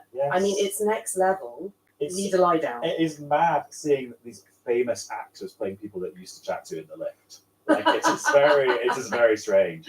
I'm not totally convinced by Gillian Anderson's Emily Maitlis voice though. She's got her body language like totally down to a T. The voice I thought was maybe a little bit too Margaret Thatcher in the crowd. I'm not going to be giving that feedback. I feel that Yeah, Gillian. please don't. Do you want? I'm not going to text Gillian right now and say you said that because I don't want her to come here and sort you out. You know, and frankly, I think it's sensational. So you know. Oh no, it's a great performance. We'll just great leave that performance, there. and actually makes you realize We used to be friends. Like, I can't believe you came at Gillian Anderson. I'm wishing we could just delete that and rewind. Don't put this bit in the big budget film version of this episode. I'm curious as to how it works when. So they are dramatising this thing, this interview, a fair amount of which is obviously out there in public, i.e. the interview, and involves Prince Andrew and Emily Maitlis, who are both public figures. You were the absolute centrepiece of this whole thing, but not a public figure at that time. And so how Billie Piper goes about playing you and trying to represent you in a way that is authentic or not. Have you guys met? Did she get a sense of how you speak, how your demeanour is, how your body language is, or not? Well, the poor woman, Chris, you know, in answer to both of your questions, the first part is that, to be frank with you, we've all seen the interview, or most people have. That's 5% of this. The other 95% is the story of the Newsnight team, my role in that team, the other people who worked out how the interview came about. Because with respect to you guys, who obviously are high-polluting presenters, without the people that do the booking, I was a booker, you've got no one here, right? Someone booked me. So there is no content without the people behind the scenes. So this is, if you like, that relatable part of telling the story of how the 5% came about with the 95. Now, in answer to your Billie question, this is next level bonkers. Billie spent a lot of time with me. So the poor thing, she learned how to do my walk, which, just so you know, is very bouncy. And a lot of curls going up and down. She had to wear my clothes, which, just so you know, are basically black. Every day on rotation, I do wash them, to be clear. And she learnt my voice, my modulation. And how did she do that? Just followed you around? Yeah, we spent time together. So we had some time together. She met my son, who's also played in the movie by a lovely boy called Zach Colton. We call him Lucas, fake Lucas, because my kid is called Lucas. And Billie spent lots of time with me, and she asked me lots of questions. The level of detail is meticulous. Let me ask the sceptical question for a newscaster who was toying with her to watch this drama, which is, how do you make exciting telly out of a process that involves a super booker doing lots of things, lots of phone calls, all the rest of it, to make an interview happen and then preparing for an interview that lots of people will have seen? I think the answer to that is that basically that is where the magic happens, right? Everyone thinks the magic is the interview. But the truth is, it took a year of my life. There were numerous meetings, which you see in the film. There are numerous problems that we had to overcome. There are issues and questions. And effectively, if you like, you don't have the whole story. In our age of truth, which I know you both really care about, finding out how it happened is, in a sense, a big part of the story. So I think, in a sense, if you are the type of person who's curious about how these things happen, it's great for you. If you like to learn more about how things happen, it's great for you. And if you like a scrappy underdog who, you know, is a single mom, working part-time in a job she loved, but grafting herself, you know, into kind of like oblivion, traveling on the bus, having a kebab, never thinking that this interview would happen. then you see my personal story as well. So I think there's something for everyone, even if you've seen the interview. Well, let's see a bit of the film now. So this is you and your colleagues, including Emily, well, Billy as you, going to Buckingham Palace to sort of, this isn't quite sealing the deal, this is just pre-sealing the deal, but this is how it sounds. If I do an interview, the question is, why you? With respect, you know how people see you. Spell it out. Brandy, Andy. With respect. Did that happen? You've met me, you know the answer to that. It did happen. There's a point in the negotiation, and I'm not very BBC, I don't mean that pejoratively towards anybody, but I am quite bold. That's how I close deals. And when we were in that final negotiation, face to face with Prince Andrew, there's a point at which you feel we have a connection. He was clearly connected with the arguments that we were making in that room. Emily was there, Stuart McLean, who used to be the editor, was there. And there's a point at which you're like, it's all or nothing. And my version of all or nothing is just to tell the truth. And the truth is the nation perceived him as guilty because Randy Andy, Air Mars Andy, girls, islands, rich people, this is his product. And so I said that to him directly. And it could have gone horribly wrong, but as we know, it didn't. And that boldness, I think, is really part of my story, that I will, at all costs, tell the truth better. And is that the moment that the deal was sealed? That's the meeting? That was the meeting at which, after they decided, the next day, they decided that they were going to do it. That's right. And how big a gap was there then between that point and actually doing the interview? Because I guess with an interview like this, like so many, but particularly an interview like this, it's not happening until you're actually in the room and the cameras are on. Oh, it's not happening until it's broadcast. In my view, this was just so precarious. So it was the timeline. I'm so sorry, thanks for letting me go. The timeline was we did the final meeting on Monday. They said yes on Tuesday. They wanted to do it on Wednesday, but they agreed to Thursday. The first tweet went out on Friday. The world went mad, and that was quite a bland tweet about the content. And my editor very kindly mentioned my role in securing the interview as they ran, which was very kind of her. And then on Saturday, the interview landed. So just a very small period of time. I mean, should say that Prince Andrew continues to deny all the allegations that are made, and that he's guilty of just being friends and being loyal to Jeffrey Epstein without knowing what Jeffrey Epstein was actually doing. Is it okay to watch and enjoy a drama that only exists because a guy was a paedophile? I think, I understand that as a question, and it's obviously something, we all think about. Ultimately, this is, in a sense, a complementary item to the incredible work that the lawyers and the young women who made these allegations, these appalling and terrible allegations, made. And this piece of journalism was separate to that. I didn't work in that world. I wasn't working with them. I don't know them personally. What we were doing is the same as you guys do every day, try to bring light and truth to important issues. And this could not have been a more important issue. So the outcome of this obviously strenuously denies the allegations, that there were outcomes, and that is journalism at its best. No, we weren't directly affected by this. The crimes alleged are appalling, but the outcome was, useful and helpful to the world and to those individual brave women who brought the claims against Prince Andrew and against others. My favourite bit at the start is, and most people will not even notice this bit because it's not very dramatic, is when you're having the team meeting about what to put in the programme that night and there's no big stories and someone goes, oh, should we just do Brexit again? Because of course it's around about 2017, 2018. I was like, oh yes, I remember it well. Was there ever a big bid, as we call them in trade, that you missed out on, that you didn't get, that you still kick yourself? Mate, my life was 99% rejection. This is the one time that it went right. I mean, every day I was rejected. We were the last thing to, on the cost-benefit analysis, risking coming on with the incredible Emily Maker, the incredible Jade tax. It's not really great on the cost-benefit analysis. So my life was relentless rejection. So yeah, I've been asked about a million times. And so you couldn't sign up to doing a song, or we wouldn't mention that subject. 100%. So you don't pay any money, you don't do deals, you don't do red lines, you won't tell them what the questions are. There's literally nothing in it for them in a sense, other than obviously, the important fact of television and engaging with journalism. But it was always an uphill struggle. So every time I got to keep content in a bun fight with my other dear BBC colleagues, particularly Very Grand. Bun fight. A strange way that the BBC works. We're fighting with everyone and with one another. But every time I got content, it would be a massive, massive victory because we were the last in the queue, and this was, the exception to that rule. I wonder how you wrestle with the sheer scale of that interview and the extent to which it becomes this dominating feature of your biography, if you like. And that's brilliant because it's been hailed so widely and here it is being dramatized. But how you, if you want to, sort of move on from it and be defined by other stuff that you might be working on now versus that. Look, I'm really luckiest in my life to have this opportunity. Nobody writes books, nobody writes like I am, and gets a Channel 4 documentary which I did as well, and a Netflix deal. This is one in a billion, once in a lifetime. Separately, I do have another life. I do apologise.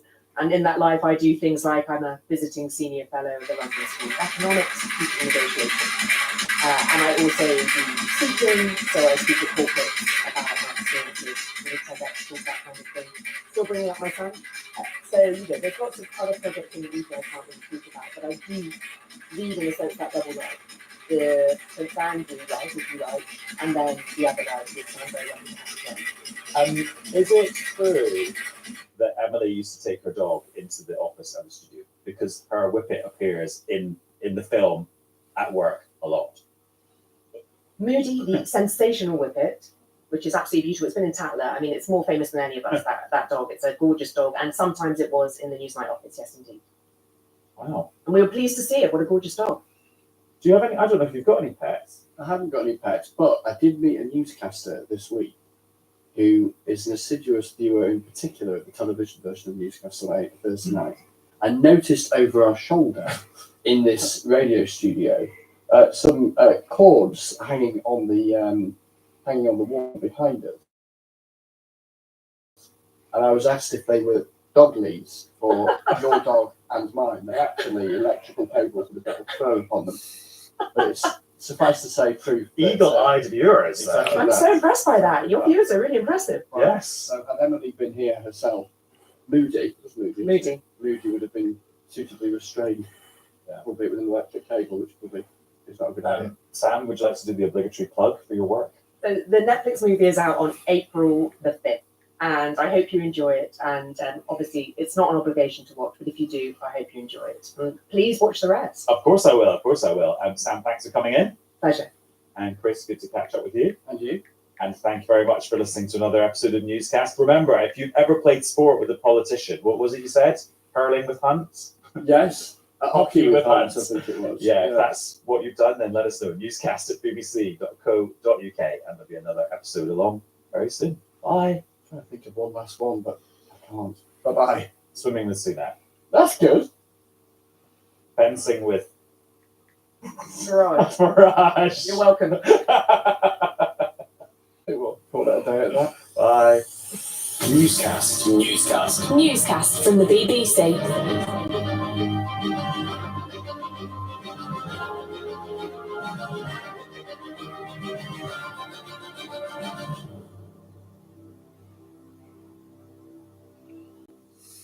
Welcome to the Late Shift with me, Trevor Nelson. Here's a tune that goes out to anyone who's stuck outside right now. Hope it warms you right up.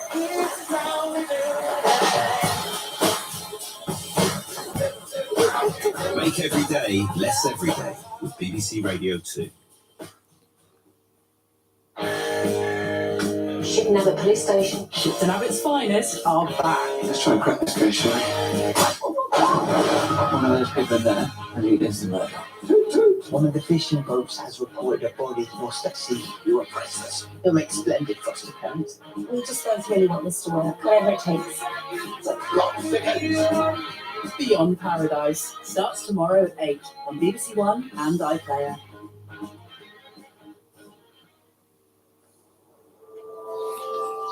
When the celebrities step up to the podium on BBC One after Strictly Stars step out on a new feel-good sunshine adventure. I'm Anton Gray, and this is my bestie amigo, Giovanni Panici. Viva España! My mum's from Spain, So it's a massive part of my childhood growing up. Together, we're going to waltz our way on an epic journey. Why? To my motherland. Going back and see the roots of my best friend. It was lovely.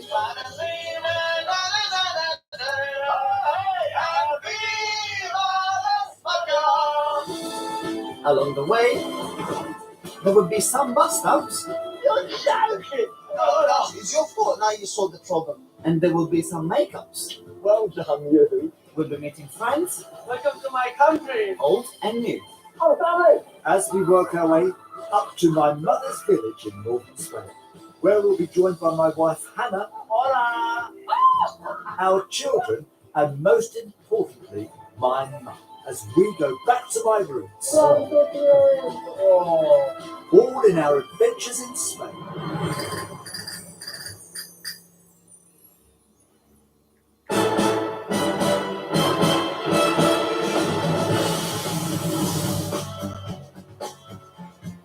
This is the start of our new adventure, the beginning. Take it all in, look down, survey the vista. Come on. I can't. I just have to look inside of the thing. I want you to arrive stylishly. I mean, what a view! Don't like the heights, but it's perfectly safe. Feel it. Don't you dare. Whoa! Don't. Feel. Look. Anton. Anton. Hated every single second of it. Look the view. Look the view. I can't. I'm scared of heights. To be honest with you, the land doesn't look promising. The landing looks rapid. I'm going to be here if you need me.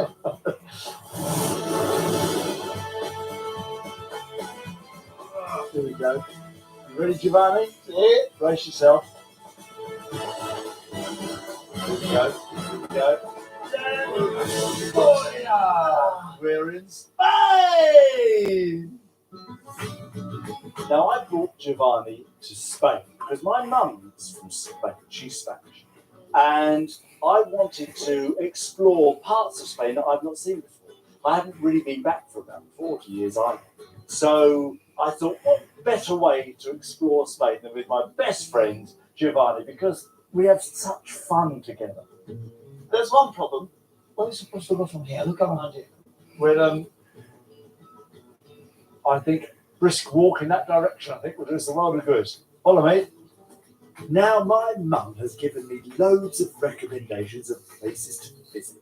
And the first one on the list is Seville. I've never been to Seville, and I've always wanted to go to Seville. What other reasons do you need? It's a perfect start to our new adventure.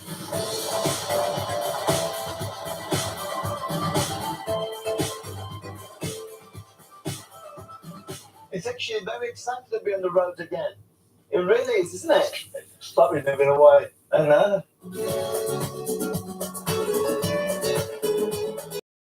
I think will be the most incredible jaunt across Spain. In the first part of our road trip, we'll be travelling across the Andalusian region of the country. Starting in the southeast, we'll be waltzing our way up the coast of Brava, where we'll hit Benidorm, before pirouetting inland and heading to the capital, Madrid. From there, we'll leap up north to my Spanish homeland, where we'll make our final bow in Bilbao. But for now, Seville. I've got a question, actually. Yeah. About Seville. Yeah. You know, like, people live in Birmingham, Yeah. Rome, Promise. people live in Italy, Italian. So people living in Seville, basically civilian. Yes, that's exactly what they are. Civilian people come from Seville. There's going to be a lot of civilians. I'm sure people from Seville will be delighted about being twinned with Birmingham. They know what the bull ring is, I suppose. Seville is one of Europe's oldest cities, with arguably some of the world's most beautiful buildings, like the city's 14th century Gothic cathedral. But it also has a younger, more modern side. And that's where we head first. This is fantastic. I mean, isn't it? Do you like it? This is a great stop, actually. Beautiful, isn't it? I'm usually not into the like history thing, but this is cool. Actually, like over 200 years, no? Well, you think so. The natural fact It's 90 years old. It was built in 1926 for the Spanish Expo. 90 years old, almost your age. Well, seriously, I just say that.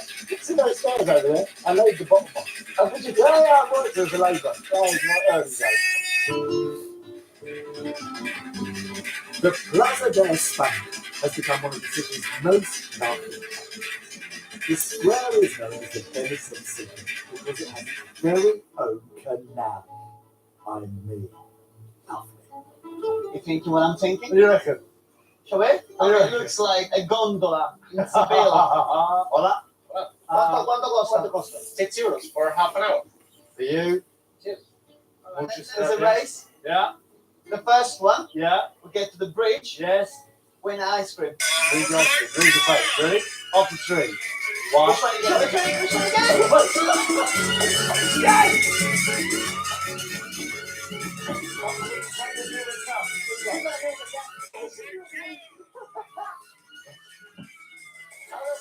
Come on, kid. I have this one cold motion from a dancer. And when you do the stroke, it's 2 arms at once.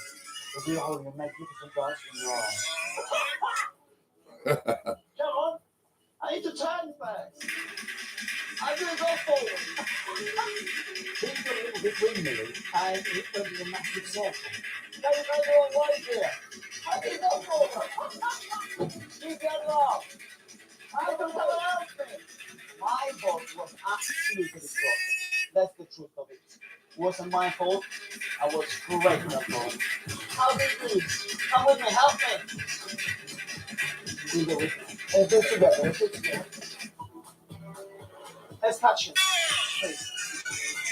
I think that somebody helped me. I have to be honest. Come on, come on, come on. Hello, hello. Get your money out. Woo-hoo!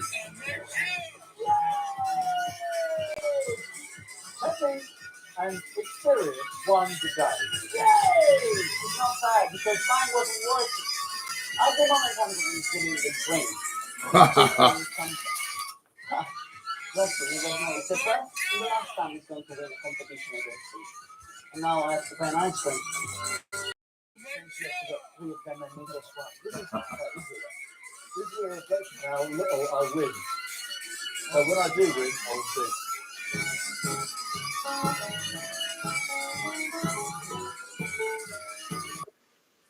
I do. Yeah. I think we should buy like one of those Spanish dresses. That was something. Like a fashion. Ah, yes! That would be perfect. Oh, Let's go and have a look. Let's have a look. hola. Hola. Hola, ¿cómo estás? Muy bien. I need to pick one for my daughter. Okay. So I'd like to pick one of these beautiful coloured ones. Pink? Perfect. The fonts are selectable. They can be pieces of art, and also there's a secret language with the abanico. Secret language? Yeah. Like what? First of all, you need to open. Who's that? I've got it before. Gracias, señorita. And then depending how you hold it, how you move it, or when you place it, you need something. Okay, so this is yes, and this is no. Oh, okay. Yes. No. And then if you are single, you do it to work yourself very quickly, so people can fall in touch with you. Fantastic. What are you doing? Yeah. Fantastic. Hello. See you later, alligator. So if you see me around here, although what I did, I'm just telling people I'm ready to mingle. Tell me what you do for marriage. For marriage, then you have to do it like one way, like one way. Oh, I see. So, Very slowly. come here or absolutely. Now, if you want someone to kiss you, Oh, okay, whatever. You perked up. then you do this. You just under the thing. Yeah, that's it. If you want to tell somebody that you are thinking about it, then you do this. Yeah. You go like this. And she goes. I'm thinking about it. Has that all that stuff about the language of sound? Can you imagine back in the day having this secret messaging going on? It's the 14th century iPhone is what it is. And we spent all this money having to get plans and everything.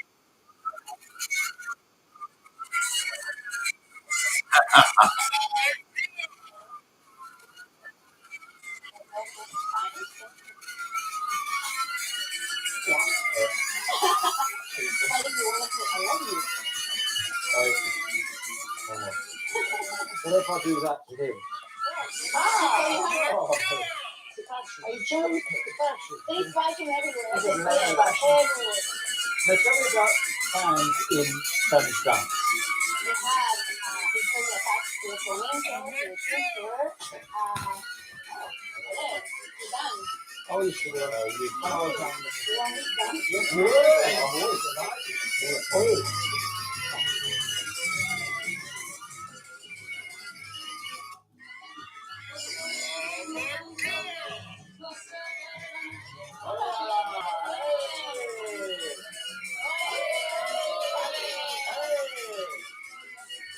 The dance shop. She really was committed to show us the real thing, the real deal with the kind of dancing.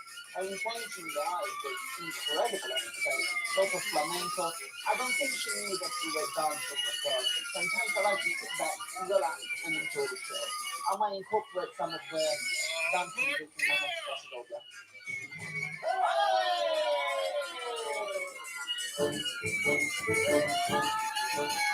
As dancers, we spend most of our lives in the road. So when it comes to hotels, we're used to the weird and wonderful. But tonight's accommodation has to be seen to be delivered. Really excited about this hotel. You're going to love it. Is it one of your luxury ones? This, I'm treating you on the first night. I spoil you, I really do. This is why I love you. Hola. Hola. Hola. Welcome to Seville. Thank you very much. Nice to meet you. I'm Don. Lovely to meet you. Designed by architects, this hotel isn't as it's meant to be. It's actually made up of a whole block of individual houses. Even the old alleyways have now become internal houses. So this is one of the house that we have. And this is now the main corridor. And there used to be a street, yeah? Yeah. I love it. 700 years ago, these houses made up the Jewish quarter of Sydney. But after the Jewish community were expelled from their homes, this once thriving district stood abandoned for decades. And now we are in the heart of the hotel. That's the main garden. You can see. Yeah, 4 houses around the main garden. It looks like a village. It must have been a small neighborhood. Yeah, neighborhood. You will stay in these houses originally. You see the name of each house. What's named for family? Right. Oh, literally, yeah. For example, in that way, Casa de Talista, the people who walks the wood. Right. Which casa are we? We're in a different place. Right. You will see some of it in the special house. Special house. After being painstakingly restored into all its 14th century glory, this incredible slice of history is our home for tonight. Oh, hello. Well, welcome to La Cuba University.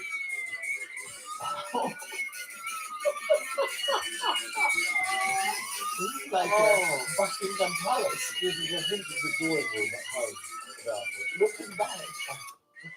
What a room. Right, well, I'm talking. Is it you? Yeah. Got to be me, isn't it? Thank you very much. Thank you very much. Thank you. Your Majesty.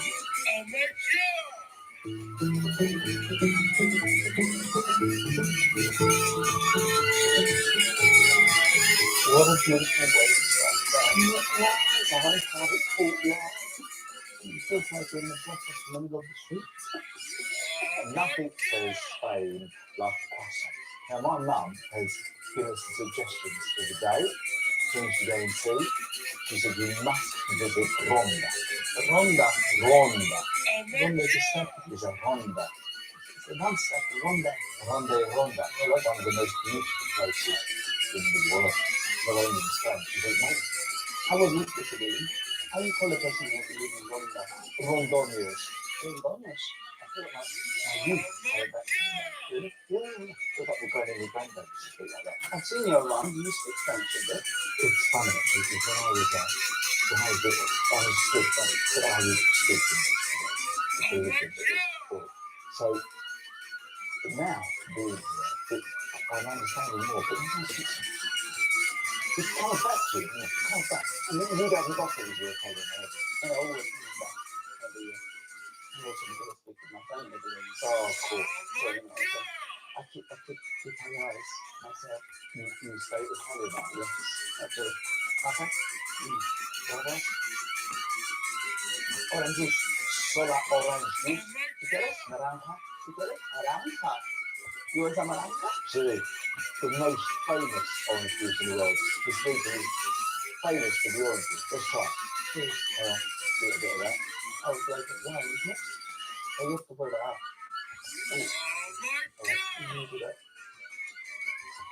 It has a very, very strong sense of orange.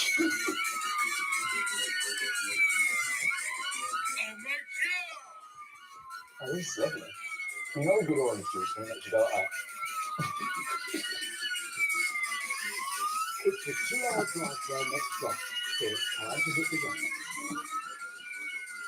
And on this one,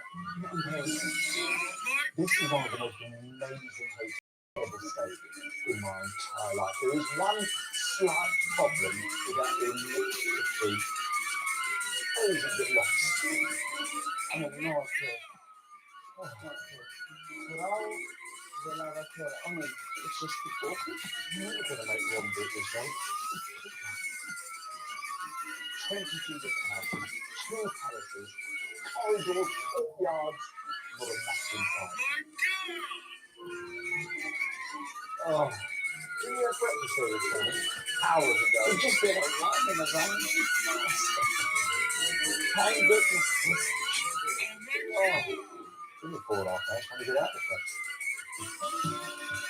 Right with the undertaker, we are back on the road, and with undertaking the wheel, it means I get to put the tune.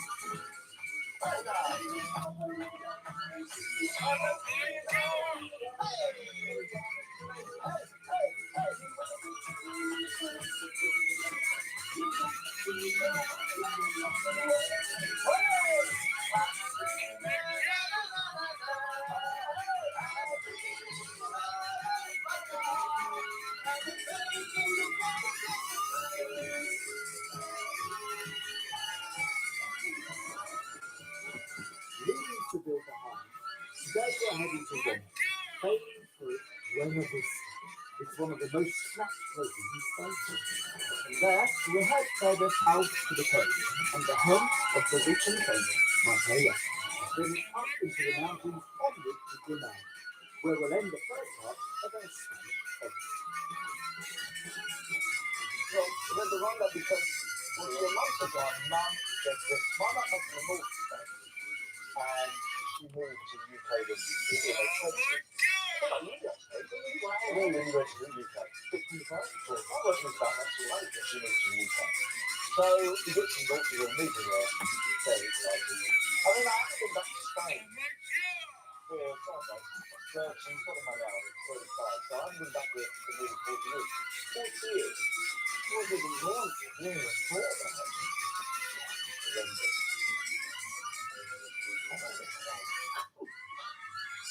He's got the car, he's going to line a hole somewhere in Galway. To reach London, click a slow road that twists and turns its way through the mountains, which are dotted with distant postcards whitewashed with a view. Look at these views. Wow. There's views. Oh, wow. There's a lot of wow. You know what I mean? For the sun, isn't it? No, it's just they had a run on white paint with 2 chins across the wall. Oh, really? Elsa, in a way. In a way? Okay. But where you guys were, there you can't bug walking. Oh, that's very bad. I said, you guys drinking the orange juice. You would always lovely, isn't it? Lovely. I said, you need a wheel, something right. There you go. Generally, anywhere right now would be a setup. When you want that, then you like go anywhere. Oh, how did you how is that? 14 gallons of orange juice in it. What did you expect? Goodbye. There.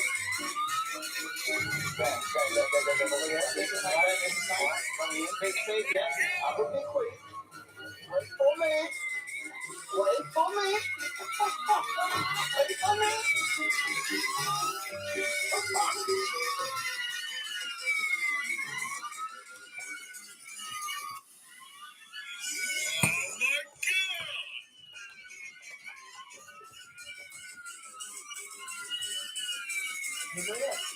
Now we've got engaged again.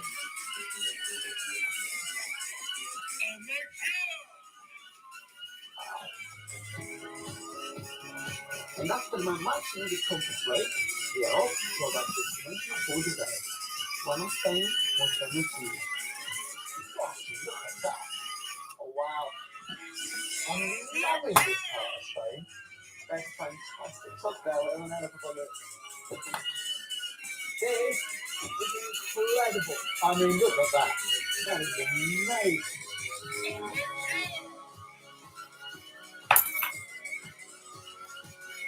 Ronda is just unbelievably beautiful. It's the high on the top of two hills divided by a deep ravine, but it's the 230-year-old bridge that makes this spot truly special and one of the most photographed places in Spain.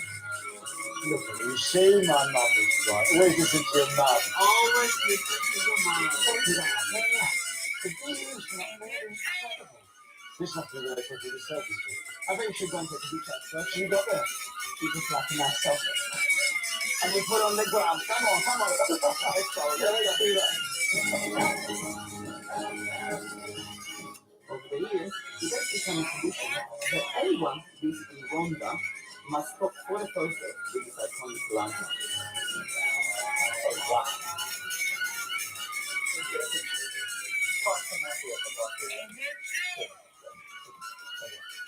Good. You sure we get one? Yeah, that'll be fine. Alright. If you say so. It's also Steve Hotel Denzel. Recently, when you're big time, yeah, it means that you can't park. No, if it was a cross, it would say don't park. If it's a line, it means you can park for a bit. And it's Saturday, it should be fine. Alright. Mum, it says go to the bridge in Ronda. She said you're going to love it. And I've never heard this. Little secret, I know the wrong thing. Oh wow.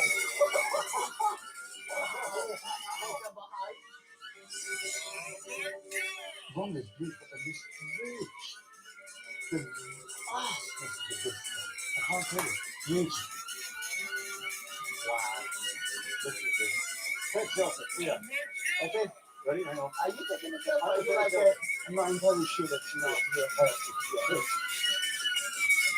Well, what's your point of view? You got this one behind you. You can look that way. This way, right? No, come on. Let me tell you something about hunting the best and selfie. What's two? Let me get along. All right. Mate, when you got a picture of yourself, you have to see yourself in the picture. You can't just put out way back. Let's take a selfie. So, what are we going to get? Hands in the eyes.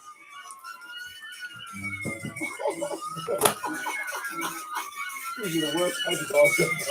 Apparently, with the selfie, it's enough to split your eyes and you're happy. Don't you want the whole face plus the view? So tricky, this thing, aren't it? You can look that way, yeah. Maybe you can get this in the back. Oh, you can go like, oh my god, yeah. Oh, yeah. So lastly, I'm going to put all those in each one. Actually, that is amazing.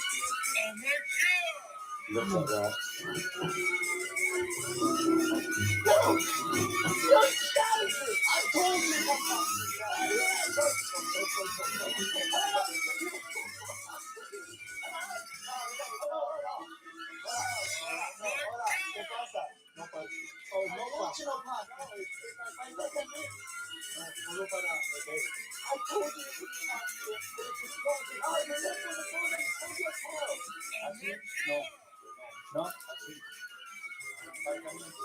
Oh, you talk the wrong way.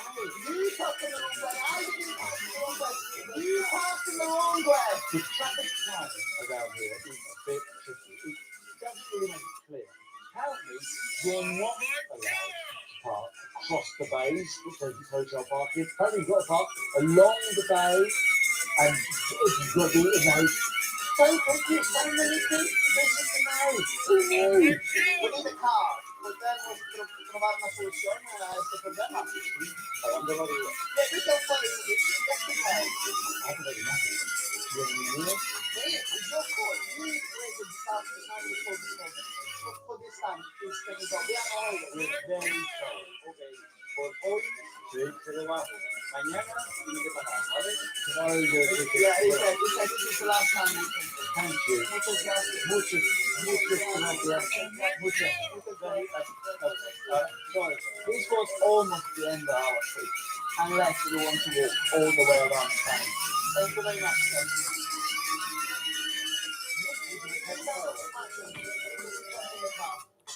Last we still got the car without. Just listen to me. I know my stuff. I'm always right. Thank you. Muchas gracias. Thank you. Get the car. Quick.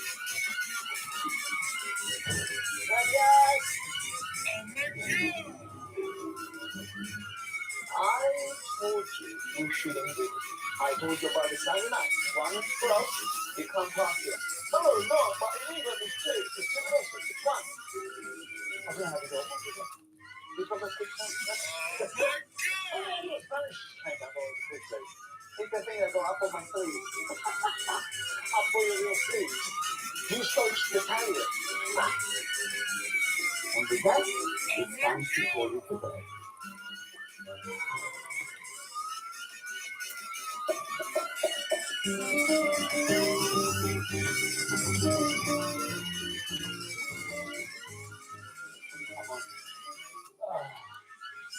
I mean, look at that view. Isn't it amazing? So relaxing, isn't it? Picture postcard, beautiful. I know I should be showing it to my wife, but I've seen more of it than I have my wife in the last 6 months. It just seems sort of appropriate that I should be showing it to you right there. You're welcome. Very romantic, isn't it? Very romantic, isn't it? I've organised today just for you today. You're going to play for me? This is a special Giovanni day. You're going to enjoy it. It's going to be very, very up your street.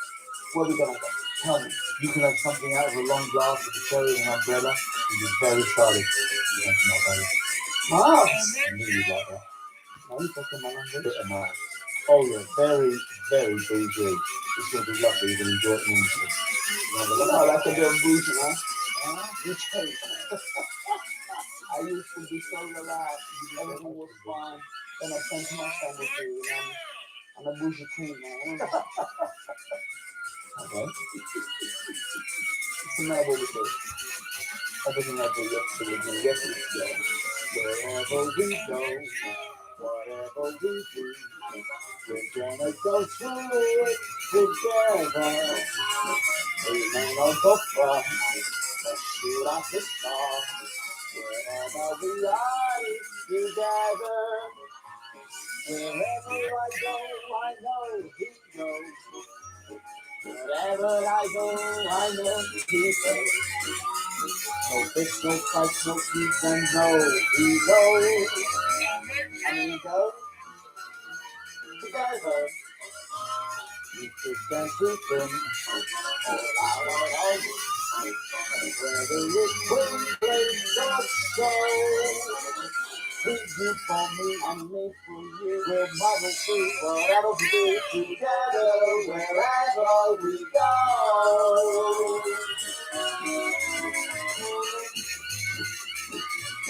Look out in the heat, it's energy. Come on, follow me. Oh yeah. Up, together, wherever. Together, wherever we go.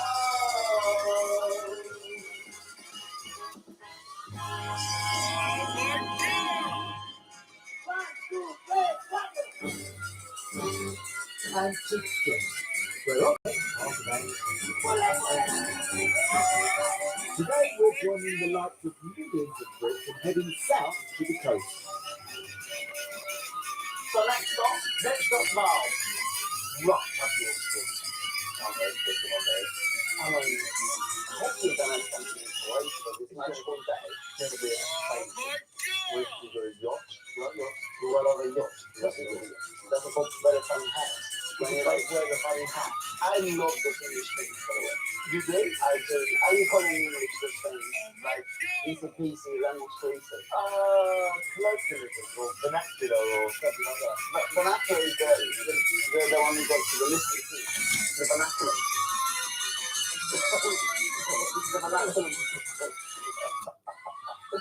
Did you know the vernacular? I'm the funny one, you remember? Yeah, I have a lot. You are technically speaking of our language right now. Yeah. Remember, I guess the first word I hear. Not entirely. Well, pretty much. Yeah. Marbella is the playground of the rich and famous, and the place to be seen is the very glamorous Porta Bonita, home to fancy hotels, some very expensive cars, and even more expensive mega yachts. Hey, what do I tell you? Well done, you.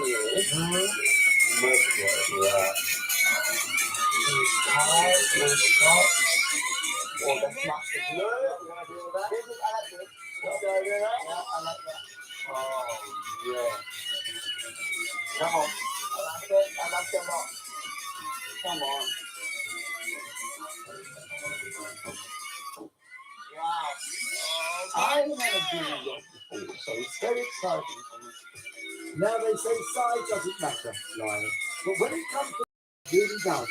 These super yachts come with an eye-watering price tag in the hundreds of millions.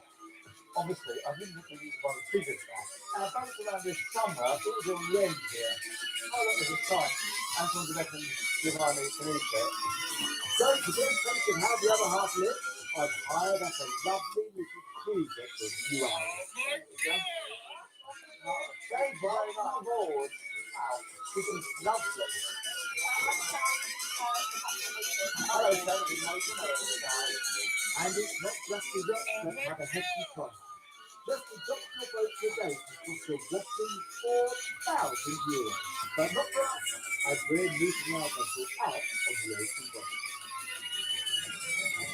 Oh, hello. You all right there, Captain? Can you pick the flat bit, Captain? Okay, so this is the idea. Now we're talking. This country not bad, is it? That's actually very good. Well done. Well done, Master. You've done a good job. Thank you very much. All right, guys. Hello, Mara. How are you? Right, okay. Let's move to the brightest side. We are very lucky to have Chip and Jack and Maria looking after us today.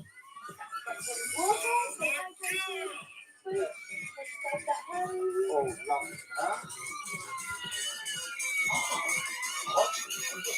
Hot for you, isn't it?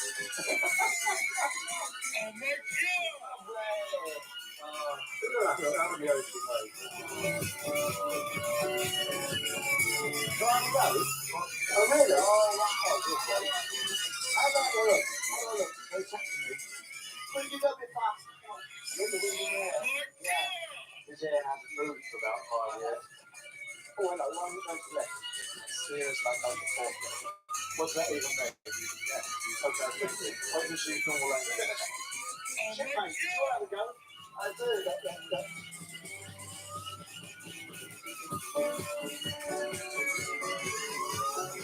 I think I'll start in the boat. Make up a town in town. Don't mind if I do. I think if the dancing doesn't work for me, I know my future. Capitana. I would like to wear now. So relax. This is like, Sometimes you get so busy with life and career or whatever it is that you don't really fully appreciate during the moment that you have. you know, I'm a workaholic, as they say. Yeah. For some people, they feel that everything is going to change or something like that. That's the truth. Obviously, I support me, I support my family, that's easily financially. So I always have a fear of if I stop, everything and everybody else stop because of me. But you must do the same because obviously you're working with kids. Yeah, this year I'm most difficult because the children are 6 and I spent a large part of this year away. And I always try and get home, you know where we are. It's a good like that. You always come home. Well, I think it's important to wake up in the morning and see the children, even if I can't be there at night. And you don't feel like you miss out. And it's something that I've having to think about not spending too much time on the road away. And it's really, really important because she's very young. Once, and you don't want to never do that. And I love it the same way as you do. But Find a balance, isn't it? finding a balance. I don't know, growing up, I never knew my mum to miss a baby from work. She worked 2 jobs every day, and she was never sick. And that for me was my inspiration because I think actually where you wasn't what else? And I love it that we're doing what we do together. Well done, Ruby. I love you. Well done.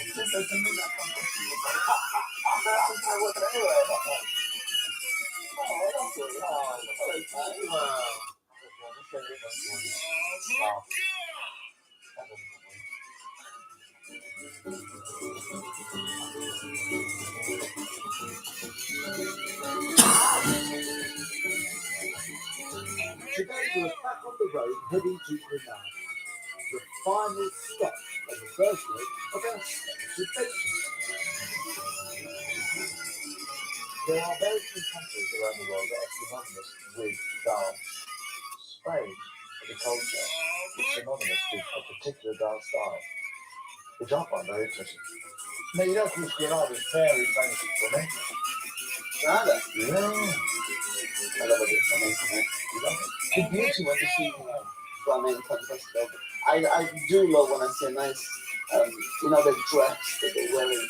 The thing at the end, and they have to move the dress and to use the caracas all the way. The caracas. The caracas? Uh-huh. The lady over sweat. They're dancing with the capital of Venezuela, right? You know which one? Oh, yeah. Normally, I think they call it maracas normally. No, I don't think so. No. Traditionally, but listen, as a guest to the country, maracas will be fine. You've got a lovely pair of maracas, you have. That lady over there, tremendous maracas. Look at that fella over there with the great caracas. Oh, I wish I was here. I've got caracas envy on that fella. No, it's not a female use the caracas. It is? The men doesn't use the caracas. Grenada is a few hours away, so either way, so we can stop up on them, so we can stretch our legs. Oh, look. I was here. Yes, look. Here it is. There is the trail. The trail.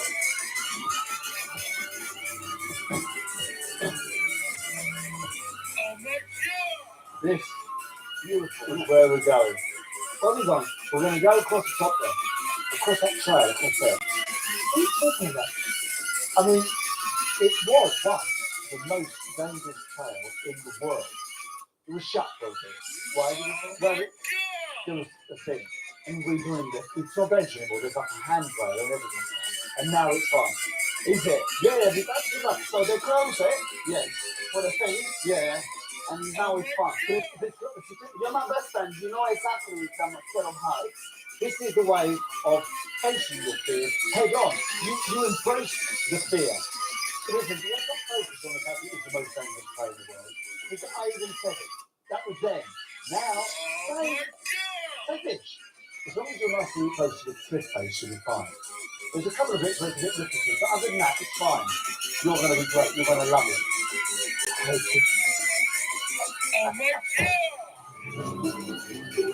It's not just the views that will be precious. The Caminito del Rey Trail is a suspended walkway that's pinned to the vertical wall of the cliff, 100 meters above the river. The trail isn't for the faint-hearted, and even requires some safety. Right then, so helmet. There you go, so you can get that on your bed. Right, the helmet. Oh, irresistible. And I'll come around and help you. So half an hour to the help. There you go.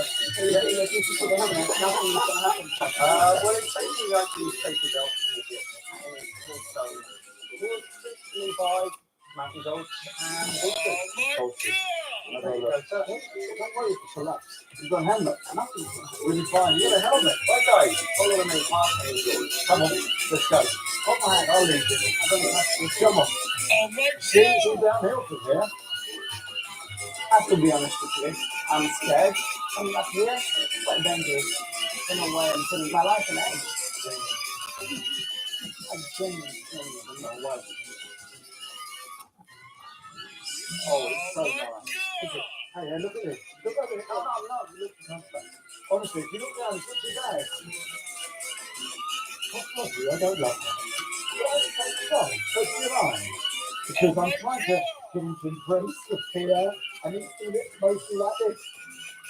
And I always have. That's okay. You're doing all of this on your own stage, and you like to look at me when I get scared, don't you? Turn here for a second. Let me say this. You have finally reached the precipice. You're taking a piece of cake. The car we are walking on is actually a modern day replacement. It was built just above the remains of the first version, which you can still see today. Look at those original stairs. Just like you have to look. You don't really find it different. I'm trying to inspire with these stories and tales of the engineering and the inspiration behind the room, but he keeps his eyes closed most of the time. Are you joking? What's wrong with you? I'm showing you the bit of me. I mean, look, you must look. Look at that there. This is incredible. Perfectly safe.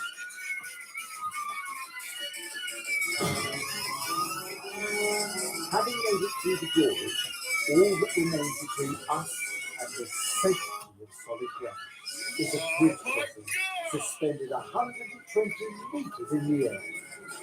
Woo! The wind! The wind makes everything more intense. You know, it's not just the hands that come in, it's the wind. Everything moves. Even the barrier here moves. It gets everything more serious and more scared. I'm not going to say, come on, hold hands. Hold hands. Here we go. I don't think it's the right thing to do with this train today.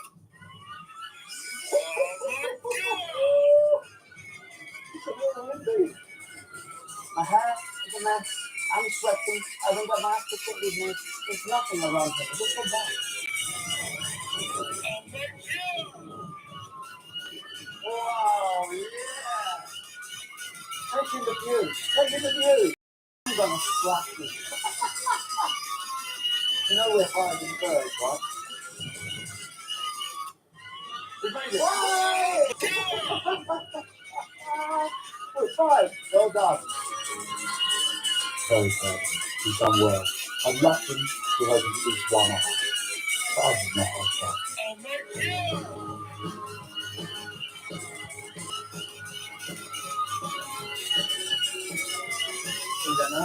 Canada. Going down to Canada. Grenada is a city I've always wanted to visit. And to be honest, I'm not sure what I'm most excited about seeing. On the one hand, this is the birthplace of flamenco, but Grenada is also the home of the Alhambra, which is often referred to as the eighth wonder of the world. What more could you ask for? Now, apparently there's an amazing viewpoint just around here, where we can see the Alhambra. Right, we're here. Let's have a look. I mean, look at that view. Isn't that amazing? Look at that. The Alhambra is a melting pot of history, and it's been home to the various rulers of this region for over 800 years. First built by Arabic sultans, it still remains a part of the story.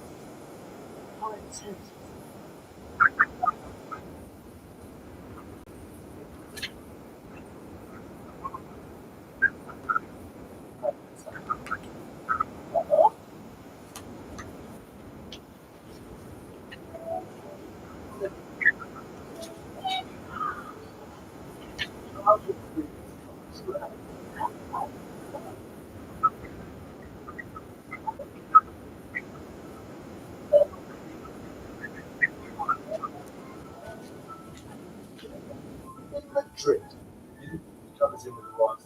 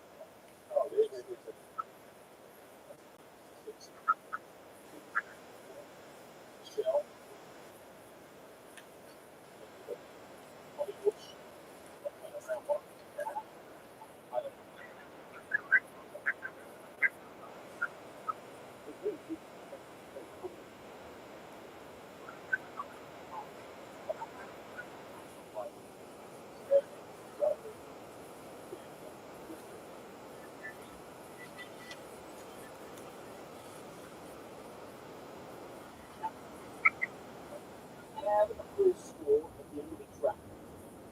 That's about relevant. Is world.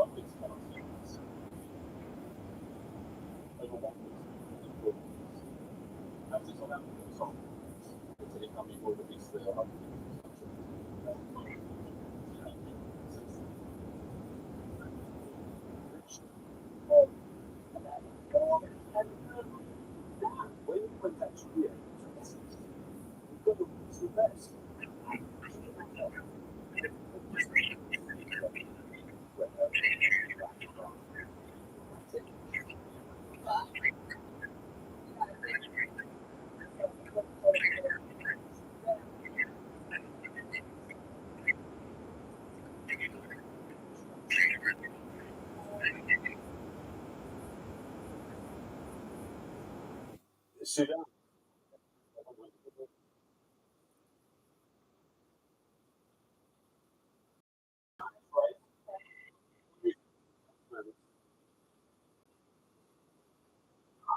Well, yeah.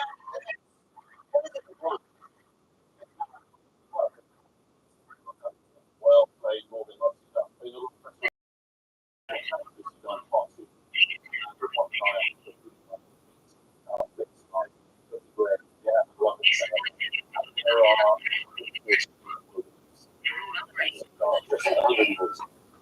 Thank you very much. That's right. Well, it's a happy day. Now you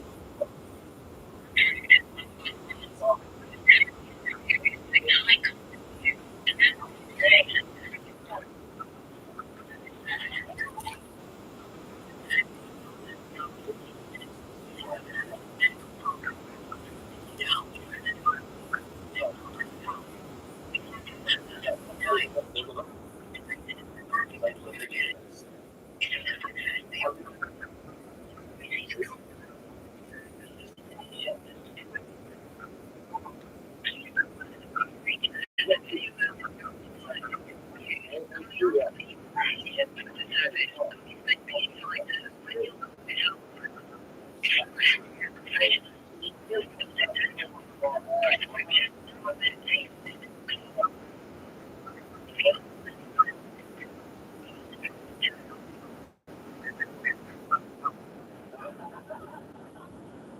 what are you going to go? My job is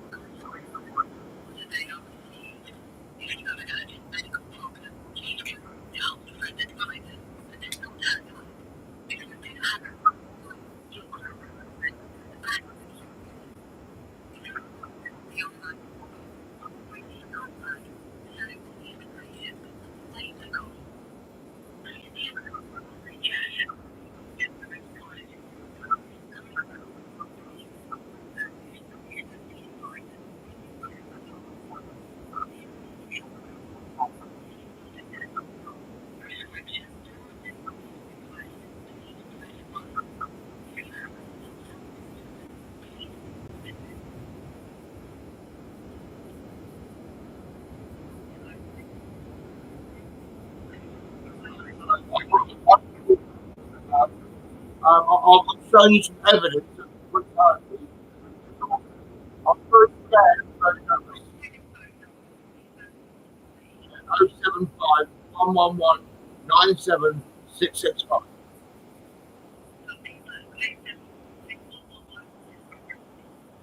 Yeah, yeah. I'm talking about myself. I've used Idea NHS. August 1967. I'm not playing this video.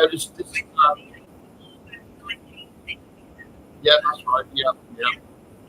I'm live on YouTube. I'm live on Facebook. I'm also putting some evidence on Facebook. Right. My mum was a church woman. She got me sectioned in 2004. I was locked up in section for 18 years. I want £18 million from you and £18 million from the police.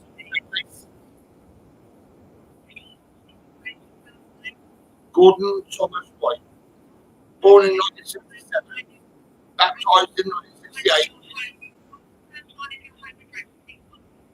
My home is 61 Cox Road. You must have evidence of all your abuse on my doorstep. SO533 Cox Road. I want you to send me a check. No, I'm not with a doctor at all. They understand how bad it is. You abused me for many years, 18 years, right? Brutality. Yes, I am. I'm a professional man. I was being case, right? Defamation of character. I was a gallant salesman. I covered Somerset in London, right? The Dutch Embassy. I've been in the Dutch Embassy, and you destroyed me. And I got you motherfuckers. Oh, yes. You're going to pay me £18 million. Right? The police are going to pay me £18 million. 18 years of bullshit. Brutality, defamation of character. Yeah, you locked me up, you pinned me down, you medicated me. I was a gallant man. I never see a doctor. I was perfect. I was helping, listen to me. And White, 57 now. There was loads of drugs in her house. My brother was drug dealer. Listen to me. Anne White, she's a criminal. She's jealous. She was verbally abusing the family next door. Right? The family next door, I've got a letter here from the lady next door saying how much I helped her and her children. Take it to court. It's going to court. I'm going to fucking destroy the election. You're going to pay $1 million. That's all right. This woman, right, she might make you someone. I'll tell you why. She's abusing me terribly. Evidence. You know? No, listen to this. Right, it's about to play again. Well, there's evidence against you. This is it. I mean, you. It's mental health playing games with my brain. The piano man. This fucking bitch, you know what she's doing? She's talking about my mother. If I was you, I'd go and see some evidence, right? I'll show you a letter about her neighbours next door, right? I looked after the family next door. But my mum was a jealous woman. She went to death house. She got this section.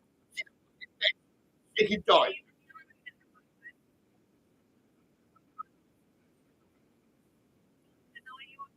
Listen to this. I'm watching the video.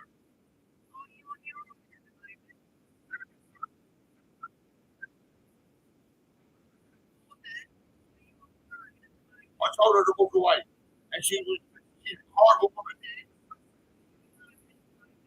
I'm live on YouTube and be scared about me. I'm fine. I used to employ staff. I can employ staff. You need to be trained. I live alone. What's your problem? Are you fucked up or what? If you harass me again, I'll kill you.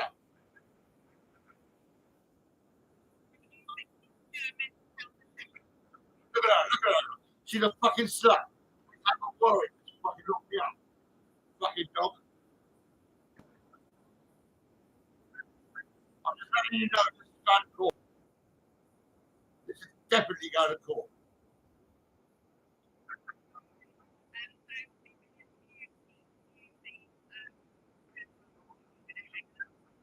I know you will, but I'll get you to court. I'll fuck you up. It's all live. I swore, right, she's going to hang up the phone. I'm talking to her, right? She's going to hang up the phone. Can you believe that? Yeah, sorry, go now if you want.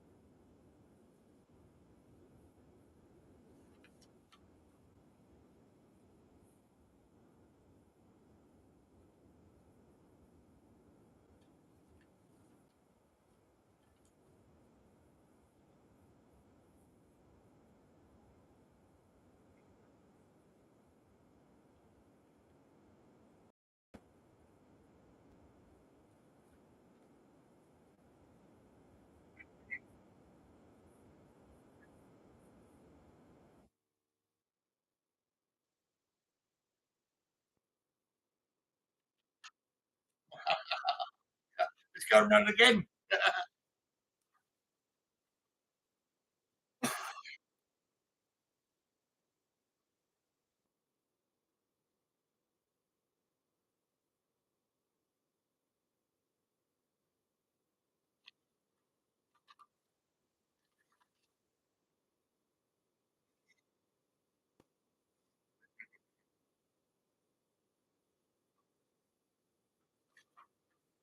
He's got a machete. Can you chop her fucking head off?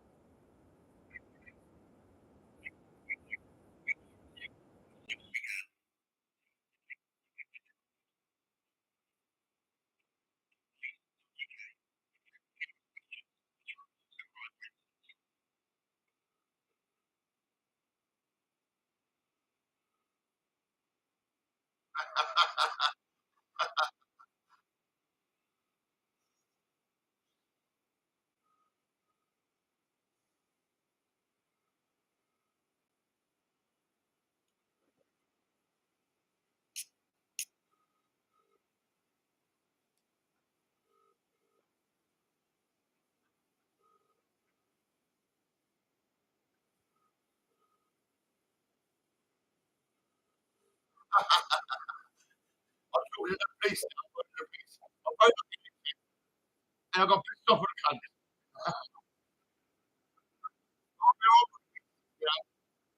I won't even tell the police about these two police officers, right?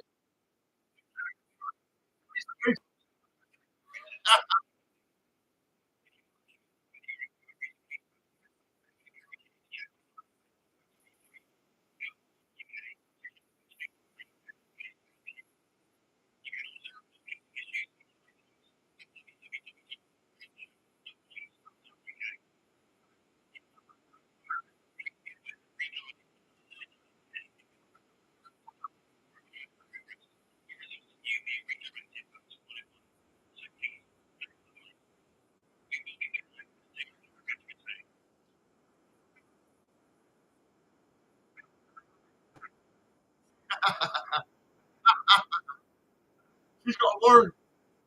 Yeah. She can suck my dick.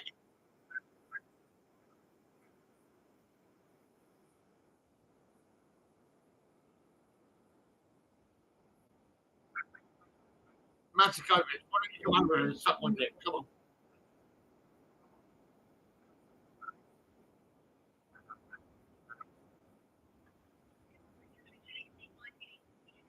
Hello, I've just I got quite annoyed really, to be honest. I mean, I'm actually live all around the world, and what it is, I want 18 million pounds, and 18 million pounds mental torment, brutality, defamation of character. I'm a good man, right? Now, this lady, right, she's got the power of attorney, and no, sorry, not power of attorney, that's my brother. Yeah, this lady, I'm saying we'll go into your house. We've got a woman. We can go in your house. Terrorised me. I'm going back through my old videos. And I've actually got some evidence. This woman, I mean, she's been at my house a few times. Put me up in a cage. My mother is a Spanish woman, right? She was verbally abusing the children next door. I also helped Carol Flood, right?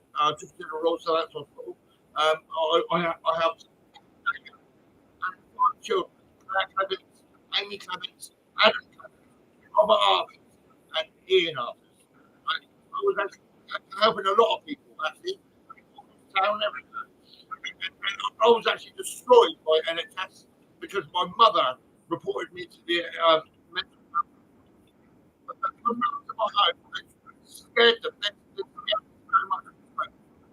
You can listen to my voice. My name's Gordon Thomas White. I'm going 8867. I was baptised in 1970. SO533 Foxtrot uniform. I will not accept my life has been destroyed by the NHS.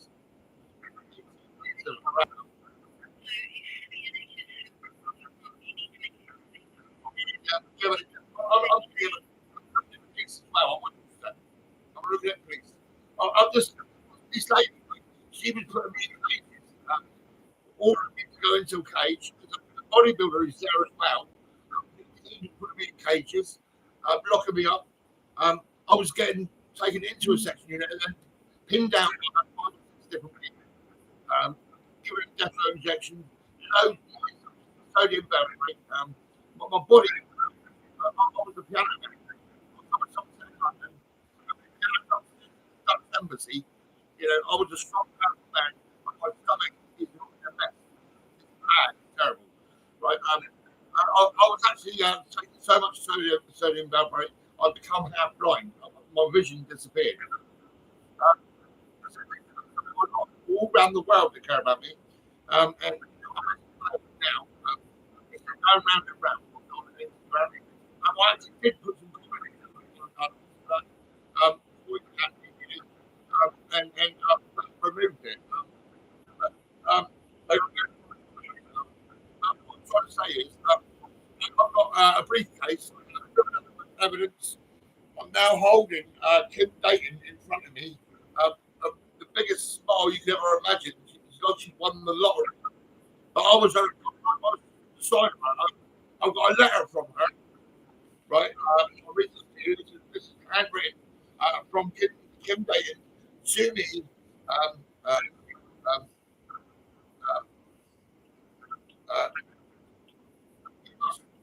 Means something. Must because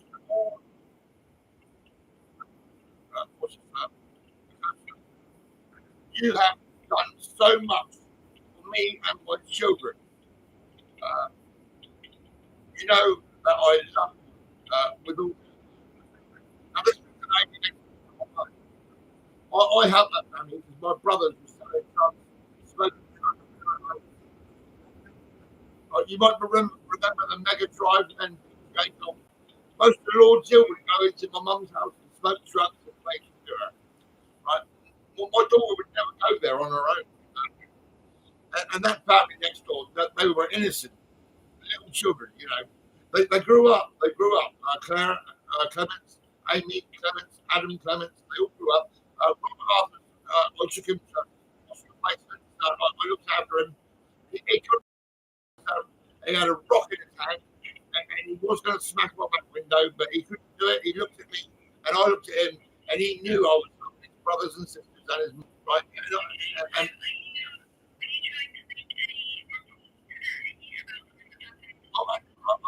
I'm quite annoyed. So I really don't know what's going into a courtroom. I mean, it's got to go to court. It's got to go to court. I've got all the evidence. I've got so much evidence. It's unbelievable. I had all them children around the table, right? I'm an artist. I got some pretty good artwork. The kids, they loved it. It was great. And I'm actually now doing treating to be anxiety and upset. I'm sat outside, coaching at my agency. I go on telly and I buy loads of stuff for the children.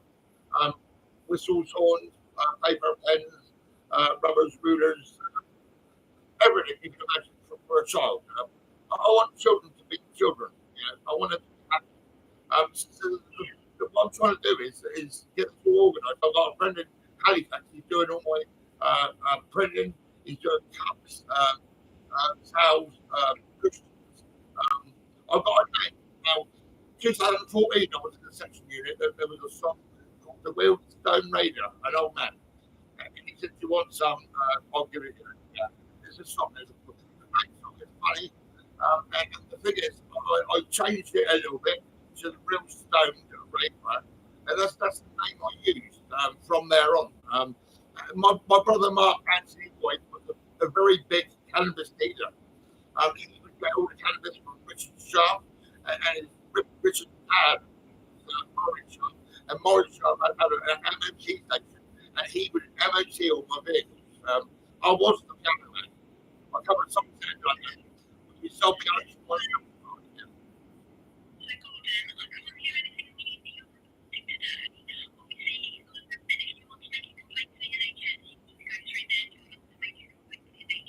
Yeah. It's supposed to be really. It's only hate against the this is crazy. And I was very annoyed the other day. There was a child in Manchester who's 13 years in jail, and it's madness. He was fighting for freedom. He's getting locked up, and he can't handle that. He wants people to be free.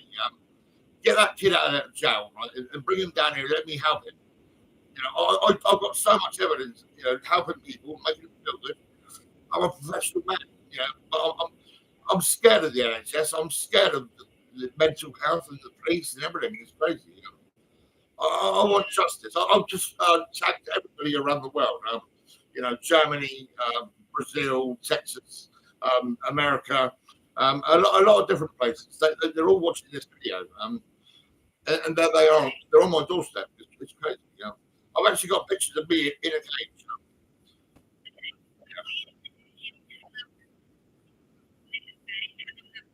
Would you help me?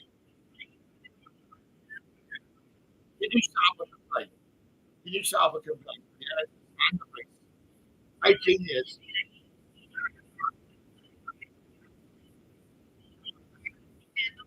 All right.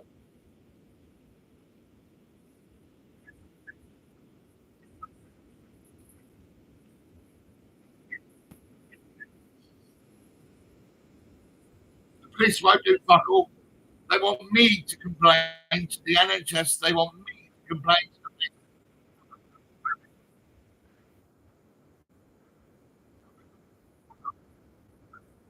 I'm fucking.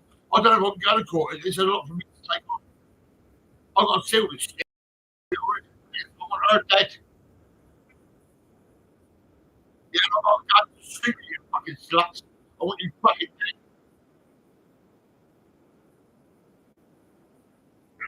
You're going to die, bitch.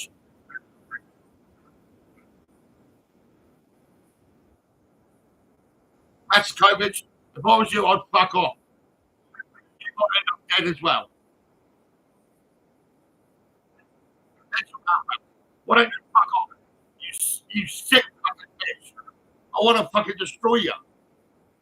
£1 million a year for 18 years, right, from the police and the NHS at 36 million fucking pounds. You pay me, and I might just fucking shut up.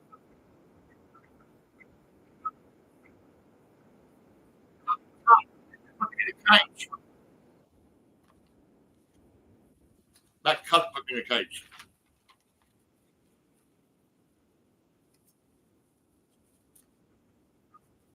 Yeah, that cunt put me in a cage.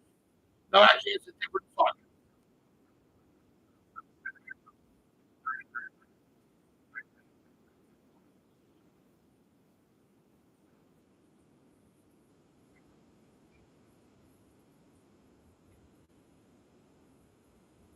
I want mental health to fucking be blown up.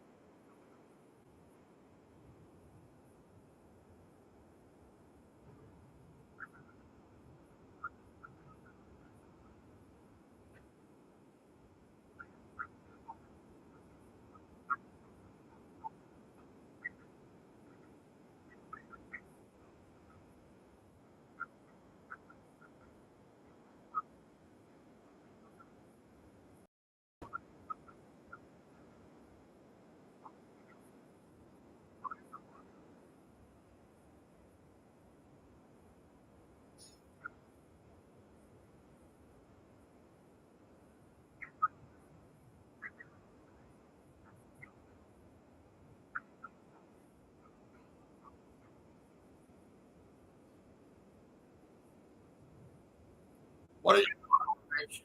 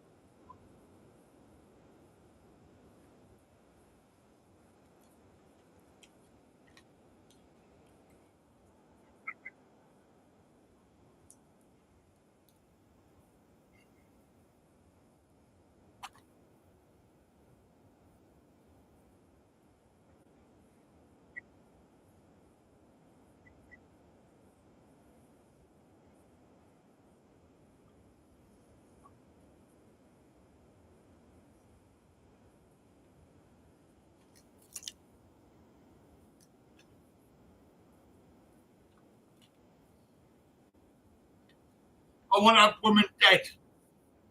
If you can kill her, I'll fucking pay the dog for all my benefits.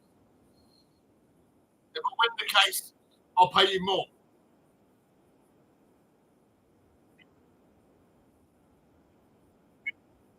Masakovic and that lady with the fucking face shackle.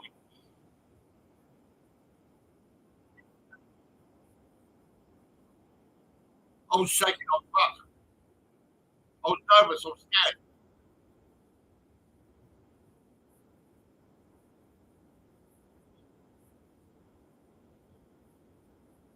Look at her. You know about my past. I was just hot in the past. You fucking dog. You're a fucking slut. I want to kill you, you fucking dog. I want you dead, you bitch. Die, bitch. Die.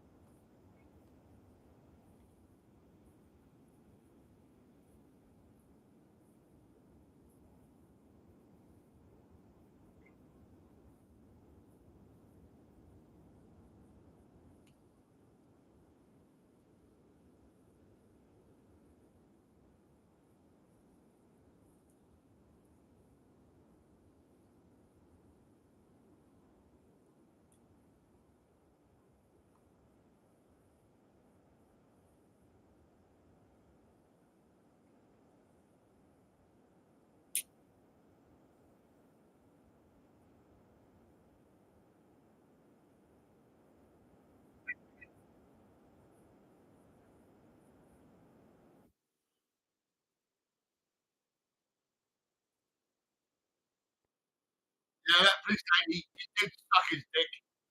There's two police officers there, a dark-haired lady and a shorter man, right? She was sucking his dick. Yeah. Actually, no, I don't know if he done that, but look, if she don't fucking get more compensation sorted, I'm going to tell the world that she definitely did suck his dick. If this woman would suck my dick for £10, yeah. And that's Kovic, I think she wants £20. Yeah, she'll do a doggy style for 20 quid.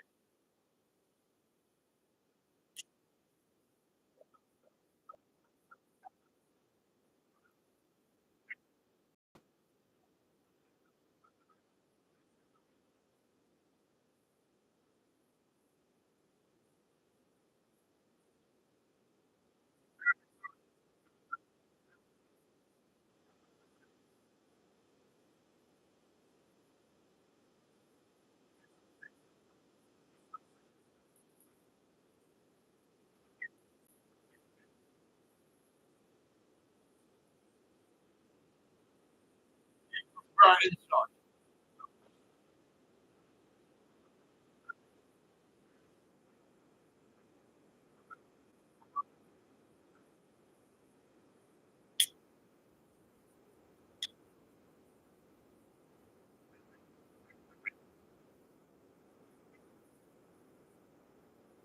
Yeah, I said you're not welcome, you fucking dog.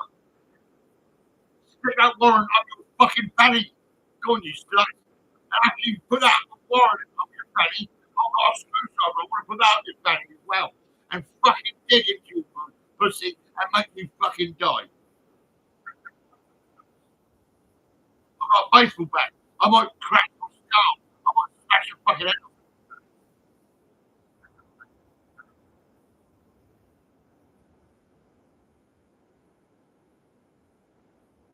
Yeah, yeah, yeah. Well, look at you, you fucking dog. Oh, fuck off with you, you sluts.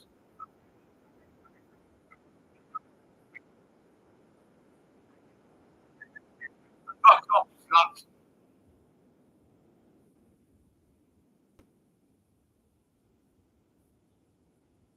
Yeah, you made me fucking blind, you motherfucker. All that shit you were putting in my body fucked my brain up. My vision went fucking.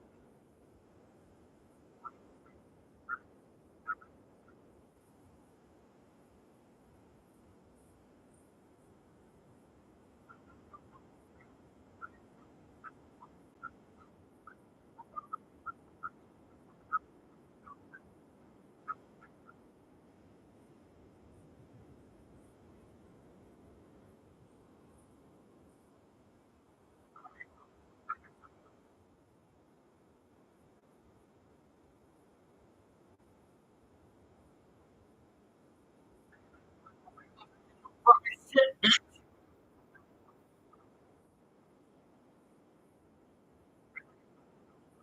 Fuck off, son.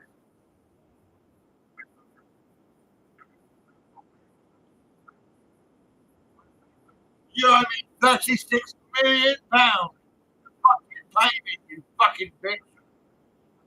Look at the police. Look at the NHS. Fucking bastards looked up for 18 years. They will fucking pay. They will fucking pay. I'll make the bastards pay.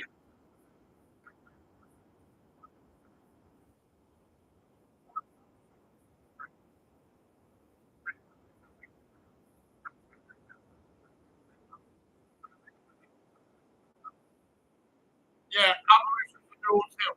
My mum was a first bitch. She hated her neighbours. My brothers were truck leaders. And I was the piano man for RHP pianos. Yeah.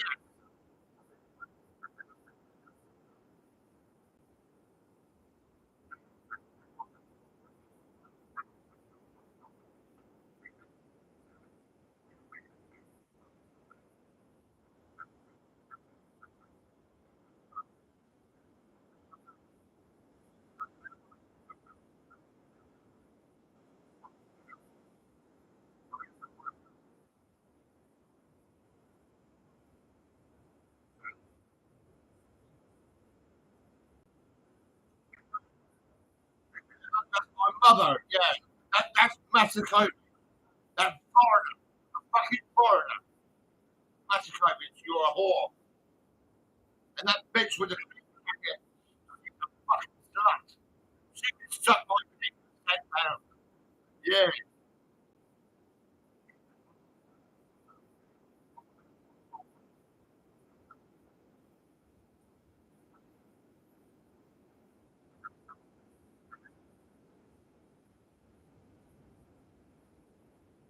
They locked me up for 18 fucking years. I'm out now, fucking bitch.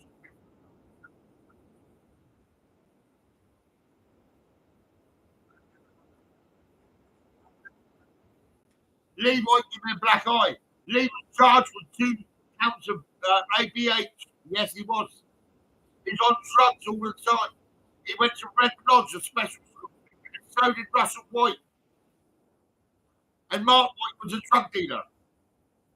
My mum's house was filled with cannabis.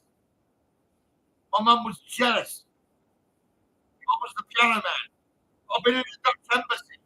I was a nice man who was polite.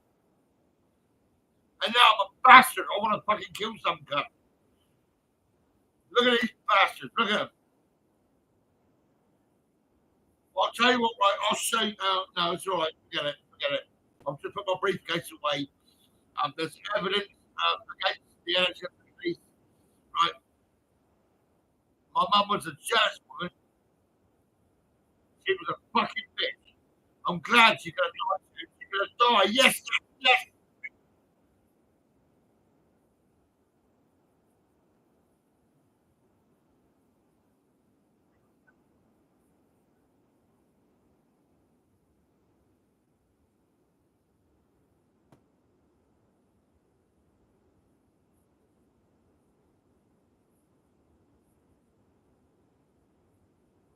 You look after my son, you fucking whore.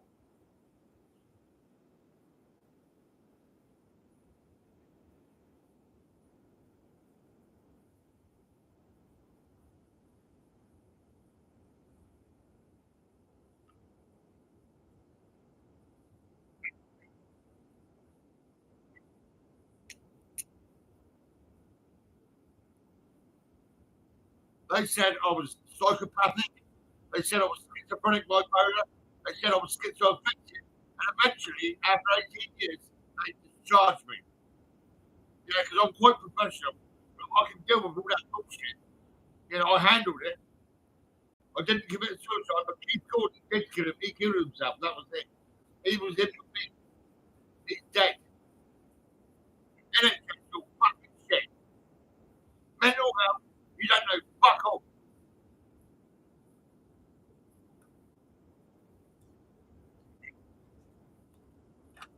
I got this. Yeah, look. What is it? Positive mental attitude. Yes. To be as you wish to be. That is the answer.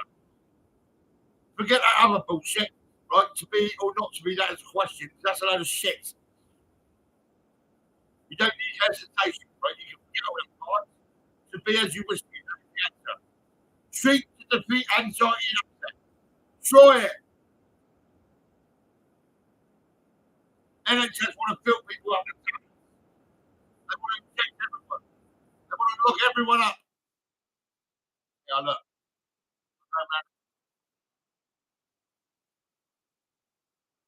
See them two police officers? See those two bitches there? See them others there? See that bodybuilder? I've got a briefcase filled of photographs and images you wouldn't believe.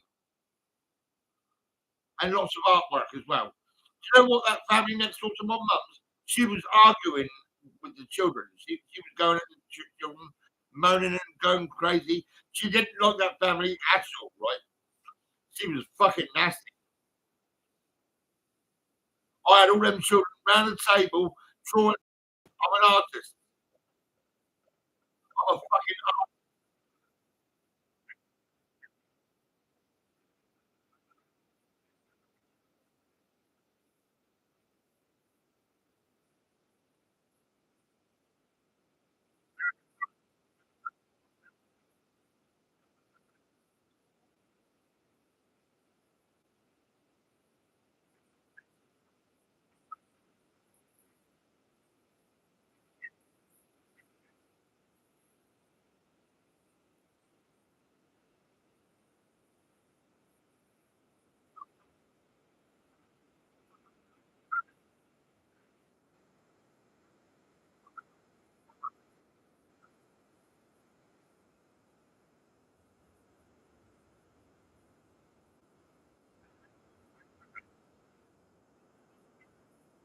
That lady,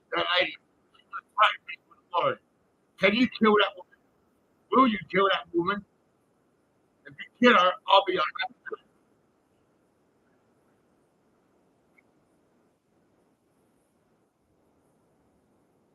And so that's not Macedovic. You can kill her. If you don't kill him, right, give me compensation. Give me the compensation I'm after. £1 million a year. 18 years from the police and also from the NHS. That's £6 million. If you pay me, right, I'll tell everybody to be careful and not to kill her.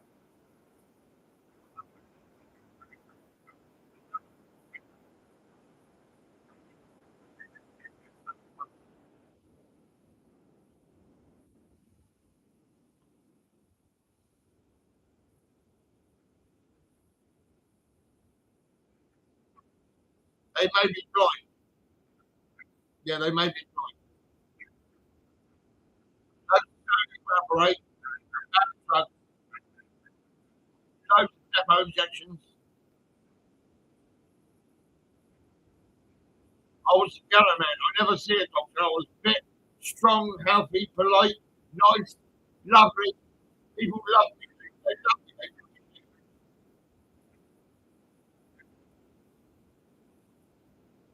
I'll tell you what, the people you see in this video, right?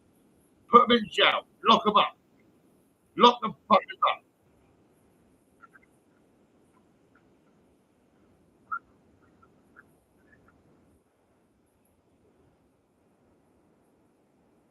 I'm not going to give you a death threat, mate. I'm going to get past them, put them in jail, and get them on.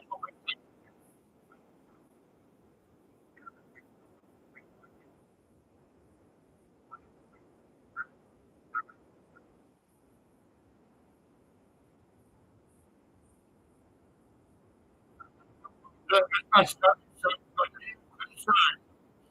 what the fuck you on about?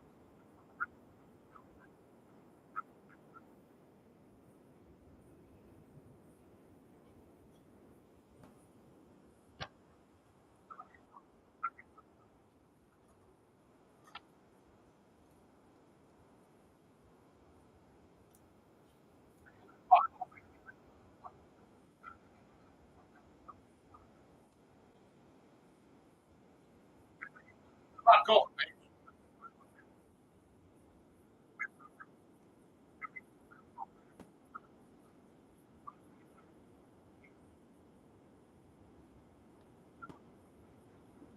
Fuck off.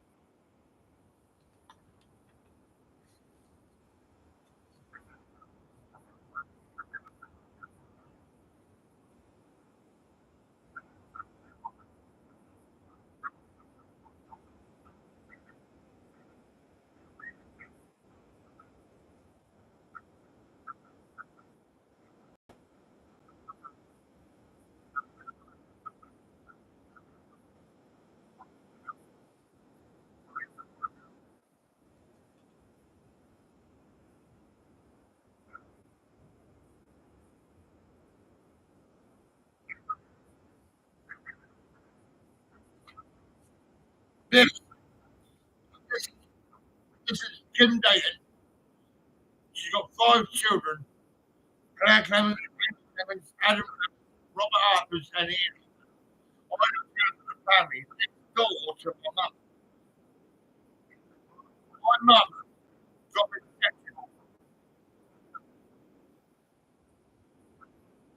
And these fucking cunts over here, they believe in my mother. It's not me. They don't believe in me at all.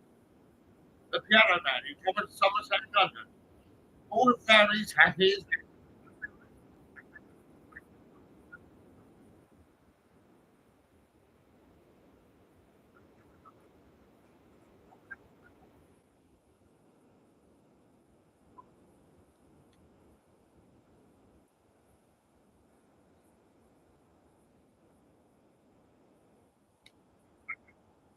heated. Are you fucking serious?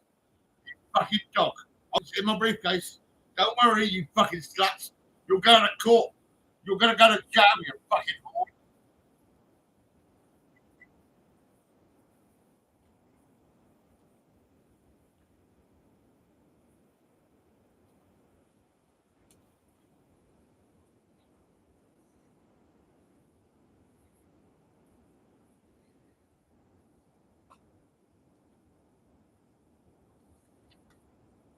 My dad.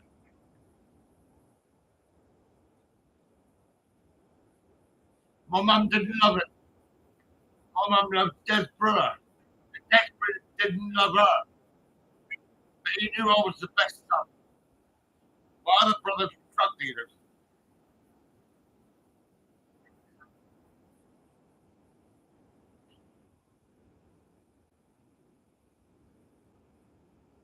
Lee White, actual bodily harm on two people. He had sacked them. Right, he gave me a black eye. Lee and Russell got tried to look after mum. Russell White, who went to Red Lodge at special school, a bossy motherfucker, phoning up section to take my phone, right? And also he's got a power of attorney over at my mother, right? Override that fucking situation, yeah? Override Russell White because he went to a special school. He's a bossy little cunt. I've got him on drugs.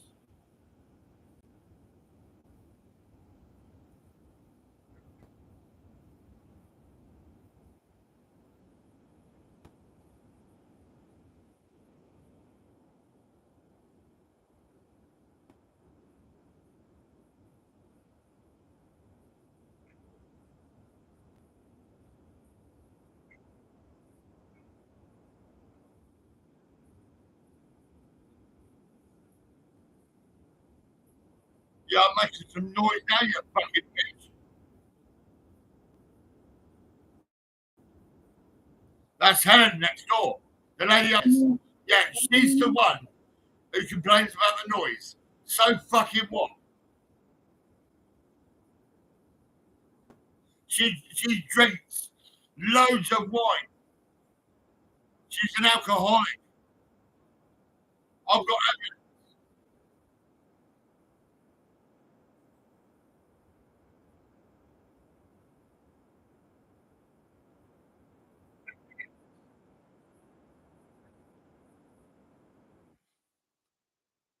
How are you?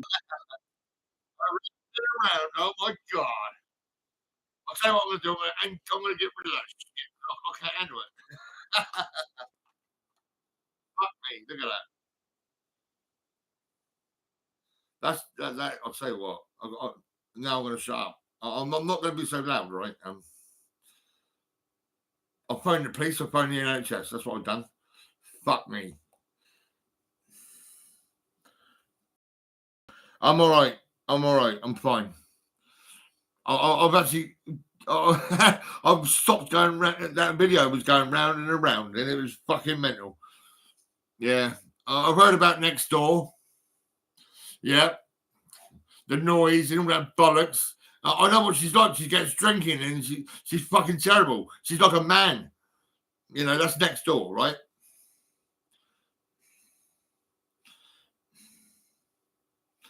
Yeah.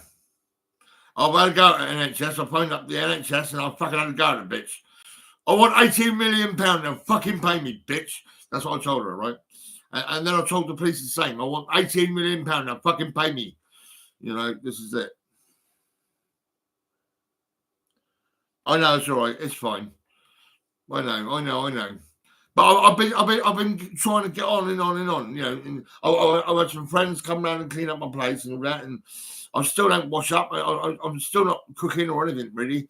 I'm traumatized. I'm fucked up. I'm destroyed by the NHS and police. Them bastards. They fucking destroyed me. They owe me £36 million, and if they don't fucking pay me, I'm going to double it. Yeah, £36 million each from the police and the same from the NHS. That's £72 million. It's going to fucking go up. I don't give a fuck.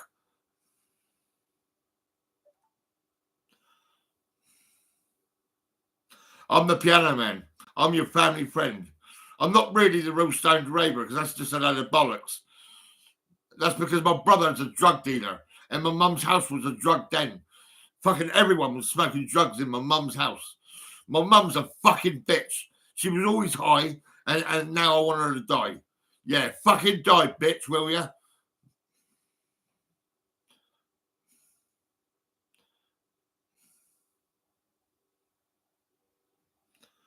Yeah, I know. A hug. That's great. I phoned up the NHS and had a go at the fucking bitch, right? I didn't know whether I was going to get sectioned again. I didn't know whether they're going to give me a warrant and another warrant to come into my house and lock me up and drag me into cages and fucking put me in section units everywhere. All over the country, fucking covered in section units everywhere. My daughter was a legend. She actually fucking got me freedom for a little while, just a break, you know. One section unit. Do you know what? I looked at everybody in that section unit and I fucking burst out crying. I was crying like a baby. And my daughter started crying. She was on the phone and we were both crying. The last time my daughter, Steve McCarthy, right, the boxer, right, who set up a piano shop in Commercial Road, Southampton, right, and tried to be as good as us, but no one was as good as us. We were the dog's bollocks. We were unique. We were going to people's houses with pianos. We were shit up, right? And Steve McCarthy strangled me, right? And my daughter see that, and she cried. And then that Steve McCarthy, who's now fucking dead, right, paid me £10 because he strangled me. So he paid me £10. The cheeky cunt. I went round the corner and I got some drugs. That's what I'd done. I knew a dealer downtown, right, and I grabbed himself a tens, right. But what the fuck? I mean, shit, what a wanker. You know what I mean? The piano business is suffering from people like Steve McCarthy, a boxer. He was a greedy motherfucker. Yes, he was a cunt. You know what I mean? Yeah, well, I don't know if he was gay or not. I mean, you know, well, I don't know. He's a boxer, so what the fuck? I mean, Alan Snook, he could have been a gay man. He was a pervert. He was a fucking weirdo. And he was giving me spoonfuls of amphetamine, the little cunt. And when I was a little boy, Tommy Avery wanted to fight me. And fucking Lee Bedwell wanted to fight me, the little cunts. And me and my partner, we walked down Sainsbury's. And 5 people jumped me over one cigarette. So all these little bastards, right, they're going to fucking die. I say, no, I'm going to fucking get it sorted. I'm going to make sure some cunt comes to this country and kills these motherfuckers. Yeah, and also the psychiatrists and doctors and all that bollocks, they can all fucking die or go to jail. This is how it's got to be.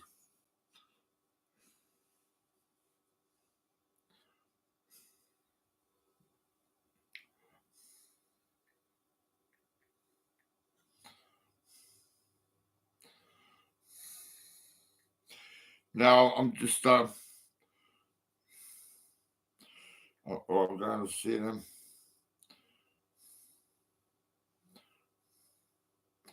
Right.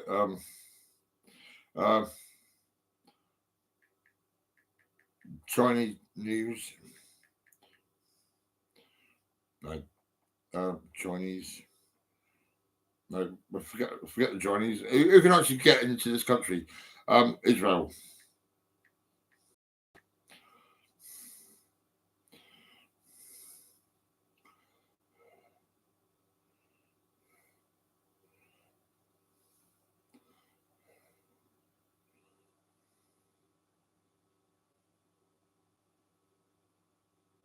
Yes.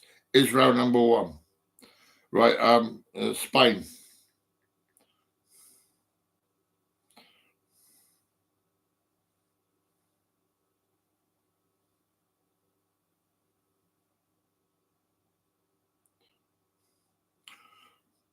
Germany.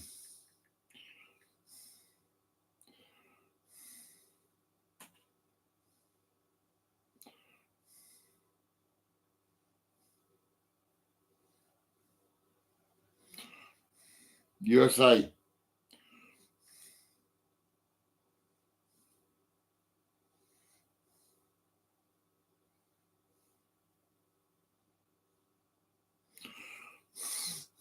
France.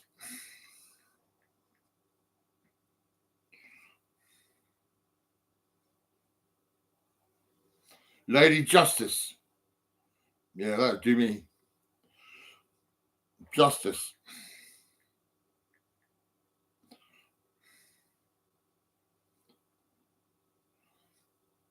Justice reigns. Yeah, that's pretty cool. CC.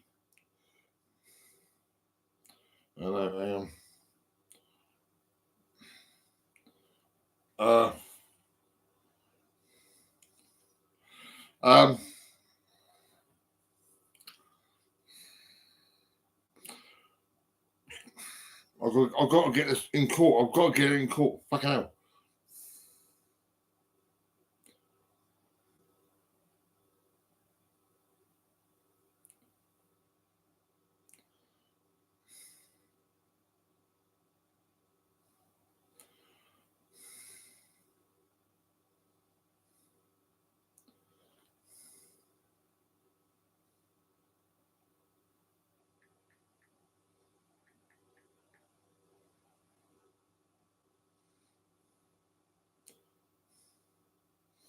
Truth Seeker. That's great. All the newspapers. Come on, let's go. Daily Mail. Daily. Let's see what else we got. Daily.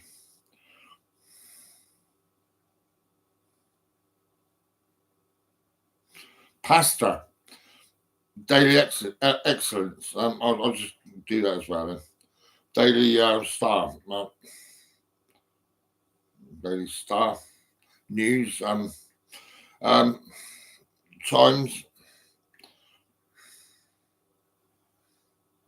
The Truth. Time's Up. That's good. Yeah, fucking right, you bastards. NHS.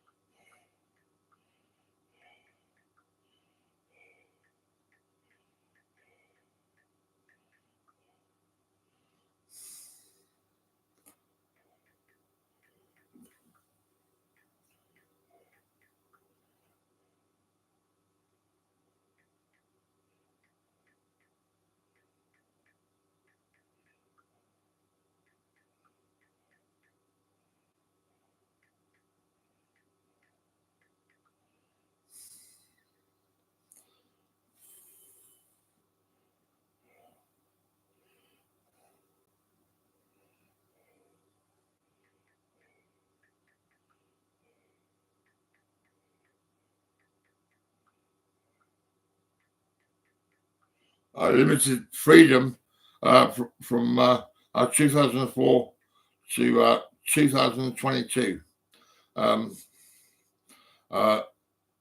Limited. Denied freedom of speech. Speech.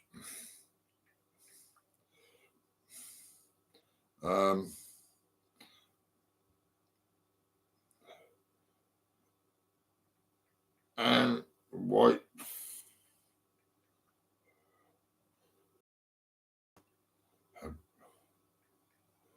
Four boys.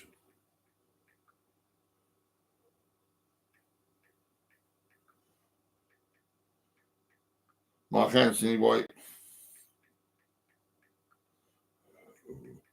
was selling lots of cannabis.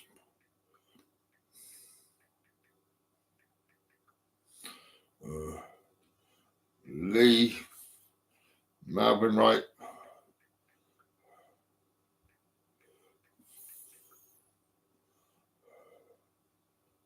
and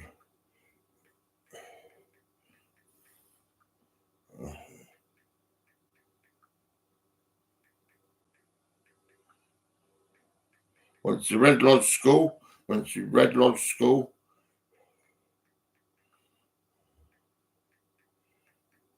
For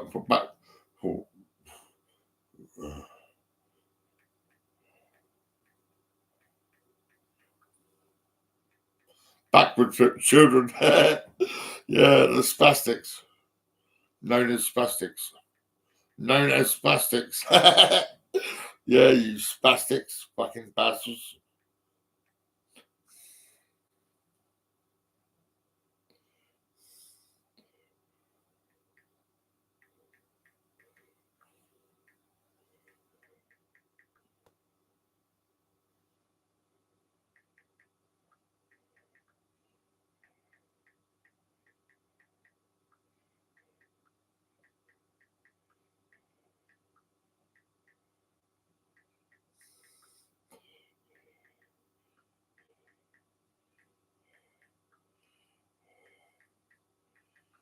Leave Alvin White gave me a black eye.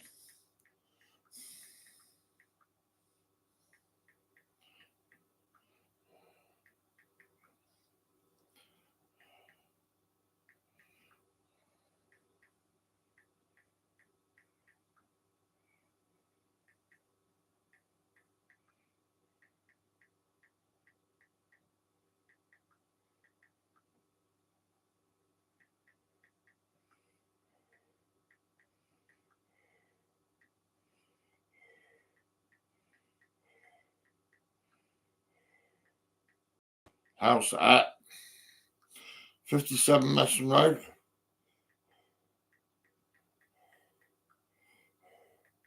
Lord's Hill, Southampton.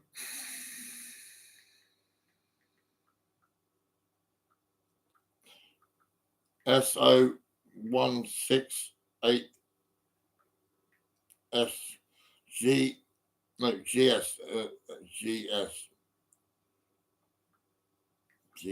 that's it. With cannabis fumes.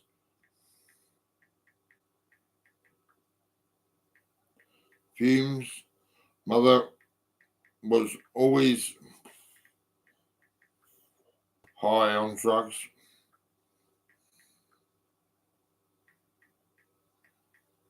As was my brothers, my three brothers, and those who live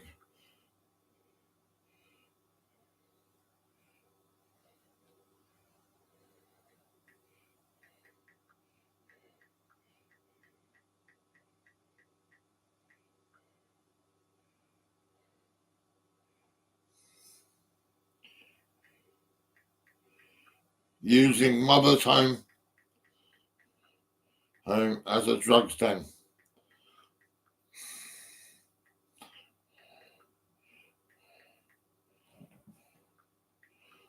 I helped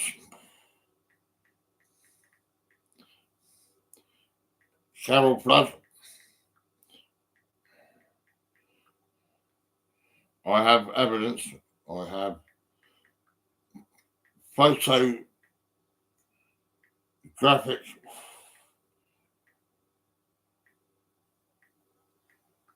evidence.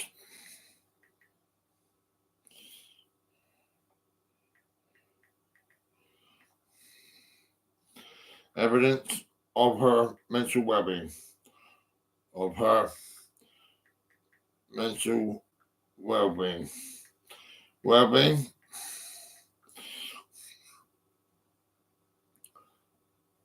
Kim Dayton.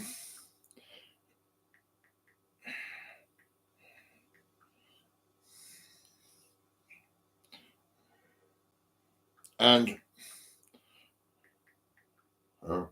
her 5 children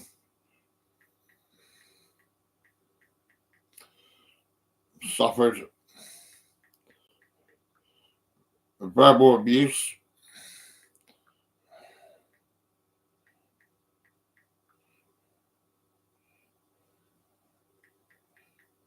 her mum next door. Mum was jealous.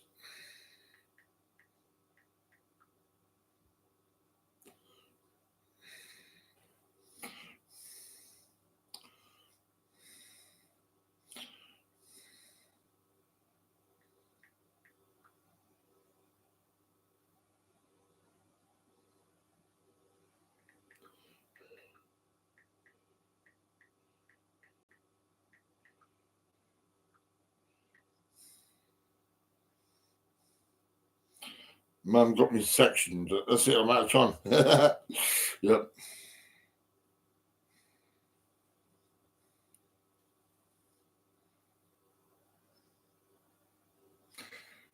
The truth, and here we go. It's going through. Look at this. Look.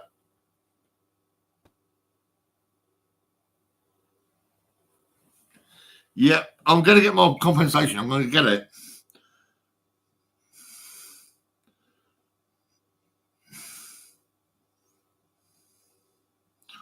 No, seriously, I've got evidence. We've got evidence.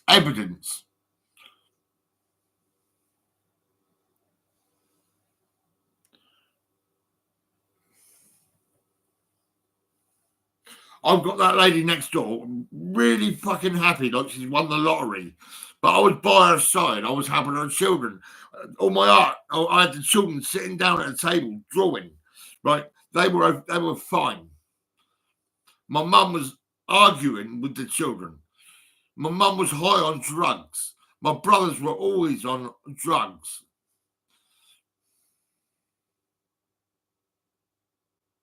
I've got a letter from that lady saying how much I helped her and her children. I drove that family to Derby to see their dad and all the kids and all that. I've done the best I could for that family. And my mum got me sectioned. My mum's a fucking whore. I want her dead.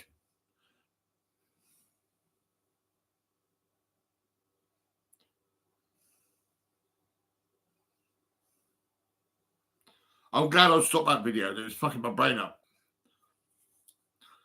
The more I think about next door, she was a fucking bitch as well.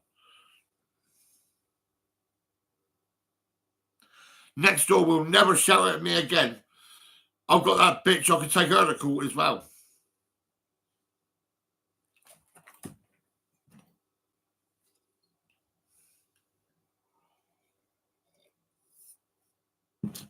I'm not horrible. I let people be angry. If you go to Lord's Hill, right, Lee White would always go up to one Fraser Close, right, to see Jeff Foreman. And Jeff, he would shout at people, he would. That's what he would do, right? And he actually told me, right, what he did do, he actually sat me down in a chair and gave me loads of speed. Yeah, like this he was. Yeah, like that. Yeah, and I actually calmed that cunt down because he was a bit of a nasty bastard. And he did say, if I say anything, he's going to stab me. Jeff Foreman, I feel sorry for you, you motherfucker.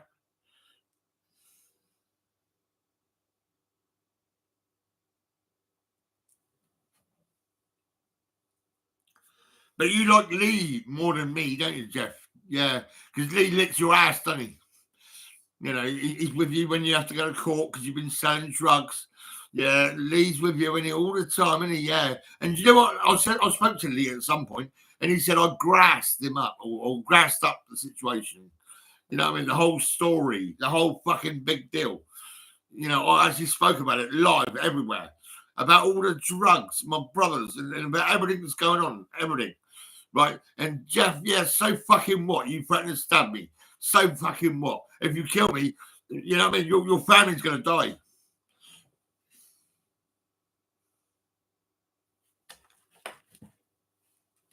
He won't kill me. And just family, I helped them. I drove them places. I looked after them in my Freelander. And do you know what? Jeff was actually giving drugs to his grandchild. Yeah, and his grandchild was selling drugs.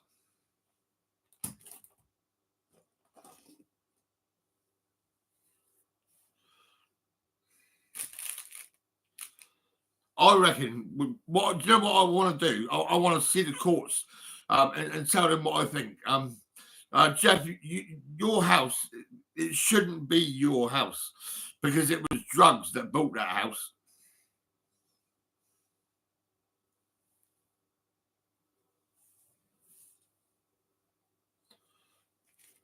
Mark, you look too good on Facebook. You got a tie shirt on, but look at you. You're a bad boy, man. You've been selling drugs for years. Yeah, you was in mums, and you would always watch football. No, listen to football in the kitchen, right? And if you look at him, he might just fucking punch you. You don't know. You're not sure. So that's the only thing that worried me about Mark White. You know, he could get nasty. He's also got a big fucking chain on, right? That should be taken off him by the police because he bought that with drug money, right? Loads of drugs being sold, right?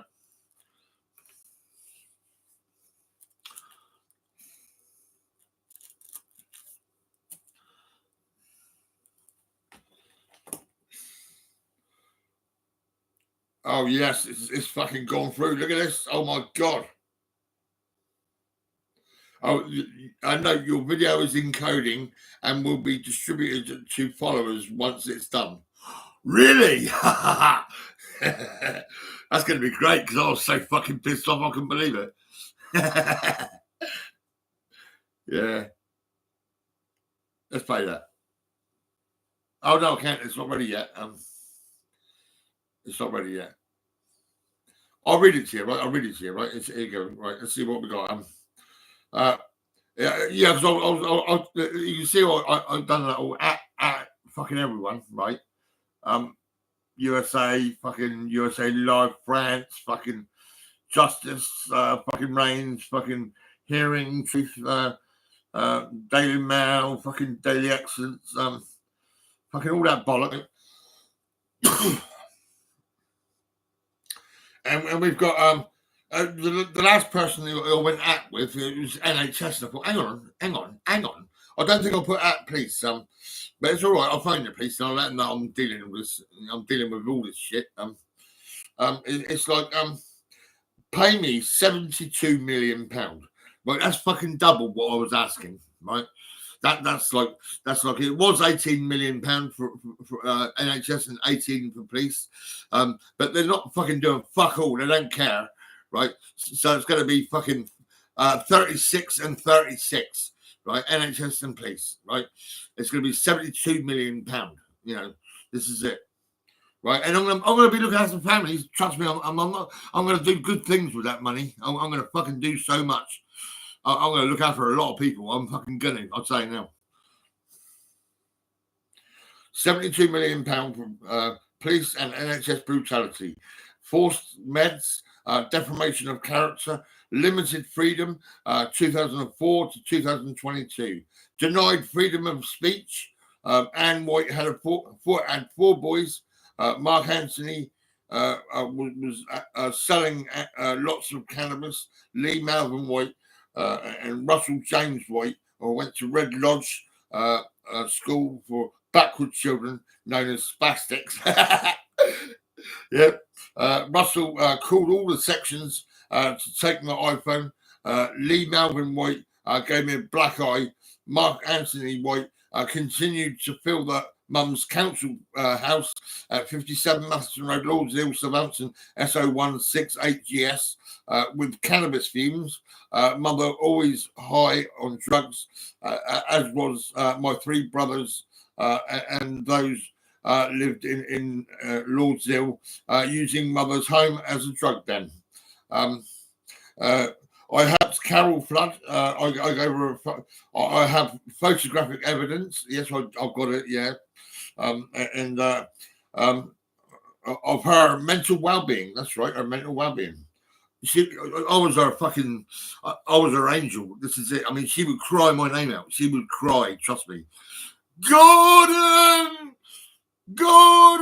Like this is what she is. A dear old lady. You know. Right. I have Carol Flood. I have photographic evidence of her mental well-being. Kim Dayton and her 5 children suffered verbal abuse from my mum. Next door, mum was jealous. Mum got me sectioned. Yeah.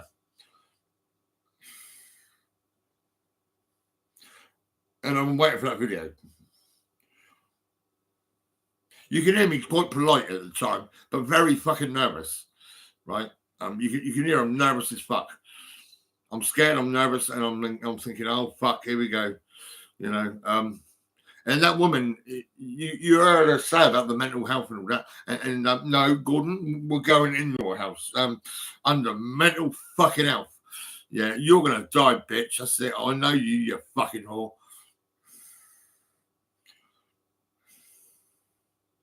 That was a scary situation. That was fucking terrible.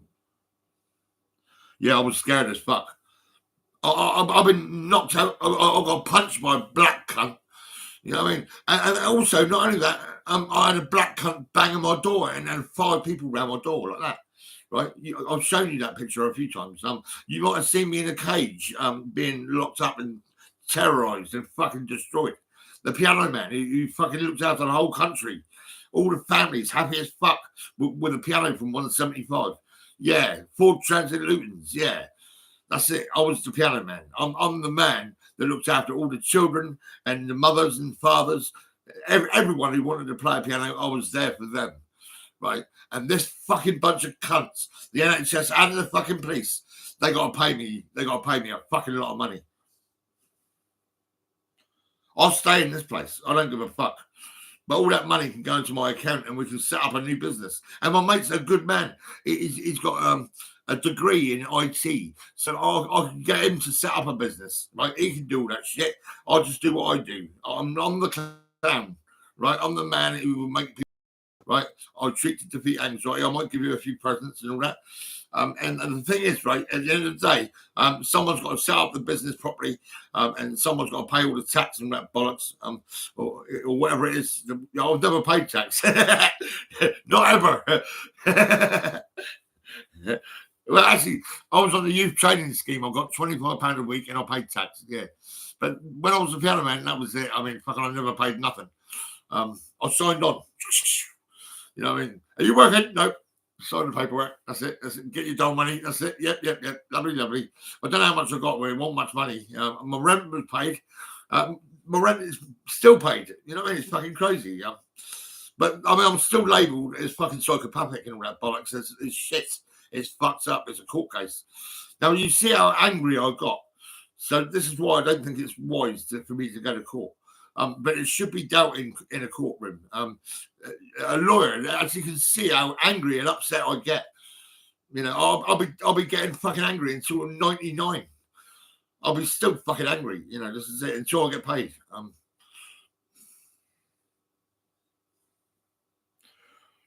Is this going to be ready or what? I mean, I'll wait for this.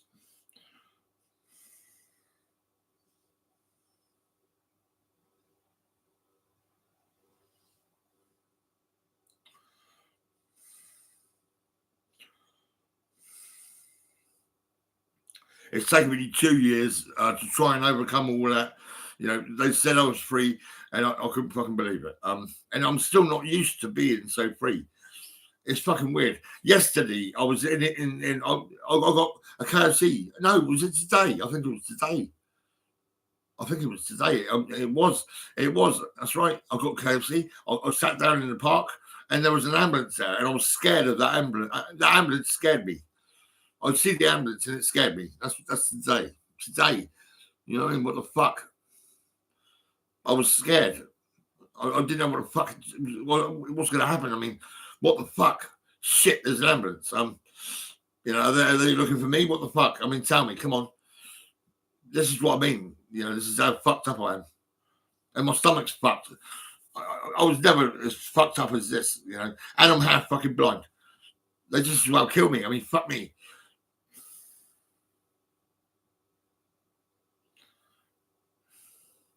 The royal family's fucking shit. Charles, wake up, will you fucking old cunt. Look at the NHS and the police and see what they're doing. I mean, I'm the piano man. I looked after Somerset and London and the Dutch Embassy. Go on, Judge. Sort it out with you. Get me paid. Tell Charles he should have looked after Diana. He didn't give a fuck about her. Charles, I don't like you much. You didn't care about Diana. You'd rather shag that old bag you're with. I mean, what the fuck?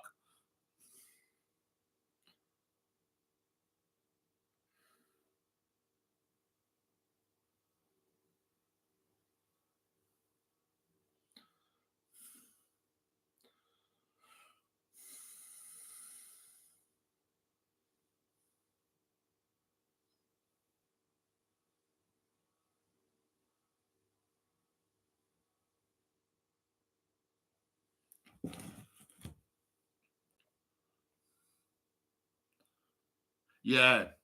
Fucking Diana, I loved her to bits. I was in the hospital when she died and I couldn't fucking believe it.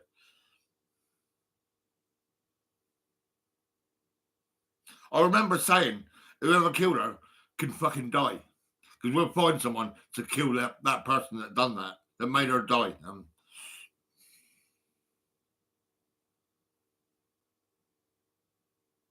Yeah.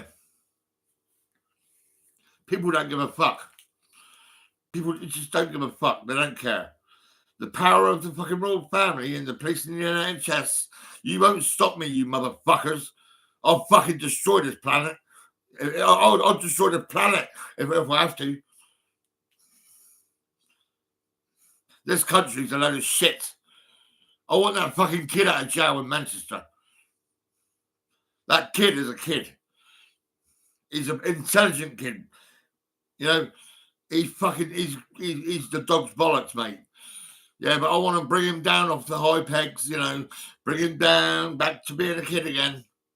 You know, retrain his brain, you know, give him a few McDonald's and a bit of KFC and, you know, maybe some super dry clothes and all that and fucking, you know, I don't know, something. I'll think of something.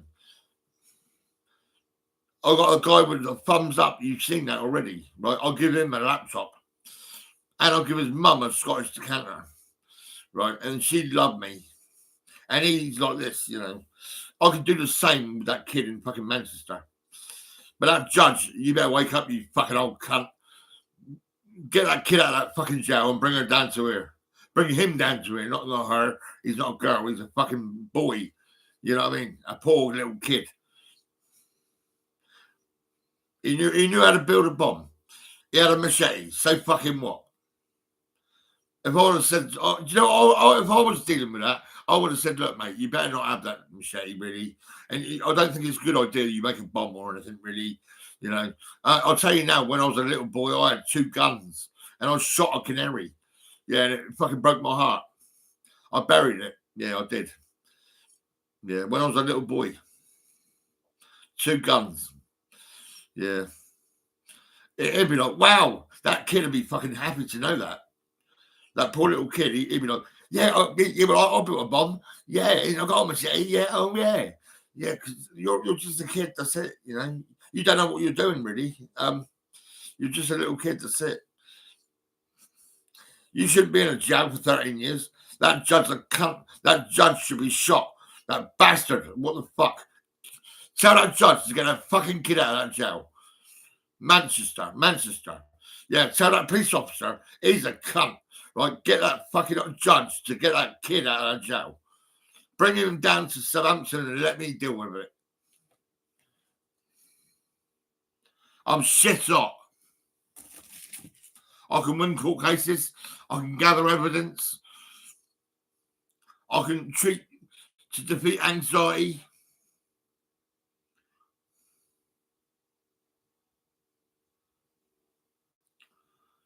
I had to take on board a load of shit.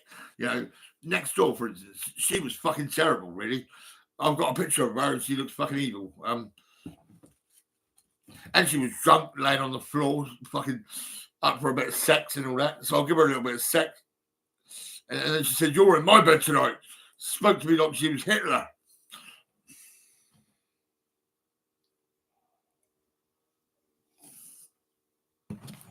I laid in her bed and I went to sleep like a baby. Yeah, and I woke up and I said, can I go now?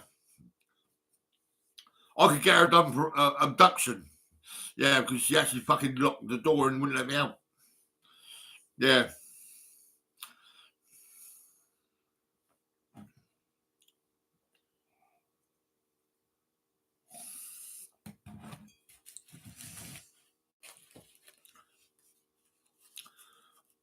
I'll be straight on to the prosecutor and I'll be saying, can you ask her, does she drink a bottle of wine every day? Was she laying on the path drunk? Does she get annoyed when I play some music? What is she like? Come on, tell me.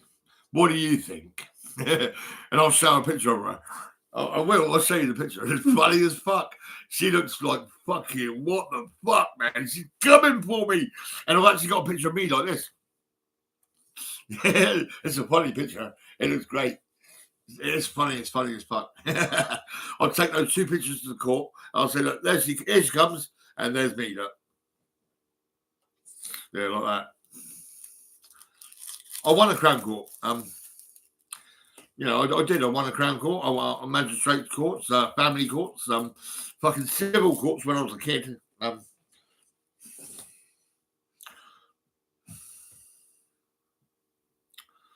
Yeah, I just can't get a suit on because I'm fat as fuck. But I'm only like this because of the NHS. They abused me, destroyed me. They ruined my fucking body. My body's fucked, you know. Julie Bursey, the social worker, she left me, right? Well, she told me because I was eating, I got fat as fuck. But I mean, I was in and out of section units, right? I was in section units and eating. I was also on sodium valproate, quite a lot of it, you know, all the fucking time forever, and also the depot injection, right? And when I got out, I was sitting with William Beanie, a Saints football player who's retired. A good man. He's got loads and loads of money. But the thing is, he would sit at Matt Baker's, and Matt Baker's would harass me into buying loads of fucking food. And I actually bought it because it was comfort. It was comfort. That's exactly what it was, right? I'm not going to say no more. To the judge, I'm going to say that was fucking comfort food, right?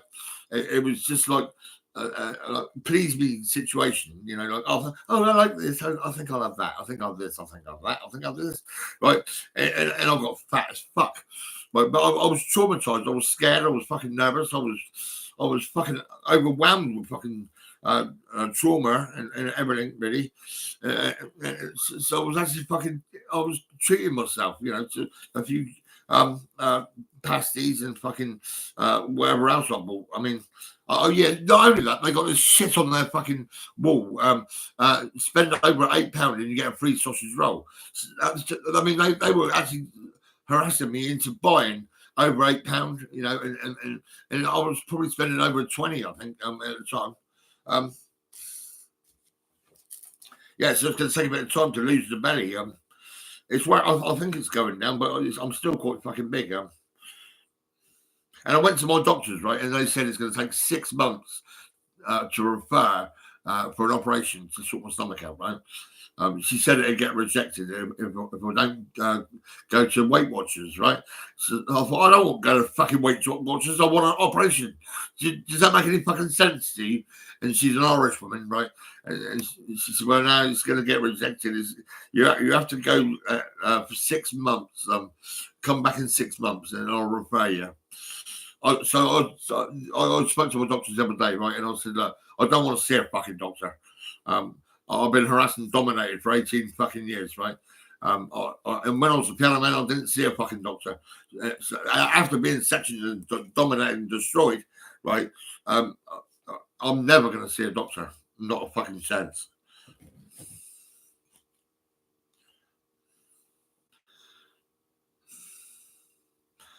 Well, if this woman comes down from upstairs, right? I'm going to have to tell her. I'm not going to moan at you because I feel sorry for you because you're fucked up. You got an anger inside you. You're fucking evil. You know, you're an alcoholic. You know, you like to work, but I mean, is that to keep your brain trained? Is it to keep you focused? Is it? I think I'll be a cleaner. Yeah, I'll be a cleaner. Yeah, I'll do some cleaning. Yeah, oh yeah. Yeah, because otherwise, if you don't do some cleaning, you're going to be an angry fucking bitch. Yeah, drunk all the fucking time.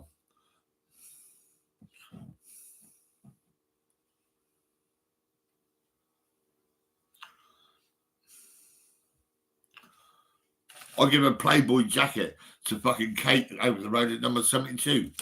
Right, I've treated her to a minion, a teddy about this big.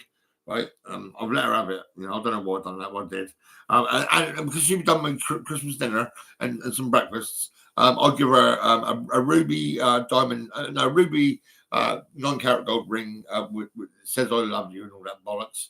I let her have that. And yesterday I give her a Playboy fucking jacket, a white Playboy jacket. Yeah, which I've had for many years, and it don't fit me at all. So I let her have it, you know. And she went like this.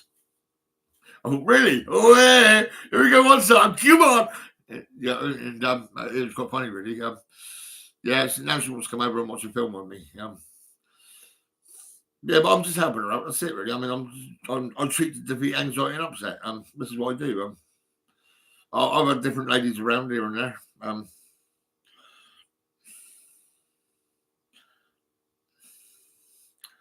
Yeah. But I mean, now I've got a bit of a lower backache and my stomach's a bit fucked. I do kind of like get it on with the doggy style and all that. And it's quite nice. Actually, yeah, I mean, Jane, she had it doggy style up the top of the stairs. That was down the road a bit. In a house.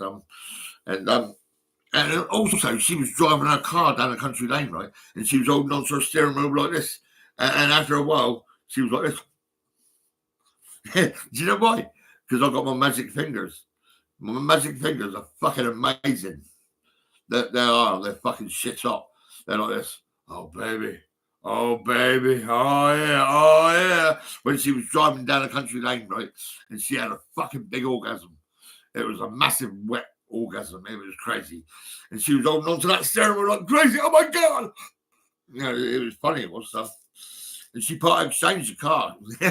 Yeah, and there was a big wet patch in the middle of it. And do you know what? When I made her orgasm in the kitchen, well, the fucking kitchen was soaking wet. The whole floor was fucking wet. It was crazy. Yeah. I'm good at sex, really. I mean, I can be good. I had sex in the warehouse with a lady called Nessie. She done the cleaning the keys and all that. Yeah, and I had her over pianos and all sorts. It was crazy. It was great. Yeah, it was quite funny. My partner, well, she was quite sexy. I mean, she was just, you know, I mean, well, yes, well, I think I went better. You know, this is it. But we did have some good sex and that. But I was like, oh yeah, we had a camcorder. That's right. In the kitchen. No, not in the kitchen. In the bathroom. No, not in the bathroom. In the fucking bedroom. Yeah, the camcorder. But I mean, I actually destroyed it because I was too shy. I didn't want people to see how good I can be. So I destroyed the fucking camcorder. That was before the internet and mobile phones. But now everything's fucking recording. Everyone's recording everything. It's crazy. I remember when I was a kid, right? My dad, he was in the living room, right, and he was showing me blue movies. You know, blue movies. Do you remember blue movies? Yeah, my dad used to show me them. It was crazy. It was, you know.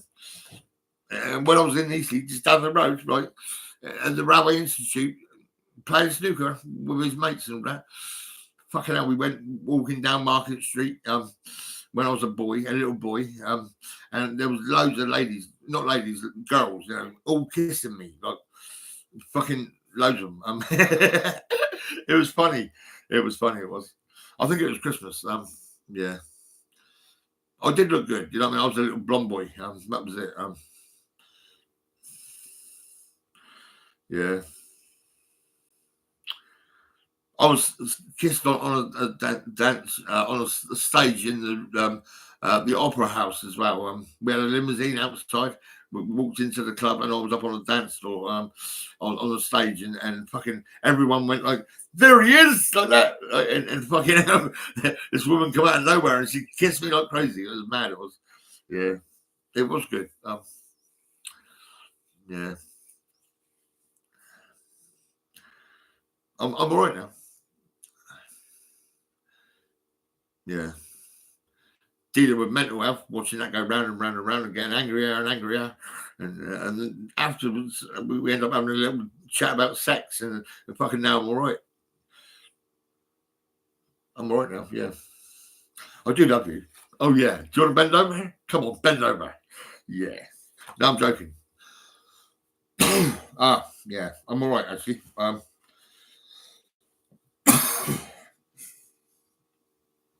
I have been holding Kate's hand, right? I've been like, oh, she likes to give me a shake my hands and all that, right? Oh, she's all lovely, soft skin like that, right? Do you want me to hold your hand again like this? And I'm going, oh, nice and soft and all that, right? And she's loving it. Yeah, I'm feeling better now. Yeah, I'm all right. I hope Kate's going to be all right. I mean.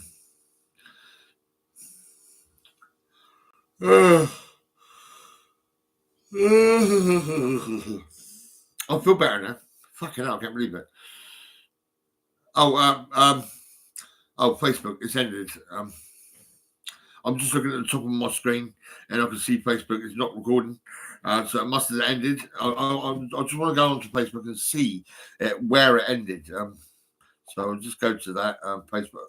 Oh, yeah, unable to. That's it. Right, view the post. Where is it?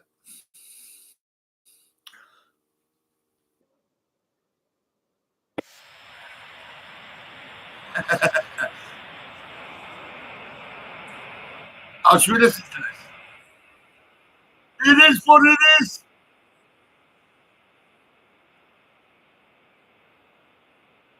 I got the hat off. I got it off.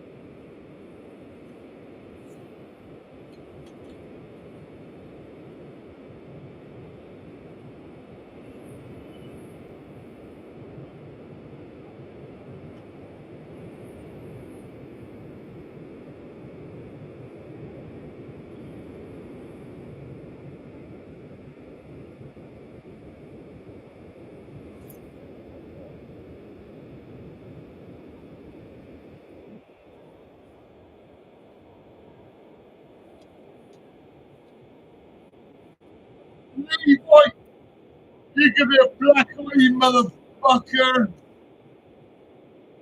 You give me a black eye, you motherfucker.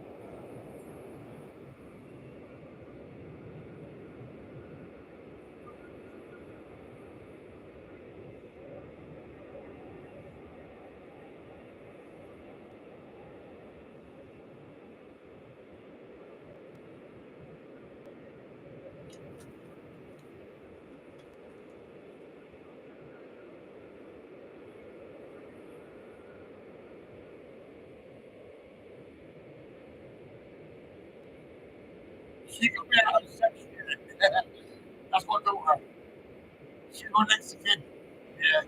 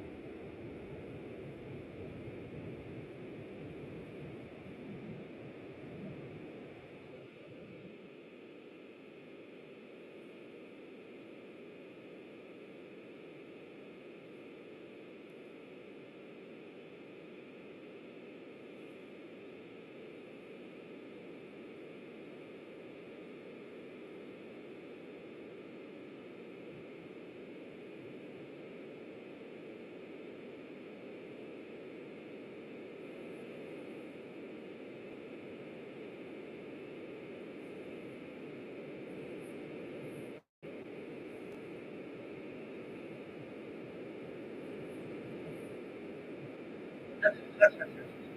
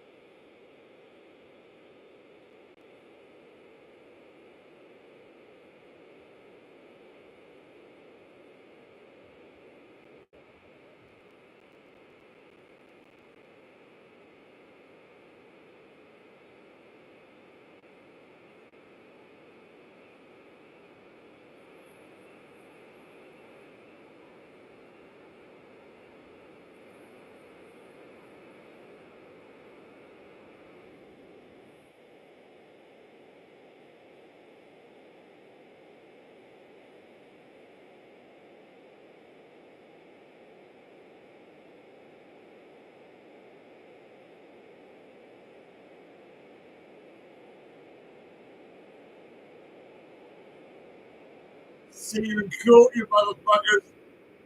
Oh, yeah. NHS and police. I'm going to clean you out. 72 million pounds. Oh, my God. 72 million pounds.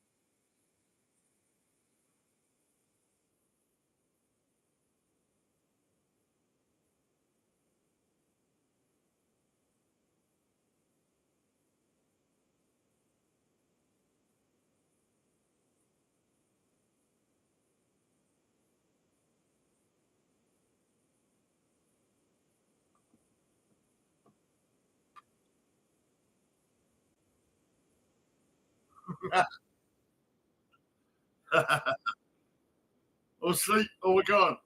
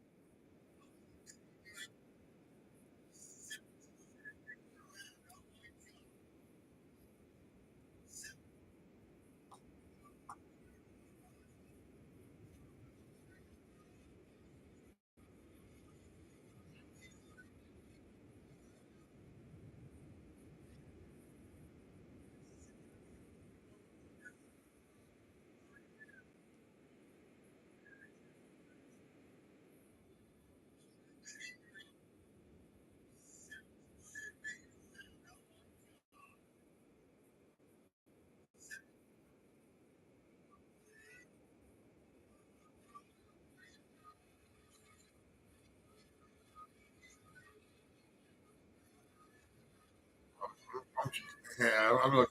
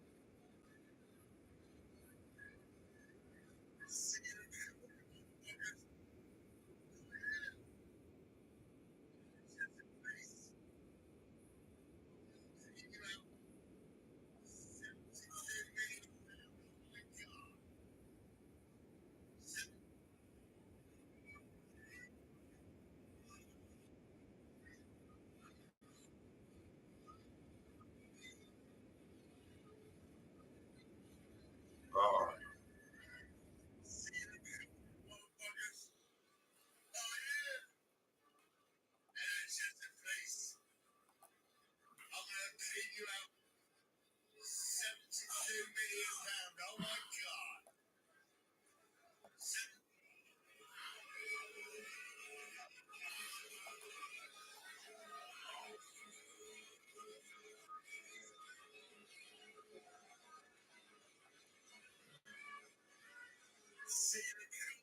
Oh.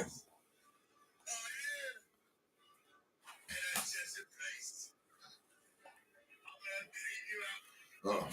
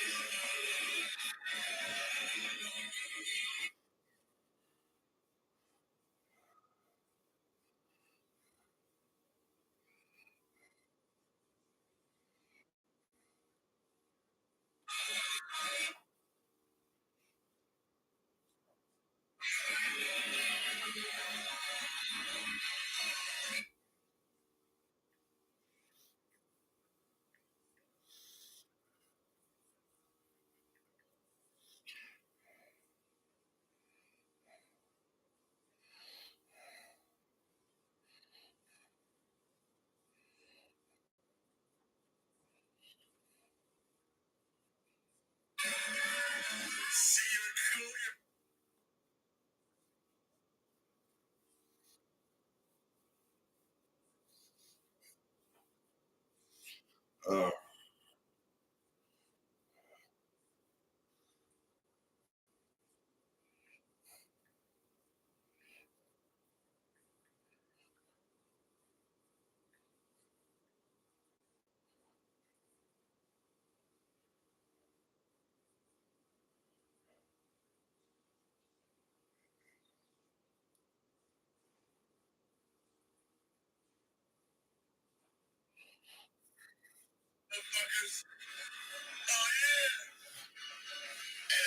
in place.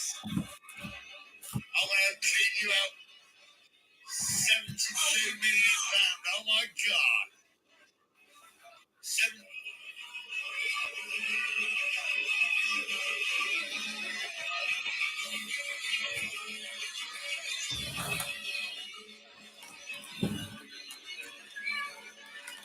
See you in court, you motherfuckers. Oh yeah. NHS in place. I'm gonna clean you out. £72 million. Oh my God.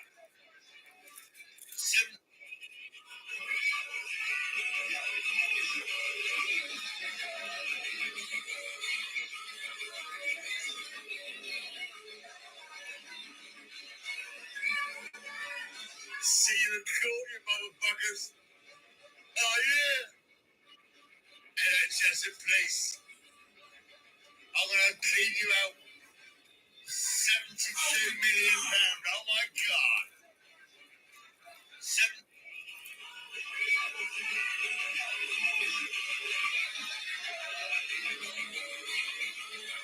Oh yeah.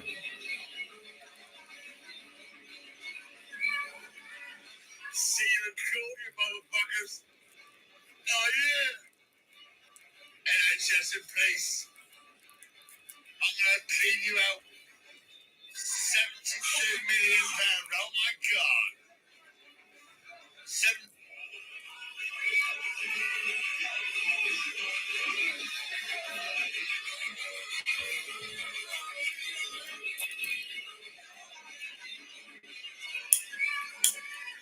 See you in court, you motherfuckers. Oh yeah. NHS in place. I'm gonna clean you out. £72 million. Oh my God.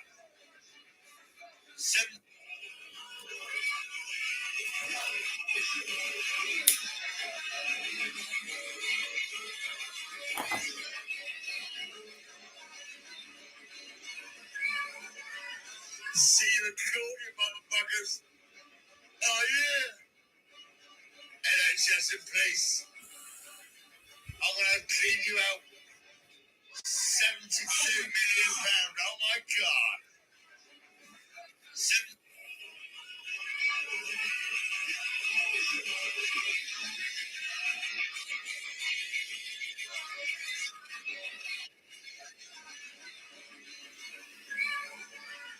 See you in court, you motherfuckers. Oh yeah. NHS in place. I'm gonna clean you out. £72 million. Oh my God.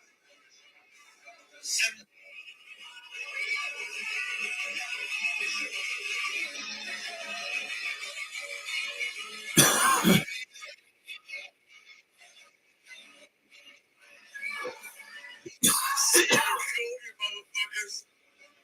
Oh yeah. NHS in place. I'm gonna clean you out. £72 million. Oh my God.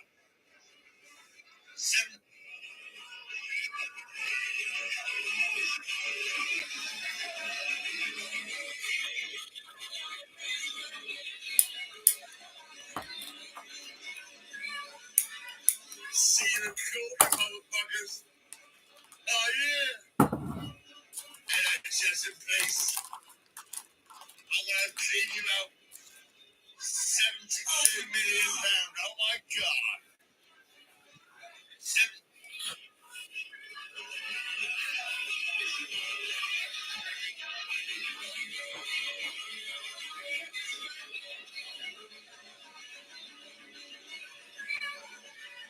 See you in the cool, you motherfuckers.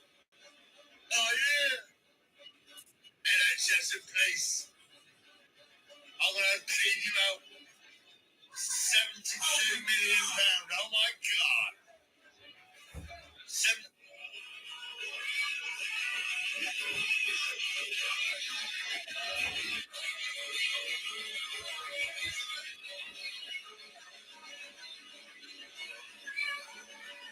See you cool, you motherfuckers. Oh yeah. NHS in place. I'm gonna clean you out. £72 million. Oh my god.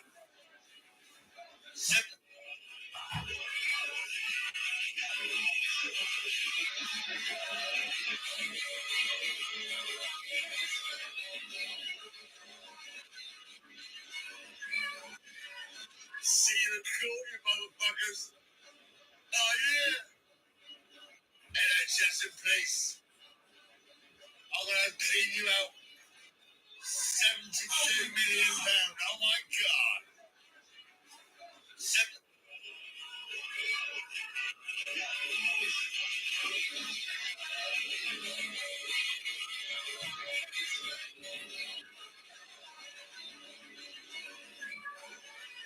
See you cool, you motherfuckers. Oh yeah. NHS in place. I'm gonna clean you out. £72 million. Oh my god.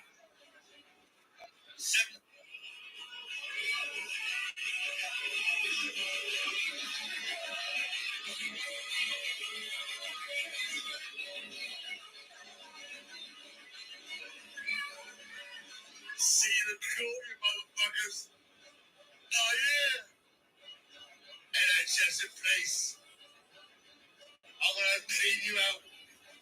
£72 million. Oh my god.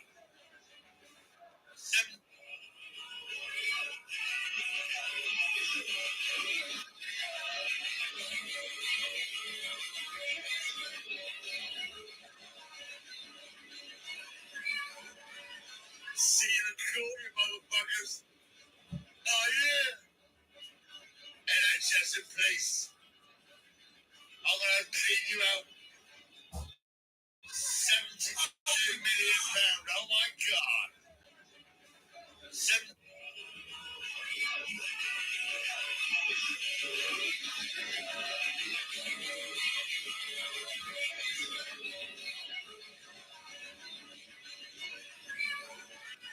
See you cool, you motherfuckers.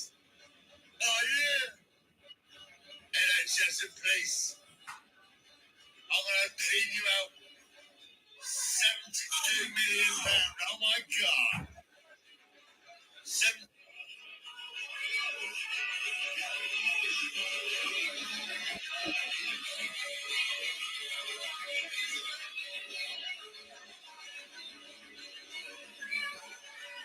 See you cool, you motherfuckers. Oh yeah. NHS in place. I'm gonna clean you out. £72 million. Oh my god.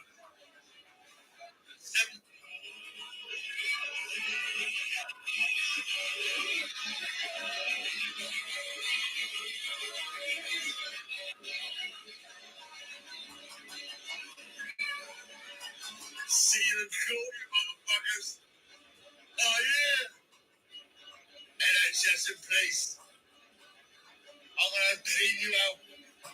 £72 million. Oh my god.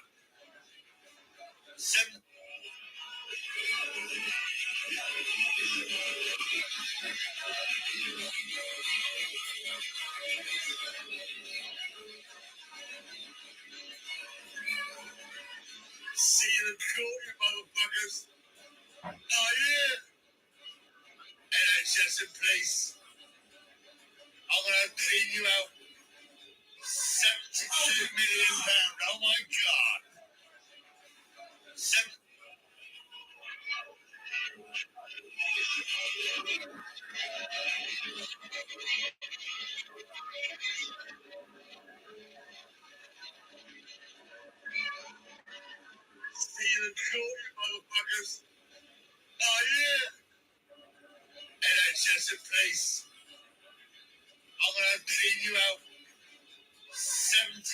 million pounds. Oh my God. See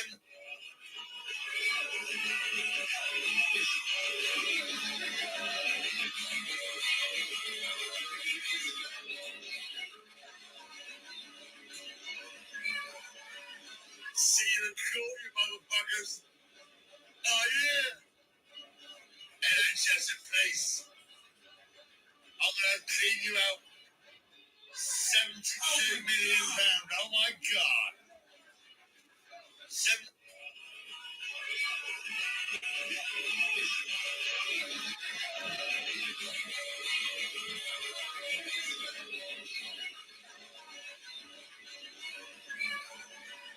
See you in court, you motherfuckers. Oh yeah. NHS in place. I'm gonna clean you out. 72 million pounds. Oh my God.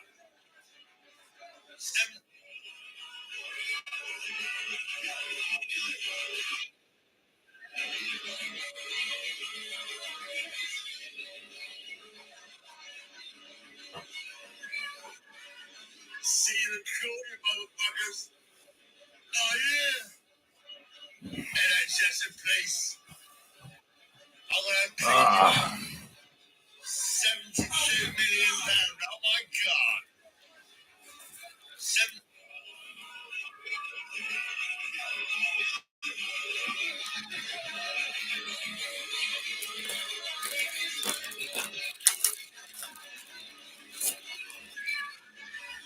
See you in court, you motherfuckers. Oh yeah. NHS in place. I'm gonna clean you out. 72 million pounds. Oh my God.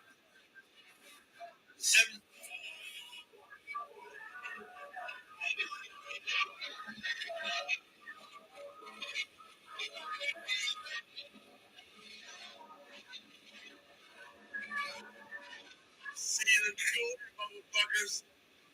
Oh yeah. NHS in place. I'm gonna clean you out. 72 million pounds. Oh my God.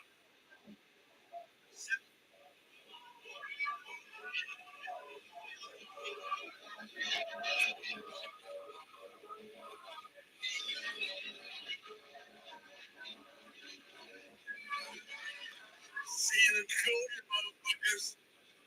Oh yeah. NHS in place. I'm gonna clean you out. 72 million pounds. Oh my God.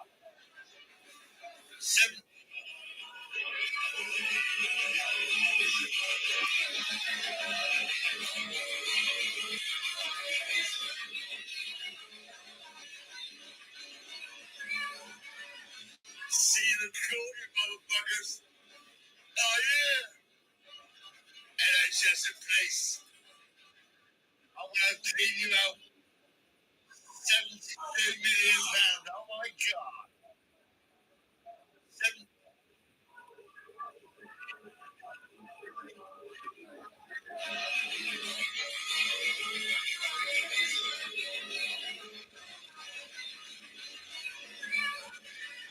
See you in court, you motherfuckers. Oh yeah. NHS in place. I'm gonna clean you out. 72 million pounds. Oh my God.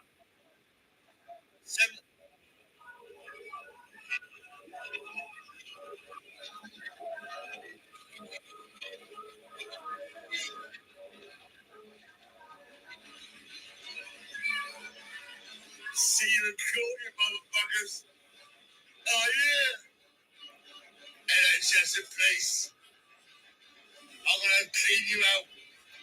72 million pounds. Oh my God.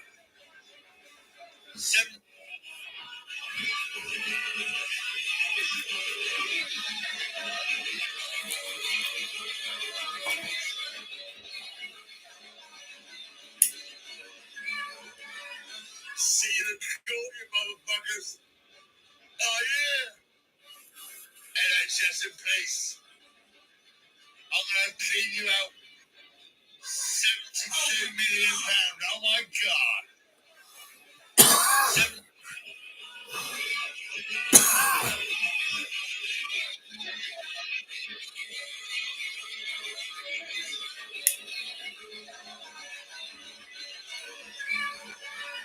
See you in court, you motherfuckers.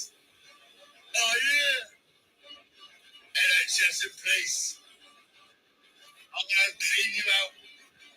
£72 million. Oh my God. Seven.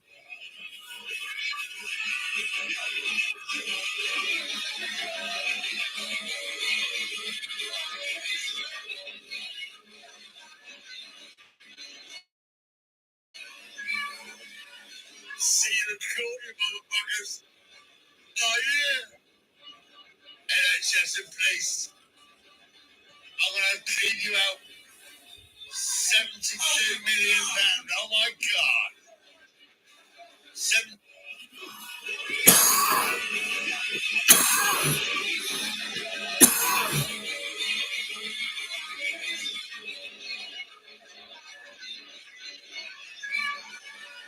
See you in court, you motherfuckers. Oh yeah. NHS in place. I'm gonna clean you out. £72 million. Oh my God. Seven.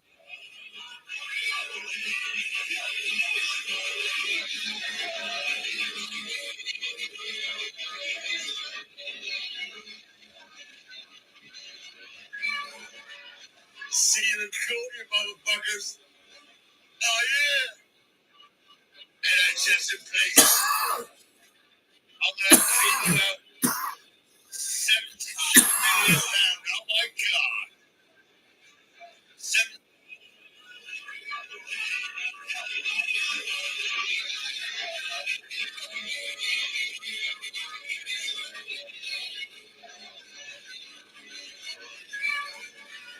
See you in court, you motherfuckers.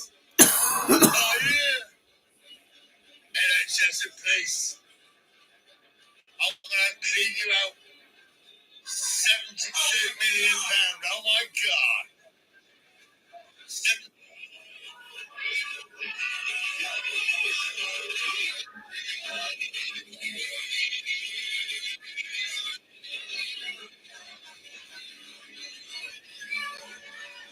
See you in court, you motherfuckers. Oh yeah. NHS in place. I'm gonna clean you out. £72 million. Oh my God. Seven.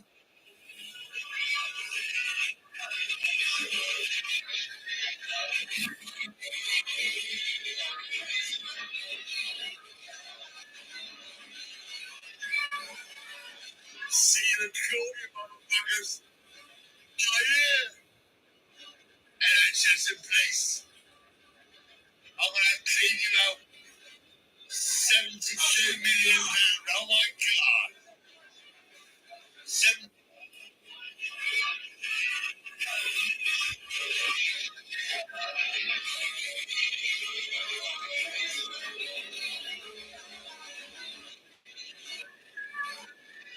See you in court, you motherfuckers.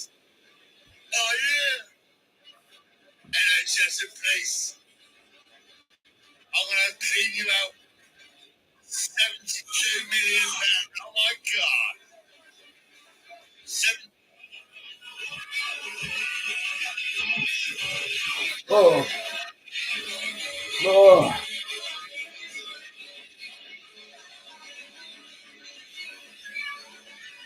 See you in court, you motherfuckers.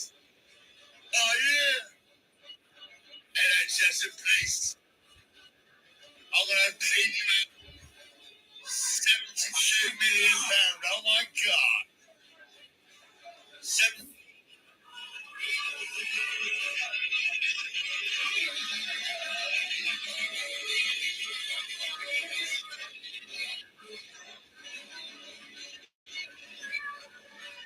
See you in court, you motherfuckers. Oh yeah. NHS in place. I'm gonna clean you out. £72 million. Oh my God.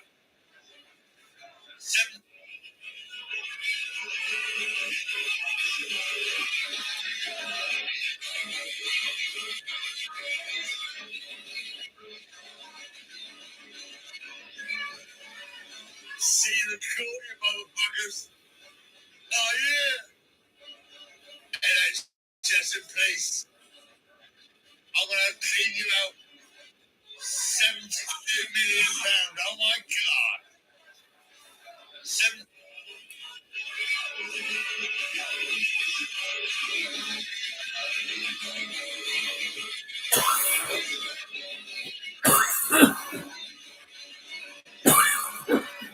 See the cool, you motherfuckers. Oh yeah. NHS in place. I'm gonna clean you out. £72 million. Oh my God.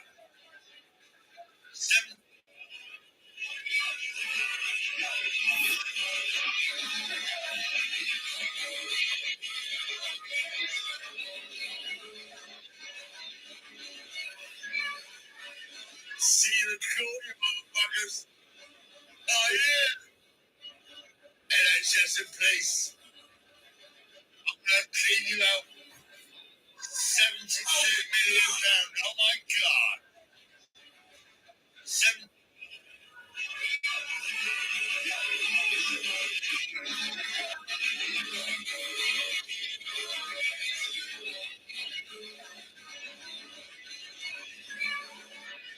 See the cool, you motherfuckers. Oh yeah. NHS in place.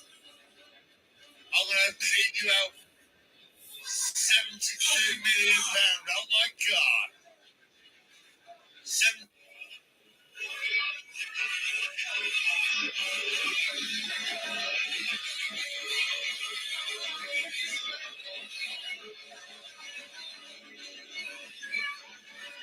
See the cool, you motherfuckers. Oh yeah. NHS in place. I'm gonna clean you out. £72 million. Oh my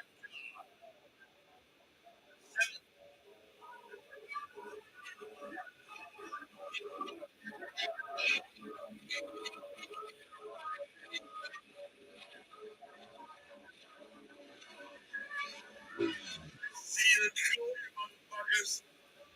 Oh yeah. NHS in place. I'm gonna clean you out. £72 million. Oh my God.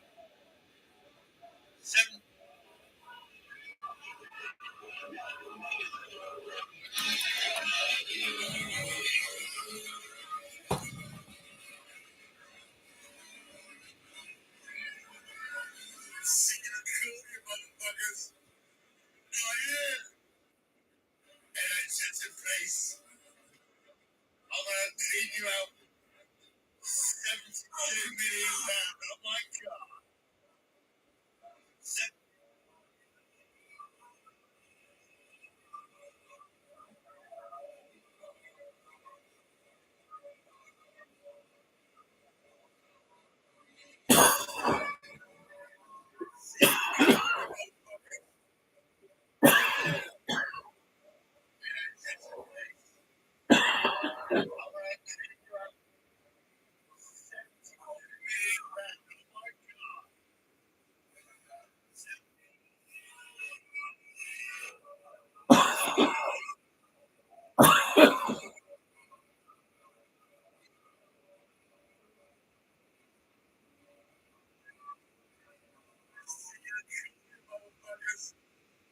Oh yeah.